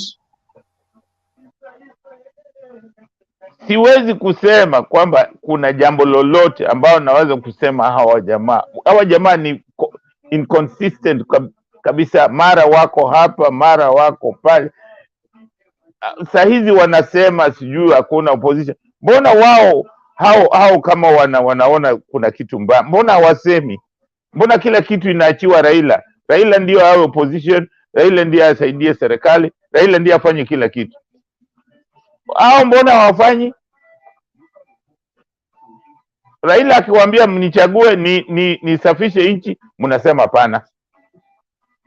Akiwa kwa opposition mnasema pana, anapinga kila kitu. Na kile kitu amepinga, kila kitu ambacho Raila anasema tunakuta ni ukweli. Wakenya wanaona ni ukweli. Mimi siwaelewi Wakenya ni watu, sisi Wakenya sielewi sisi ni watu wa namna gani. Huyu Raila ameifanyia Kenya na jasho yake na damu yake na familia yake yote. Bibi yake alifukuzwa na watoto wake. Tukiona bado watu wana audacity kumlinganisha na mtu kama Ruto ambaye amekataa kila kitu. Wakati tulikuwa tunataka multiparty, Ruto alipinga. Alikuwa kwa Rais Moi ambao walikuwa wanataka party, one party system. Wakati tunataka hii constitution ambayo sasa anasema apendi irekebishwe, alikataa hii constitution. Sasa huyu ni mtu kweli sahihi? Watu wa Central amekataa BBI, jambo maridadi ambao Uhuru na Raila walikuwa wanataka make sure kwamba zile makosa ambazo zilifanywa baada ya Uhuru, tuwe na nchi ambayo ni stable, nchi ambayo ina amani, nchi ambao watu wa Kenya wanajiona ni wazalendo wa Kenya. Wakenya wote wanajiona ni wa Kenya. Amepinga, anasema hiyo ni mbaya. Kwani tutakuwa na nchi ambayo haturekebishi? Kila siku lazima tuwe watu ambao tunakubali mabadiliko ambayo yanataka kuleta ubora wa maisha yetu na ubora wa nchi yetu. Kama siku zote tutakuwa tunapinga tu kusudi mtu awe president, mimi nawaambia Wakenya, muogopeni Ruto sana, kwa sababu mnaona vile anatumia pesa, ananunua kwenda Ikulu. Huyo ni mtu lazima tumuogope kabisa. Ananunua kwa kila hali, anataka saa zote anunue. Saa zingine hata siwaelewi Wakenya, huyu jamaa anatoa wapi pesa ambazo anazimwaga tu anapatia kila mtu? Nataka muone tofauti, nataka muone tofauti ya kiongozi na vibaraka. Juzi mliona Raila aliambiwa tatizo ambayo lilikuwa kwa hospitali. Kitu ambacho alifanya, alileta mashini kwa hiyo hospitali ya kusaidia watu wote kwa maisha yao, kwa maisha zile siku hizo zitakuweko. Lakini Ruto anatoa pesa, anampatia. Mliona mama moja akilia akisema Ruto alimwahidi atampatia sijui shilingi 100,000, sijui pesa ngapi, hakumpatia. Sasa kumpatia mtu mmoja pesa, hiyo ni hongo, hiyo ni corruption. Wakenya sijui tunaendelea. Unajua kuna wakati mwingine nahurumia hata wabunge, kwa sababu hawa wabunge ni sisi wana Kenya ndio tunawafanyaga wanakuwa wezi, tunawalazimisha wawe wezi, kwa sababu mbunge akichaguliwa tunataka kumpelekea shida zote. Hata mtoto wako akitaka kwenda hospitali unaenda kumuomba pesa, sijui akifanya nini, harambee ikifanywa ni mbunge anatakiwa kuja kufanya kila kitu. Mwisho anakuwa mwizi, mwisho wanajiongezea mshahara, kwa sababu ile mshahara wanayo ni kidogo. Mimi naweza kuambia, niliona wale wajumbe walikuwa wale ambao walikuwa kwa 60s na 70, hawakuwa hata na walinzi ambao naona siku hizi hao watu wanao namna hii. Hawakuwa hivyo, hawakuwa hata na pesa hizi za watu kwenda ati mjumbe ndiye lazima afanye kitu. Hakuwa na vitu kama hizi ambazo naona saa hizi. Yeah. Hizi ni sisi tumewafundisha hawa watu, alafu tunalalamika wabunge ni wezi, sijui wamefanya nini. Na yet mbunge wewe ndio unaenda kumwambia lazima akupatie pesa, sijui akufanyie nini. Hizo ni vitu ambavyo havifai. Wakenya lazima tuache hizo vitu. Jambo lingine ni hao viongozi ambao wanasema wanasikiliza. Kiongozi anatakikana kuwashauri watu wake, kuwaongoza. Kwa nini unasemekana ni kiongozi? Lazima uongoze, lazima uwaelekee watu wako sehemu ambayo unajua ni sehemu nzuri. Hauwezi kama wanakuongoza, basi hakuna haja ya wewe kuchaguliwa kama kiongozi. Basi mimi mtu ambaye naweza kusema ni kiongozi ni Raila, kwa sababu zile jukumu ambazo amechukua. Wakati mwingine kuna zingine hata watu wengine wanafikiria amechukua, lakini baadaye akikuelezea unakuta ni jambo la muhimu kabisa, hata wewe unamuunga mkono. Mimi naweza kuhakikishia kwamba kama hujaketi na Raila na kumsikiliza, mimi nimepata nafasi ya kumhost na nimemsikiliza. Ni kiongozi ambaye nakubaliana naye kabisa. Ana roho na ni mtu ambaye anataka maendeleo kwa watu wote. Anataka nchi yetu iwe na maendeleo na anapenda umoja wa nchi yetu. Kwa hiyo hii mambo ya UDA, jamani, mimi na washauri wa Kenya, sisi wote tuacheni, kwa sababu tukienda upande huo, upande wa UDA, tutaumia sana. Kenya ita regret. Manake angalia hata wale ambao wale wafuasi wale viongozi ambao wako na Ruto.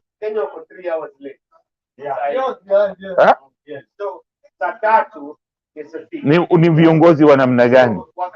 Yule jamaa alifukuzwa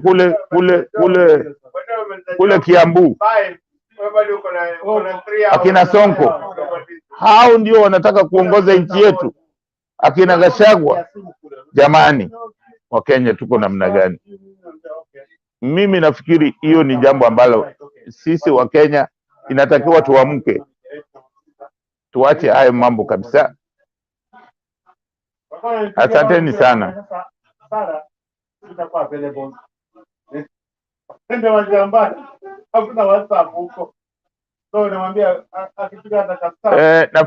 Nafikiri nitaachia hapo.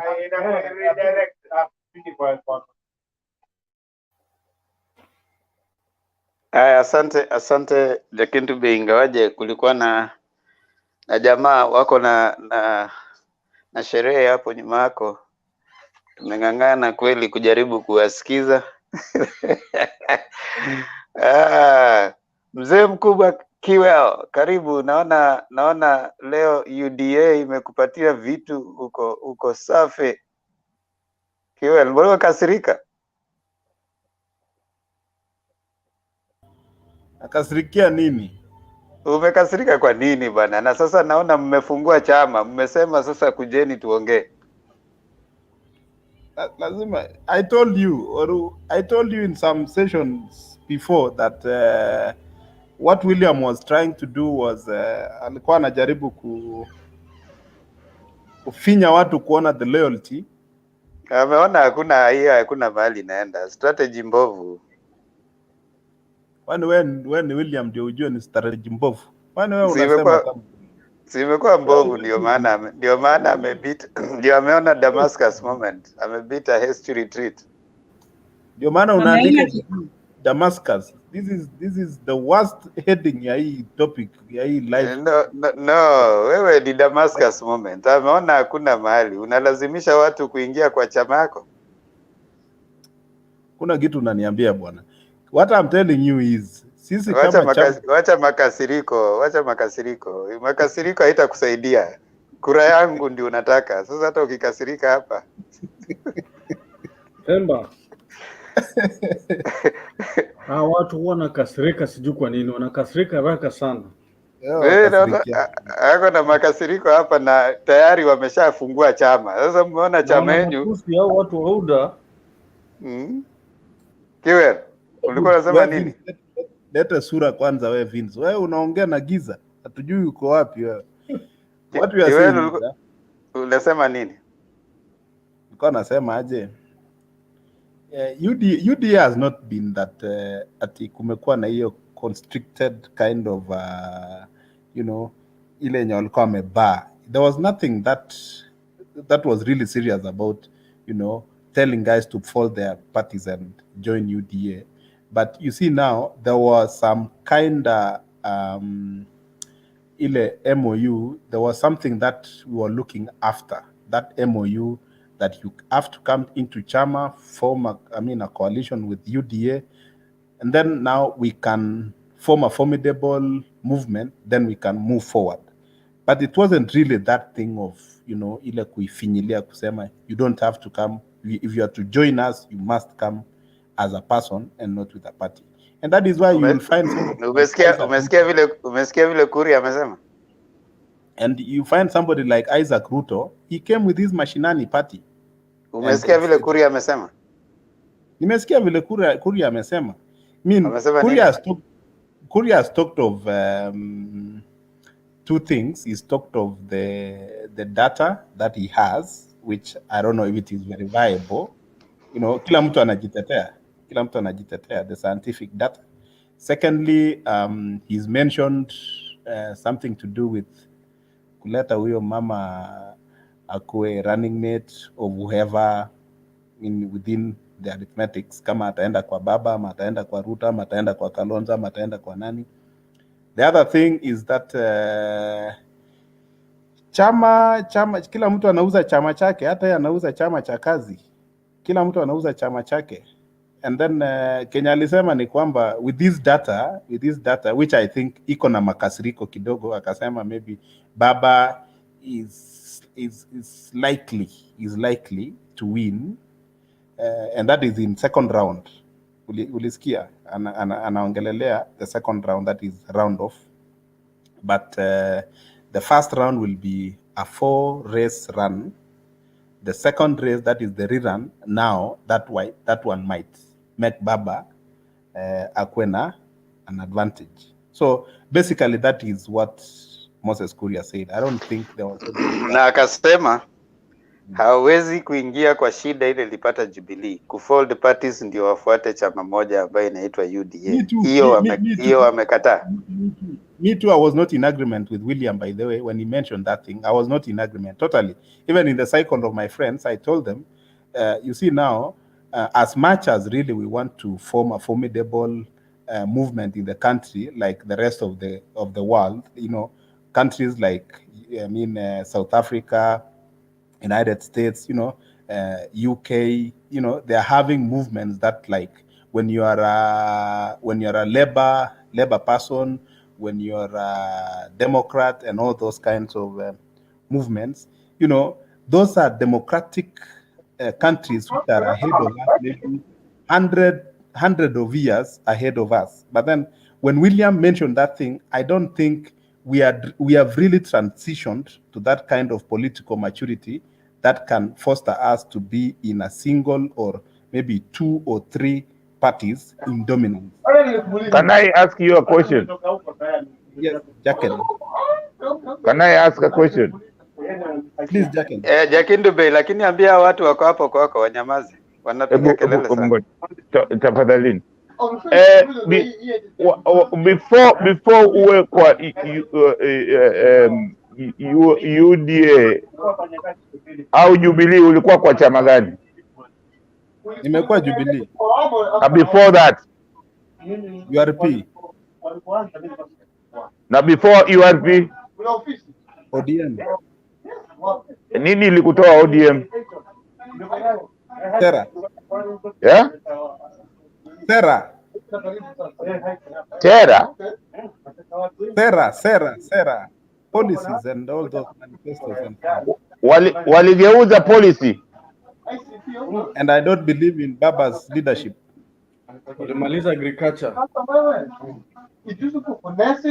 It's good to be honest. It's good to be honest. It's good to be honest. Sawa kabisa, lakini hiyo kabisa ni uongo. Sawa tu, nimekusikia na ninajua sema ni uongo na Roni. Mimi nasema hivi, ninajua mahali uliko na pale unatokea na kwa nini ulihama ODM na ukaenda mpaka saa hizi huko kwa UDA. Najua ni kwa nini. Kama unaweza kama hiyo ugonjwa unaweza kutoa, utapata kutakuwa na maendeleo vile unataka. Lakini as long as bado kuna hiyo, as long as bado uko na hiyo ugonjwa ambao unayo, you cannot. Dawa yake ipi? Dawa yake ni kutoa ukabila ndani yako, ujione we Mkenya. No, unajua kusema huna ukabila ni rahisi sana. Ni kama mtu anasema I'm not a racist. Huyo mtu ambaye anasema sio racist is racist number 1. Jichunguze. Before ODM wewe ulikuwa wapi? Nani mimi?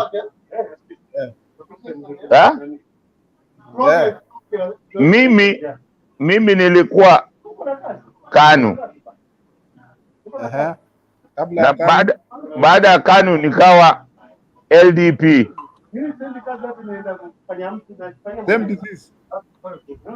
Ilikuwa LDP. Ilikuwa LDP. From there nikawa ODM. Nimekuwa ODM sio kwa sababu, nimekuwa kwa ODM kwa sababu ya msimamo ambao iko kwa ODM. Can I ask you something further to that? Yes.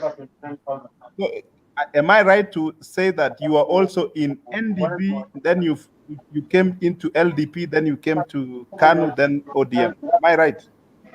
No, it was KANU first. Which one came before NDP na LDP? KANU. LDP na NDP. No. Whatever it is. Mimi nilikuwa kwa KANU. Lakini nilitoka kwa KANU kwa sababu ya zile vitendo vya KANU, vile ambavyo walikuwa wanafanya, kukataa zile vitu ambavyo walikuwa wanafanya ambazo zilifanywa na viongozi ambao walikuwa kwa KANU wakati huo. Ndio ilinifanya nikawa kwa msimamo wangu, nilitoka kwa KANU. Then we are suffering same disease, we only need a different doctor to treat basically that is it. What you mean, Jacken? Sio hivyo kwa sababu watu wengi nimewasikia wakisema asijui sikubaliani na, unajua I said yesterday, let us not associate parties with tribal.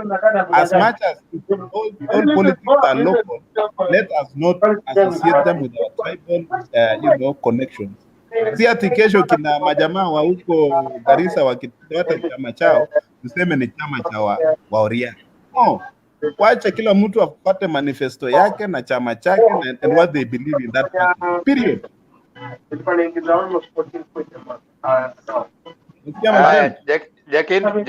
Jakindu mtawachi hapo. Wewe Themba, nani huyo ako na background? Amemute. Ni Jakindu, vijana wake kwa nyumba wanapiga kelele huko, haina shida. Wanapiga sherehe, wewe wanapiga sherehe. Wewe Kiwel. Jakindu anajaribu wewe Kiwel, unajua nimekupatia nafasi utuambie kwa nini mmebadilisha nia, wewe umekuja na makasiriko. Sema ya kwamba kubali ya kwamba hiyo njia mlikuwa mmefuata ya kwamba kila mtu avunje chama chake aingie, imekataa kufanya kazi. Sasa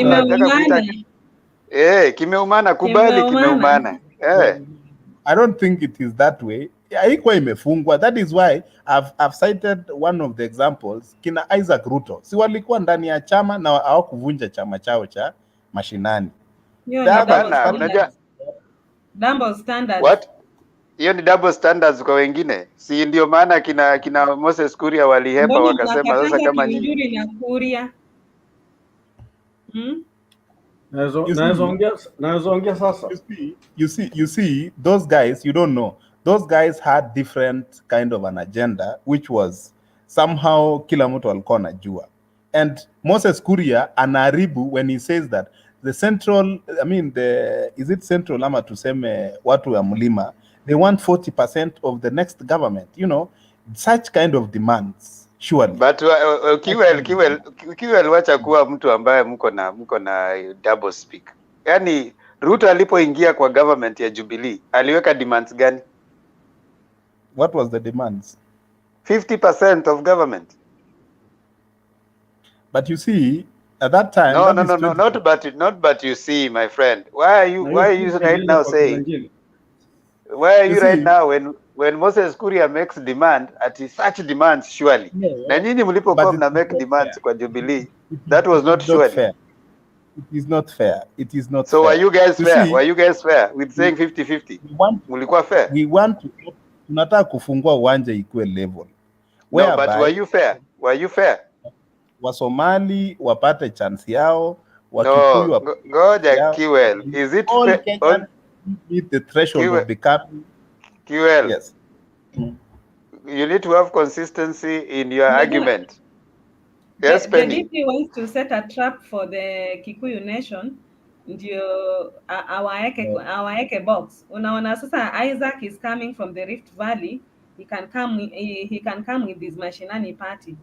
But now the people from I think in Mount Kenya, it's only the likes of Korea and Kiunjuri who seems to be seeing some whatever, something unusual, Not really like that. Box. Kiunjuri is demanding for a running mate. The other guy, Moses Kuria, in fact, I like Moses Kuria the way he thinks. But with those kind of demands, kidogo nimemweka parking. But then Kiunjuri... No, demands kwa siasa ni lazima. Demands kwa siasa, wewe huwezi enda kwa any relationship without demands. 40%. Yeah, demands ni lazima. Wewe ulipo, unajua Kiwel, what I'm trying to get you see, if it was unfair then, it is unfair now. If it wasn't unfair then, it is not unfair right now. If it was unfair then and you guys demanded and you are given 50% of the government, na mkasema kwamba sisi tunataka 50-50, ikagawiwa 50-50. Sa hizo hakukuwa tribes hizo nasema, hakukuwa wa Somali au nasema, hakukuwa watu wa Coast au nasema.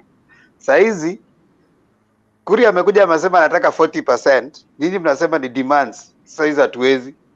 So unattainable. They are unattainable. Good. So if it was unattainable right now, it was unattainable then. But if it was attainable then, it's attainable now. Lazima mpatie akina Kuria 40%. Mhakikishe mmepatia Kuria 40% yake. Na mhakikishe ya kwamba wamekuja na chama yao. Unasikia? Mhakikishe wamekuja na leo naona mmebadilika. Sasa mmekubali wakuje na vyama vyao. No. And I've told you that me I go as per my word, and I said I had not even agreed on that thing of kusema watu wavunje chama chao. But then I think according to the way I'm thinking, William wanted the UDA, quote unquote party leader, and wanted actually, a kind of a memorandum of understanding before now, bringing all the parties together. And I've cited an issue like Isaac Ruto. Isaac Ruto mentioned it. Akasema mimi sivunji chama changu, but the sera za UDA na sera za chama cha mashinani zote zinashikana, and I want to move on with an agreement that we are not going to vunja our chama. And I think chama cha mashinani iko na MPs wangapi? Chama cha mashinani? I think it has one. I think it's one. Haina MP. Yeah. But all the same, Yeah, but all the same, you're the village party. Now, yeah, but all the same it's a party. All the same Sikia, another thing. Mjue kwamba mkishafungua chama watu wakuje na vyama vyao, mtafungua kitu kingine. Mfungue pia presidency. Ruto hata kuwa automatic president. Kwa sababu sasa mtafanya nomination, mkatae mkubali. So that is the step one. Step one mmemaliza, mmeshafungua chama, mtaorganize na tribal parties. Step 2, hakuna president, all watakuwa equals wote. Automatic. No automatic, yes.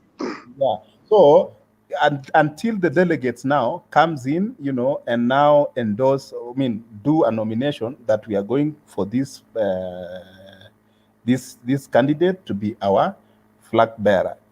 It will be now something of an understanding and agreement from the delegates, which is okay, and that is democratic.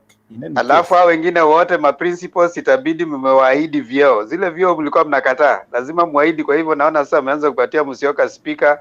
Sasa hizo vyeo mlikuwa mnakataa, muahidi wote. Naona sasa hakuna mali mtatuambia ati walikuwa natafuta vyeo. Sasa story imekwisha. Tumewagonga. Democracy calls for that. Democracy calls for that, Themba.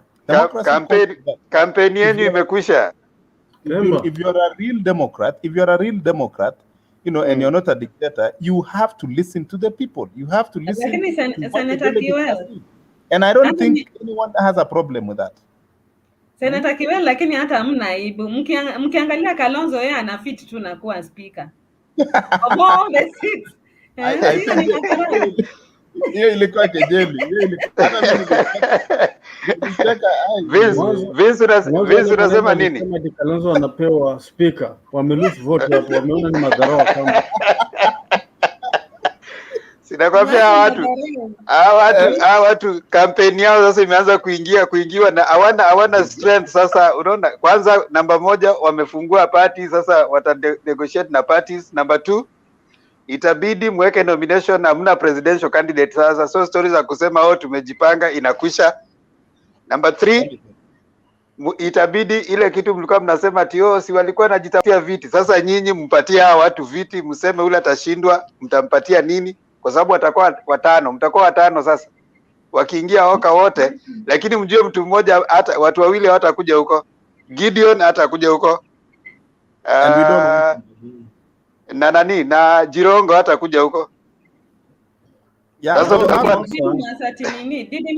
Vijana wa Moi.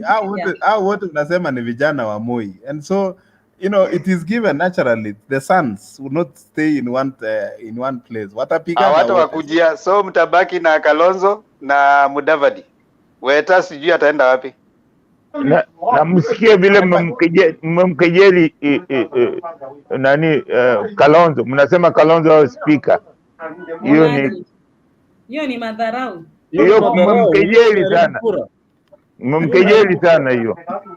I wanted to tell you, Themba, I would really want to see Mudavadi and Kalonzo joining William Ruto. That one now, it will be a plus for this other faction. It will be a plus. Kalonzo akijoin nini? Akijoin Hustler Nation. It will be a plus. It will be a plus. Kalonzo hezi join Hustler Nation. Hiyo mna dream. Alishawagonga jana.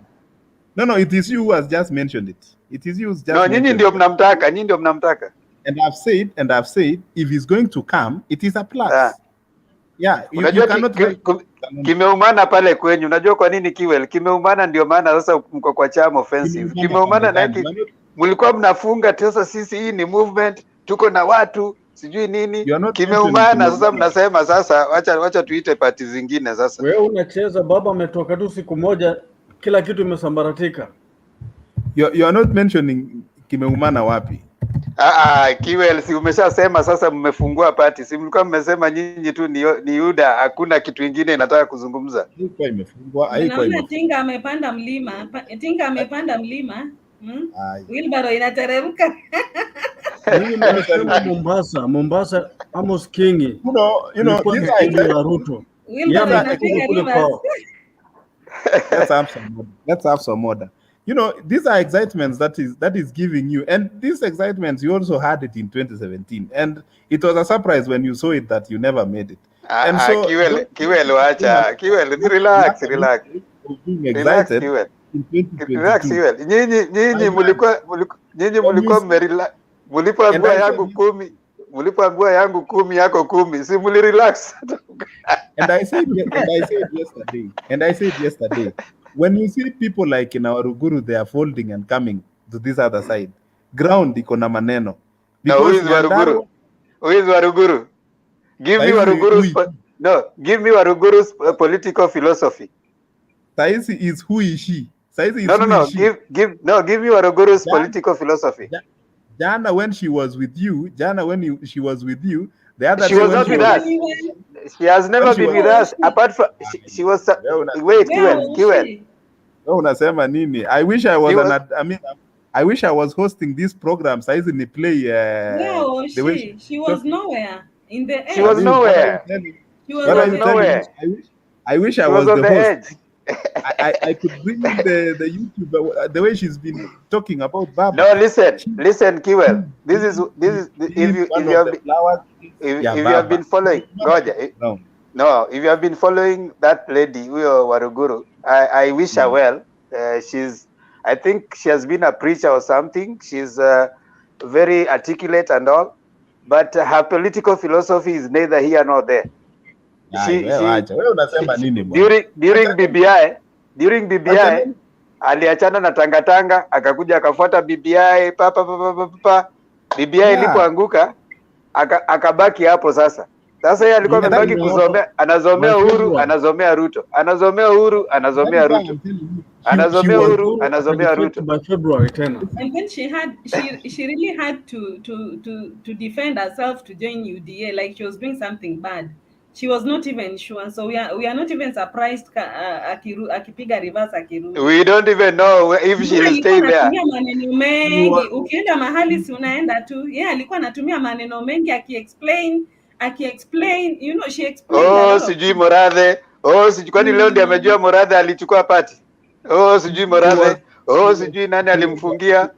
Sijui nilienda kwa baba. Hizo zinasaidia nani?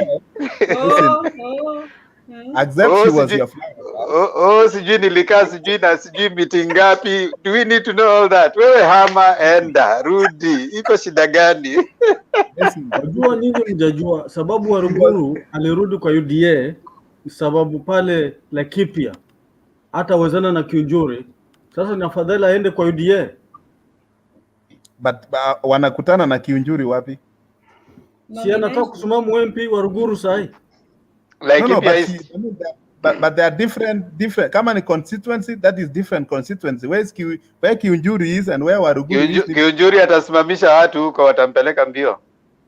Na mbona kila na Kiunjuri? What I was trying to say is that she was your flower girl and she's read from the ground. Listen. Kiwel, that is not true.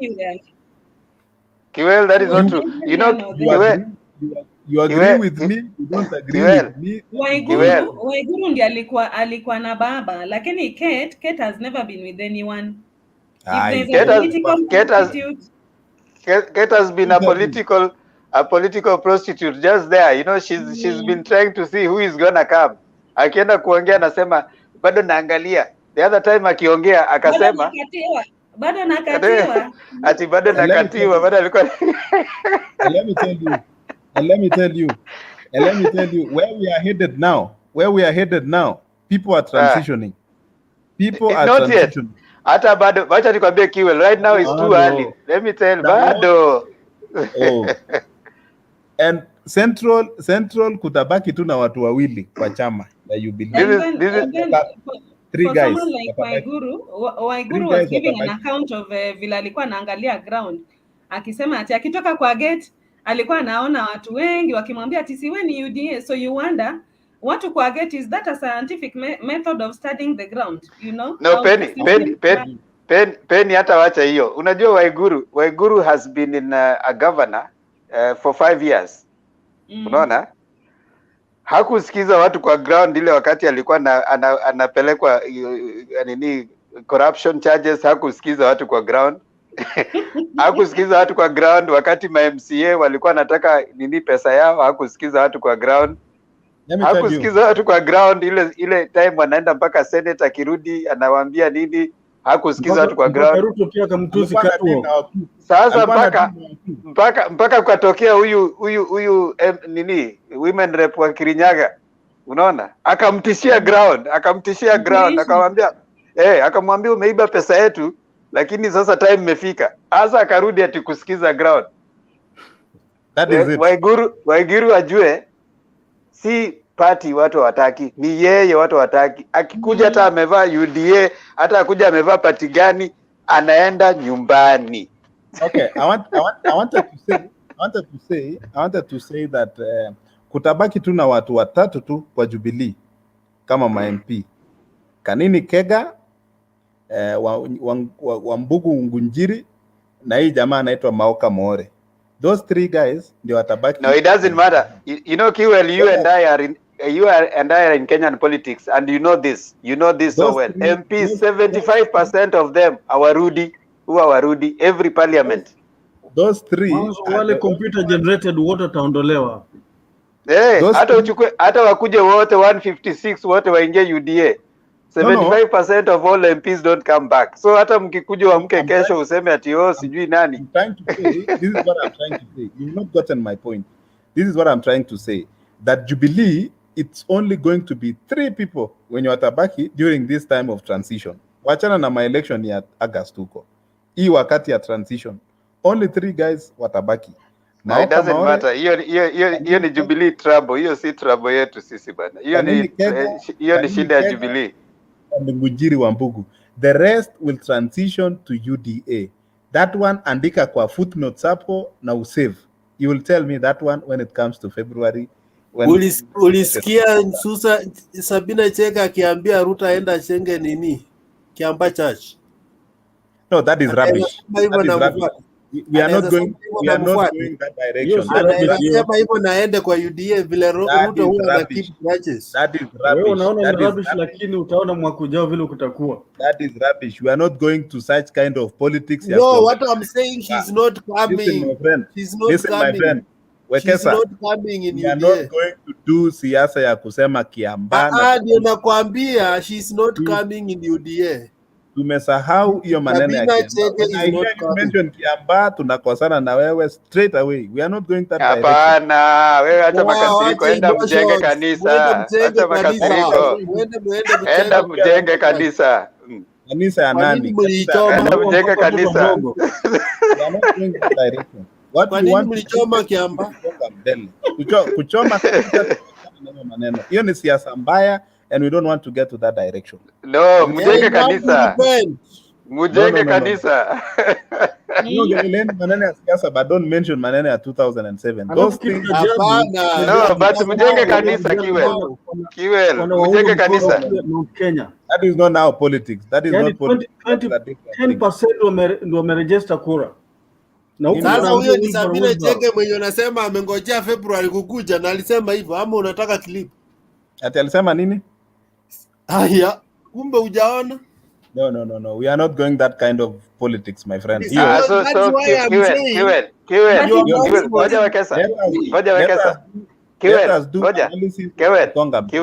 Kiwel. You see, hakuna haja makasiriko. Hiyo ndio Sabina Chege alisema. So hakuna haja ukasirike. Mimi zinanga makasiriko. Kama mlichoma kanisa, endeni mjenge kanisa. Nani alichoma kanisa? Nani alichoma maduka in Kisumu? Nani alichoma maduka in Mombasa? Nani alichoma maduka in Nairobi? Don't bring us to 2007 yenye tuliachana nazo. Tunaongea kuhusu Kiamba. No. I mean 2007 is bundled. Nini tuambia 1982 about coup na unaniambia hapa 1982. Unatuambia 1982.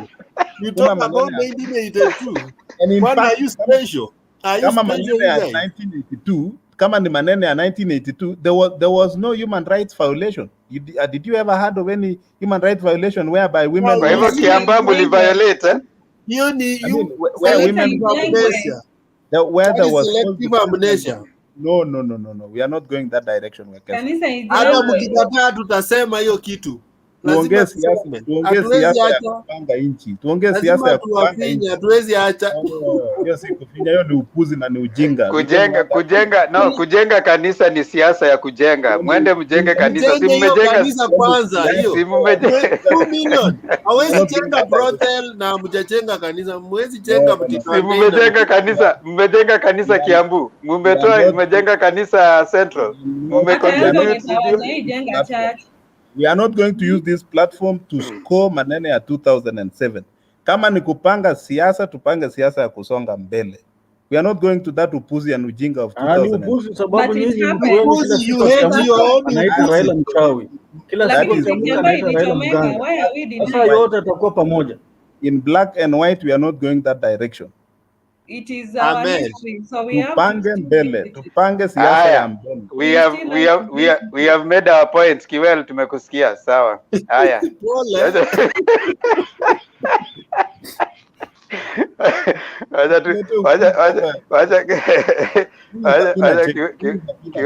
Kiwel amepata point. Haya, community ancestor, tafadhali ongea ndio tufunge. Yeah. Asante sana. By the way, hiyo my volume iko chini ya. By the way, hiyo debate imekuwa fiti. Sasa unajua imeenda draw kama Kiwel wanasema kuwa ananunua kwa kila hali, anataka saa zote anunue. Kiwel mute, yeah, asante. Yeah, now in fact vile uwanga Kiwel, hata sisi mnatupiganga mnasema kuwa Raila 1982 alitaka kupindua serikali na nyinyi 2007 hamtaki tuzungumzie mambo ya 207 yenye alitendeka. So hiyo ni kana kwamba imeenda sasa draw, imeenda 50-50. Wacha nitoke hapo. In fact leo nimeona ni kuhusu mambo ya UDA Political Damascus Moment. By the way, mi wanga nasemanga chenye unaona kinatembea hivi lazima kirudi mahali kilianzia. So William Samoei Ruto, by the way, inabidi tu asalimu amri kwa sababu ya ile pressure ambayo amepata kupokea, alafu at the same time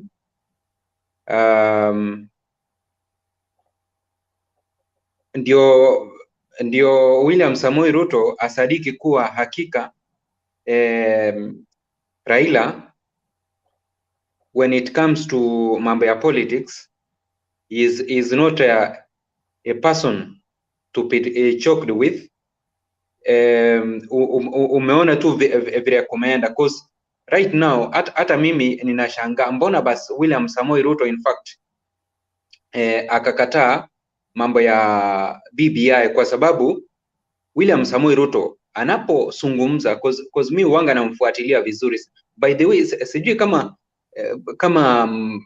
Wakenya wengi wameangalia hicho kitu, cause anything, yani William Samoei akizungumza unasikia tu si mambo ya cheo, tunataka tuzungumzie kuhusu hawa mambo ya BBI. Sasa BBI ndio imejileta tu yenyewe, cause sasa hawa wenye William Samoei Ruto anataka kukaribisha these tribal parties, wakikuja lazima wakujie vyeo. So atatoa wapi na BBI? In fact ilikuwa ina address, because nimeangalia, by the way, nimeangalia hata Moses Kuria mwenyewe amesadiki, amesema kuwa in fact BBI ilikuwa inakuja kuaddress mambo ya imperial presidency. Huyu Moses Kuria mwenyewe tu ametoka kuzungumza tu madakika ambayo imepita tu. Sasa kama BBI ingekuja kutibu mambo ya imperial presidents na wameikataa, ndio mimi nasemanga kuwa in fact chochote chenye kinatokelezea si lazima sisi kama Wakenya tupinge, no. Inastahili kwanza kabisa tuweigh, je, what will be the outcome ya ili jambo ambalo limekuwa proposed ABCD. So BBI ilikuwa inakuja kuaddress mambo ya imperial presidency ambayo Moses Kuria ambaye ni mwandani wa William Samoei Ruto, in fact yeye mwenyewe kwa mdomo yake amesema kuwa in fact yeye hangeshurutishwa na mtu yeyote avunje chama chake kwa sababu aliona yale yenye Uhuru Muigai Kenyatta na chama cha Jubilee wamewatendea. So by the way, hiyo ni score, hiyo ni score kwa sisi opponent wa William Samoei Ruto, kwa sisi tulikuwa tuna accommodate au watu wote ndio to diffuse nguvu za any president ambaye ako kwa nchi. Sio eti president anaweza amua kufanya chochote, because president akiamua kufanya chochote anapata kuwa prime minister ako hapa anapiga kelele, deputy prime minister ako hapa anamvokea, na Kenya inanyorosheka. Alafu kuna jambo Kiwela ameguzia kuhusu William Samoei Ruto wakati alikuwa agriculture minister, eti aliperform vizuri. Siwezi nikakataa. Sasa mvua tena ilianza kumpigia wapi? Because kama yeye mwenyewe alikuwa address mambo ya subsidies, hizi fertilizers, then kutoka hapo tunaona kuwa wakati walipochukua uongozi kutoka 2013 mpaka sasa hivi bei ya fertilizer imepanda.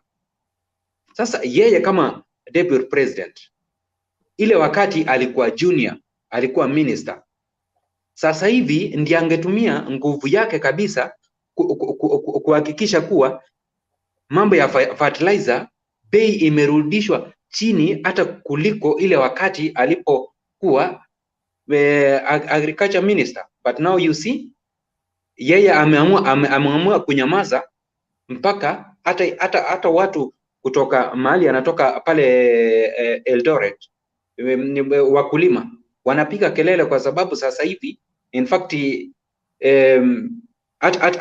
hata mahindi inakuwa ngumu. So alafu na jambo lingine nimeona Finlays, in fact Finlays inapatikana pale pande za Rift Valley. Juzi wamefanya retrenchment. William Samoei Ruto hawezi akazungumzia mambo ya wafanyikazi, because hizo ni jobs ambazo zimekuwa lost kwa sababu wameintroduce mambo ya machines. Na in fact so sasa hivi au maelfu ya wale wafanyikazi ambao wamekuwa retrenched ama wameambiwa tuonyeshe kisoko uso ukupeleke uangalie kwako. Na in fact hata nimekuja kushangaa kuwa hata services in fact hawajapewa services vile ilikuwa inatakikana. So William Samoei Ruto, vitu kama hizi yeye kama deputy president anastahili aziangalie, ndiposa tuwe na ile imani kuwa wakati tutakapompatia uongozi kama ni kuchampion mambo ya wafanyikazi, he will be a champion. Sasa mimi mtu ya Raila, ile kitu ambayo inafanya nina prefer baba ni kuwa yeye whatsoever yenye baba anasema anahakikisha imetendeka. Because baba alizungumza kuhusu mambo ya constitution na hakika alifight mpaka tukapata constitution ambayo ilizaa mambo ya devolution. Can I interject, ancestor? Dakika moja tu kuhusu hiyo maneno ya Finlays and whatever you mentioned about Finlays. Yes, interject. One thing you need to know is that agriculture is a default function as much as it is being managed on the national level, maneno ya Finlays ni kwamba that thing is all about mechanization of the production of tea. So one thing you can't beat at the present date is the introduction of the machinery. And so as much as we are trying to fight for people to do, the common plucking of tea, the mechanization and the dates is calling for, that machine ifanye kazi. And so we will do nothing about that. So it's been overtaken by wakati. And so hii kuja kupigania hii watu because wanaenda kupoteza kazi. Finlays is a multinational company. And so it only needs a negotiation between now the government and those people. And if so they want to bring, the machines za kuchuna chai, that is their own thing they can do. So it's all about the leaders now. They humble themselves and they go to a boardroom and discuss. But as much as what we are trying to do, it's at their own disposal, either to use the common manpower or to use the machinery. So si kitu yenye ni lazima, and I don't see any way whereby William Ruto is coming in to come and to tetea those people. Whereas we have the county governments. We have the county government of Kericho, we have the county government of Bomet, who can come in, talk with the management, ya Finlays, ya African Islands. Those are the things that the governors can do. And the nation, and the assembly, the county assembly.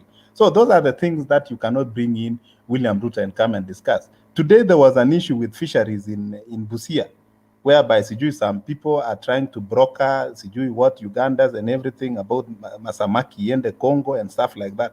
You want to tell me you want to bring Railla Odinga to come and broker such kind of deals? It's only an advisory bit of it that he can advise that let our people do like this. But CRT, William Ruto has failed because he's not tetead watu ya Finlays because wanafutwa kazi sijui nini.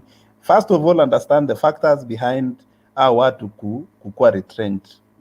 Ni kama M-Pesa ilifuta watu wengi sana kazi kwa bank.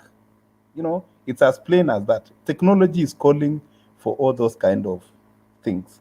Umesikia? Yeah. So manene ya Kericho na chai, wachia watu wa Kericho na chai waongelele. Wewe ongelelea mambo ingine. Senator Moi University. Sasa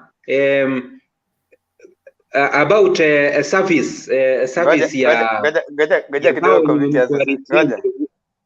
Goja community sasa. Kiwel. Endelea, Wekesa. I know you are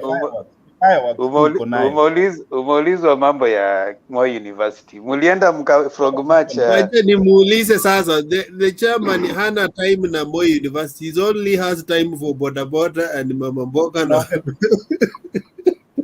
Ancestor, let's not waste ancestors airtime. Sababu wewe unaleta maneno ya why yeah no Moi University si nyinyi mulienda mkachukua governors wawili wakaenda wakafrog match Professor Hiro from Moi University. Ati kama hakuna mkalenjina anawekwa hapo Moi University haiendelei. Sasa mmeua all university. None of you has talked. Huyo chairman wenyu hajaongea. Wale watu walikuwa huko wanaongea kina Mandago hawajaongea. Hiyo Moi University mmeiba, mmeipora ikaisha, imeifungwa. Sasa kama mnaweza kuangusha your own premier Moi University. The problem with you people is that you see all these things in prism of politics. If you see the problems that Moi University is facing is the same problems that Kenyatta University is facing, Maseno University is facing, Masinde Muliro is hazijafungwa. About the management of the university. It's all about management. No, hazijafungwa. Why did you choose Moi University? We are politicizing because it's the only university where politicians went and stood and met their demands. It is They made it it not. Those are manufactured stories. Kiwel, it is not us. No, wait, Kiwel, it is not us politicizing. It is your politicians who politicized education. They actually went and staged a demo inside a university to frog match a VC, a professor.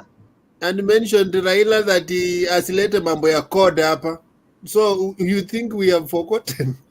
The same Sudi who went to college before he went to secondary school is the one who went to frog match a professor from a university. It is not us who are ni nyinyi. Na jana niliwaambia kura ni kuomba. Jana niliwaambia kura ni kuomba. Kujeni hapo Moi University around there Keses area. You know Keses, mkuje muombe kura. Majana maneno ya kusema ilikuwa hivi, ilikuwa hivi. Kujeni muombe kura kama nyinyi mkitaka mpate kura. Maneno ya kusema sijui hivyo. Hapana, kama mnajali masomo, kama mnajali masomo, hamwezi kuangusha university that was premier university in that western area. Mimi sasa wewe kesa nikija hapo mama, mimi naenda kuomba kura. Mimi siendi siasa ya kusema mlifanya hii, mlifanya hii. Hiyo ni yenu hiyo. Wachaneni ya campus, wachana na maneno ya campus. Ile siasa iko campus, wachaneni na maneno ya campus. Masinde Muliro is a rotten one. Maseno is a rotten one. Ni gani imefungwa saizi? Ni gani imefungwa saizi? Imefungwa juu ya nini? Ni gani governors wawili waliingia? Ni gani? Mayai tray moja inauzwa 3000. Ni siasa. Hiyo ni siasa. Sasa management ya university iliingia lana wapi na mayai? Yani siku hizi universities imekuwa Dynasty, hamtaki kumention. Ombeni kura. Achana na vita ya vitu yenye mjui. Ni kama huyu jamaa anataka kupiga maneno ya chai na ajui maneno ya chai. Maneno ya chai. Sasa mimi nakuuliza, Sudi alijiingizaje maneno ya university? NCPD ligulwa. Nini? Lakini wacha nikwambie Kiwel, unajua mko na candidate ambaye kuuza ni ngumu. Yani hata mkikuja huko mnajaribu kuuza yeye ni ngumu. Hata wewe sasa hapa inakushinda tu, kumuuza ni ngumu. Kuuza wapi? Nikuuliza saizi, umesema hapa kitu moja ukasema ati mechanization is the future of the country, that's the way to go. Lakini ukitoka hapa unapeana wheelbarrow. Wheelbarrow is not mechanized. Ama mnapeana mechanized wheelbarrow sasa? Wheelbarrow is just an imagery. The wheelbarrow is just an imagery. Unapeana wheelbarrow. Simekuwa mkipeana wheelbarrow.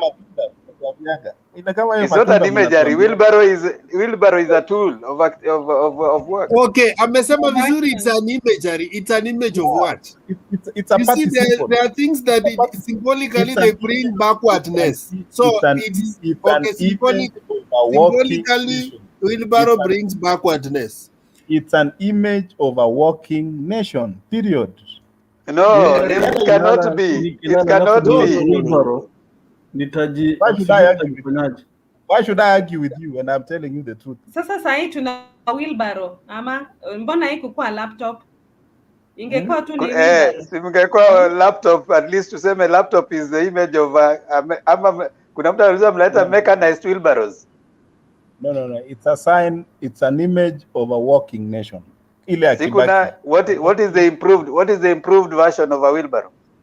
No improved version of a wheelbarrow. Wheelbarrow is just a wheelbarrow. But ni kusonga mbele, kushika na kusonga mbele. Kazi. Ni usukume wheelbarrow. Wheelbarrow imekata kupanda mlima. Inarudi reverse. Inakata. Anyway, who interjected ancestor? I was just trying to interject. It's okay. Now, ukiongea tu mnakuja tu hivi. No, tunakutaka hapa kwa sababu unajua sisi tukiongea peke yetu hapa, unajua we are singing to already converted. Lakini wewe unajua tukikuongelesha tunapata points. Tunapata vile watu wa UDA wanafikiria. Community ancestor. Yes sir. Yeah, before malize niko na 1 second tu kuambia Kiwel, when the Israelites left Egypt they ate bitter herbs to remind them of the bitter days.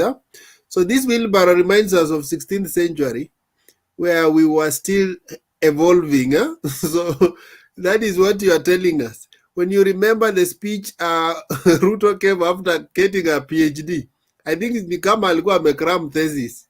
It was a very powerful speech. After that, he forgot and started bringing us roasted maize and now these wheelbarrows. God forbid. Mutakubali tu sasa tufanya aje? And that is an image. Na hiyo ni party simple na maisha inaendelea, na hiyo ndio itakuwa party simple ya serikali ambayo inakuja. We can't accept, my friend. Najua vile ataanguka atabadilisha. The same way alibadilisha the URP horn. Unajua hiyo sasa, the first image alituwekea ni horn. Hatujui alikuwa anataka kupigana. Sijui ilikuwa inamaanisha nini horn. Horn inamaanisha nini? Zoea rais yenu mapema na chama cha huyo rais ambaye ako 50-50. Community ancestor, you had only 1 minute. Hebu maliza tufunge station. So in fact ile kitu ambayo mimi ningependa kuambia Kiwel ni kuwa in fact the time has come for Kenya to own our economy. How are we going to own our economy? It is by means of production. So time for Kenyans to own African indigenous business is now. Sasa in fact kama tutakuwa tuna allow our investor wanakuja Kenya instead ya kuover jobs to our people, wanakuja na hizo machines whereby gava wakati inafanya little in job creation. In fact atuscore chochote, we are scoring less. That is why nileta hii point kuwa in fact Kiwel deputy president because anatoka Rift Valley, na maybe most of the people wenye walikuwa wameajiriwa pale wenye already wamekuwa sent home, in fact they are from his own community. Angewapigania aseme hold on na hiyo mambo ya machinery, ndio watafute namna ya create jobs, ndio waabsorb au watu. Ama ile kitu angefanya, angewaambia kuwa before you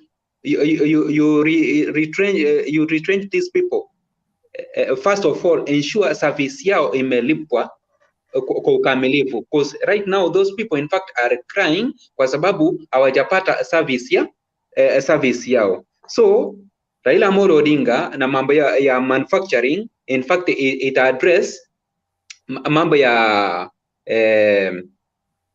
ya kuwa na upungufu wa kazi hapa nchini Kenya, whereby sasa through industries tutakuwa na jobs mingi sana, alafu tukiwa na hizo jobs mingi sana so our 4 million wenye William Samoei Ruto anasema kuwa they are jobless, alafu industries zikiwa mingi na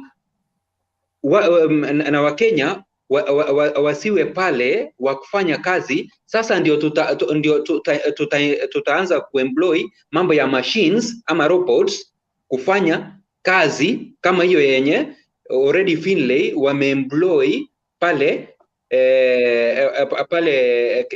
Kericho kuchuna machani chai.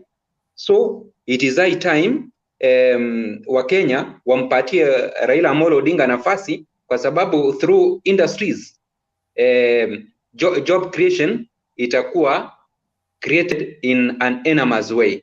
I thank you Mr. Thempas, the speaker na panelist wote. Mungu wetu wazidi kuwabariki. Asante sana community assistant. Thank you so much Vince. Asante Senator Kiwel. Asante Penny. Penny usiende, utatupatia maombi ya mwisho. Wacha tuweze kupatia shout out kwa wasikilizaji wote, watazamaji wapendwa mahali popote mlipo Kenya na anga zote za juu. Tunashukuru sana kwa jinsi ambavyo mmeweza kukaa nasi tangu tulipoanzia hadi wakati huu. Ni shukran na tunampatia sana Mungu shukrani. Kiwel, wacha kucheka Kiswahili changu bana. Bado Kiswahili changu ni kisafi. Tunamshukuru Maulana kwa jinsi ambavyo kesho. Nataka tu kusikia my comment. I know. Nyanda za juu na chini. Ya, nyanda za juu na chini, kokote waliko tunawashukuru sana. Hivi wacha niweze kupatia salamu watu kadhaa. Kuna Martins Wilson, asante. Variety Gitash, asante sana. Jamaa anaitwa David Ondieki, Desayo Gada, hakuweza kuingia pamoja nasi leo kushiriki katika mjadala, lakini tunaamini ya kwamba wakati mwingine ataweza kushirikiana nasi. Alikuwa anataka sana kuingia hapa ili aweze kumsaidia Kiwel, lakini hajafanikiwa. Kiwel amekataa madai yote ya kwamba hakuna shule ambayo imefungwa, hakuna university yoyote ambayo imefungwa, hakuna wheelbarrow hawapeani. Hakuna Peter Kiilu, tunakushukuru sana. Brit Joran, huyo jina lake ngumu kweli. Dominic Laisa, nani mwingine huyu? Acha nione wengine ambao. George Gakure Asili 2 TV, Grace Kamau, Young Luo, Patrick Mushiri na wengine wote ambao wanaweza kujumuika pamoja nasi katika kipindi hiki cha leo. Wale ambao walikuwa wanatusaidia katika mjadala ni mmoja wa mkereketwa wa UDA ambaye tunamjua kama Senator Kiwel, ni mkereketwa kamili wa UDA. Tumeshukuru sana. Tuna Vince, very good guy, man. I love this gentleman. Na nawaomba watazamaji wetu, chama ni UDA, form ni kazi na Hustler Nation ndio mpango yetu. Tuonane tukisonga mbele hivyo. Wacha kwanza tufunge na maombi, usiepe bana. Usiwe ni mtu ambaye watu yote unaona kina Variety Gitash hapo, naona kina Shingazi, kina Denison Dieki. Ngoja niwaite watu bana. Kina Martin Wilson naona wananigonga, lakini Mungu anawapenda sana. Kura muweke, alafu mtanipatia ikikuja tarehe 8 mwezi wa 8 mwaka ambao unaokuja katika UDA. Hii watu wengine wote tutakuwa tu tunakutana tukiambiana ile ya kawaida ile, tungoje tena 2027 tusumbuane tena, lakini Mungu anatuweka. Asanteni sana. Haya, sasa wewe Kiwel, hauna haja na kura zetu hivi? Wewe hata them wewe you are a sellout. You are a sellout. Mimi naomba kina Denison Dieki, kina Martin Wilson, kina Variety Gitash. You can't do anything. Unajua Penny, Community Ancestor, Vince na Themba. And my followers wa Baba, and Baba needs to have followers. Sasa nyinyi mkikuja ngambo hii, who will follow Baba? Wacha niombe hii watu wengine tusonge nao. Nasikia my friend? So nyinyi follow Baba. Wacha niombe hii watu wengine wa follow William Ruto. Kura ni kuomba bwana. Si unajua, lakini Penny, mimi nimeona vile Penny anaongea, huyu naweza ngoka naye mara moja. Me am undecided nani Senator am undecided. Kwenda wewe. I wanted to vote for Mudavadi but he's letting me down. So unaweza nibeba. You can't. Lakini mimi najua uko kwenu Dukuyani, Sirisia, uko tuko na kura mingi sana uko Bungoma huko. Nitakwambia Ruto baada ya miaka 10 tutafikiria kumpigia kura. Unasema aje Vince anasema ngoja. Vince unasema Ruto baada ya miaka 10 ndio Wakenya watafikiria kama watampigia kura, lakini kwa sasa asahau. Watafikiria kumpatia by the way, 2032 nitavotia Ruto. 2032 hiyo. I'm purposing. Lakini atakuwa 71. Atakuwa amesha reform, atakuwa ameachana na hizi drama zingi. Na uongo wote atakuwa ameacha. Atakuwa amemachua kidogo ki emotion na nini. Lakini kwa sasa wacha endelee kupiga hiyo siasa. Tunataka very strong opposition. Tunataka opposition kali kama hiyo yake. So mwambie endelee. 2022, 2032. Alafu next year, ngoja wewe Kiwel, unapoenda kuongea naye tafadhali umwambie akiingia hivi tunataka maandamano ya katiba ibadilishwe. Tunataka hiyo mara moja. Hata mimi sifiki bwana, mimi naonaga kwa TV kama vile hata nyinyi mnaona. Mimi naombea dua zangu. Sasa mwambie Ruto, enda umwambie Ruto ya kwamba kuanzia after next year 2022 tukishapisha rais aingie opposition, aanze constitution reforms. Hiyo ndio bado ni nyingi sana. Tunamngojea bado hajakula tear gas ya kutosha. So tunataka baba akiapishwa hivi, kitu ya kwanza ni akatae uchaguzi, ndio chapwe akule tear gas. Tear gas gani? Akule tear gas. Kibaki hajakula tear gas, Uhuru hajakula tear gas. Hapana, Ruto bado hajakula tear gas. So tunataka ngoja tunampatia starter pack. Ngoja starter pack ya opposition. Number 1. After immediately baba ameapishwa, the next day tunamtaka kwa ground apigwe tear gas. Kama baba lazima kule tear gas. Kama baba atawin fairly, we will concede. Na hata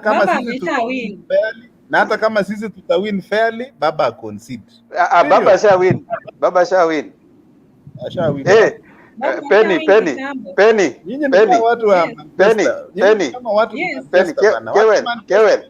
Kewel, ngoja Kewel. Penny tuweke kwa maombi. Kewel ngoja. Penny. Yes. Tafadhali omba tuende. Sasa sitaki kukiharibu Kiswahili. Si community atuombe na Kiswahili. Uongee na Kibuya. Community omba. Tuombe na Kiswahili sanifu. Sawa. Ni Mkamba huyu, hajui Kiswahili. Tuamini na tuombe. Tunakushukuru Mwenyezi Mungu, muumba wa mbingu na nchi na vyote vilivyomo. Asante Mwenyezi Mungu kwa vile umekuwa nasi tangia tulipoanza kipindi hichi. Umetupa Roho wako Mtakatifu, kwani ametuongoza, kwani Mungu wetu hatujamaliza kipindi tukiwa na ugomvi, kwani tumemaliza kipindi Mungu wetu tukijua ya kuwa sisi wote ni wa Kenya, na yale ambayo tunayo yataraji Mungu wetu kutoka kwa viongozi wetu, ama yule rais ambayo we mwenyewe tuchagulia sisi kama wa Kenya. Mungu wetu ataongoza sisi wa Kenya kwa njia ambayo inakufaa wewe na inatufaa sisi kama wa Kenya.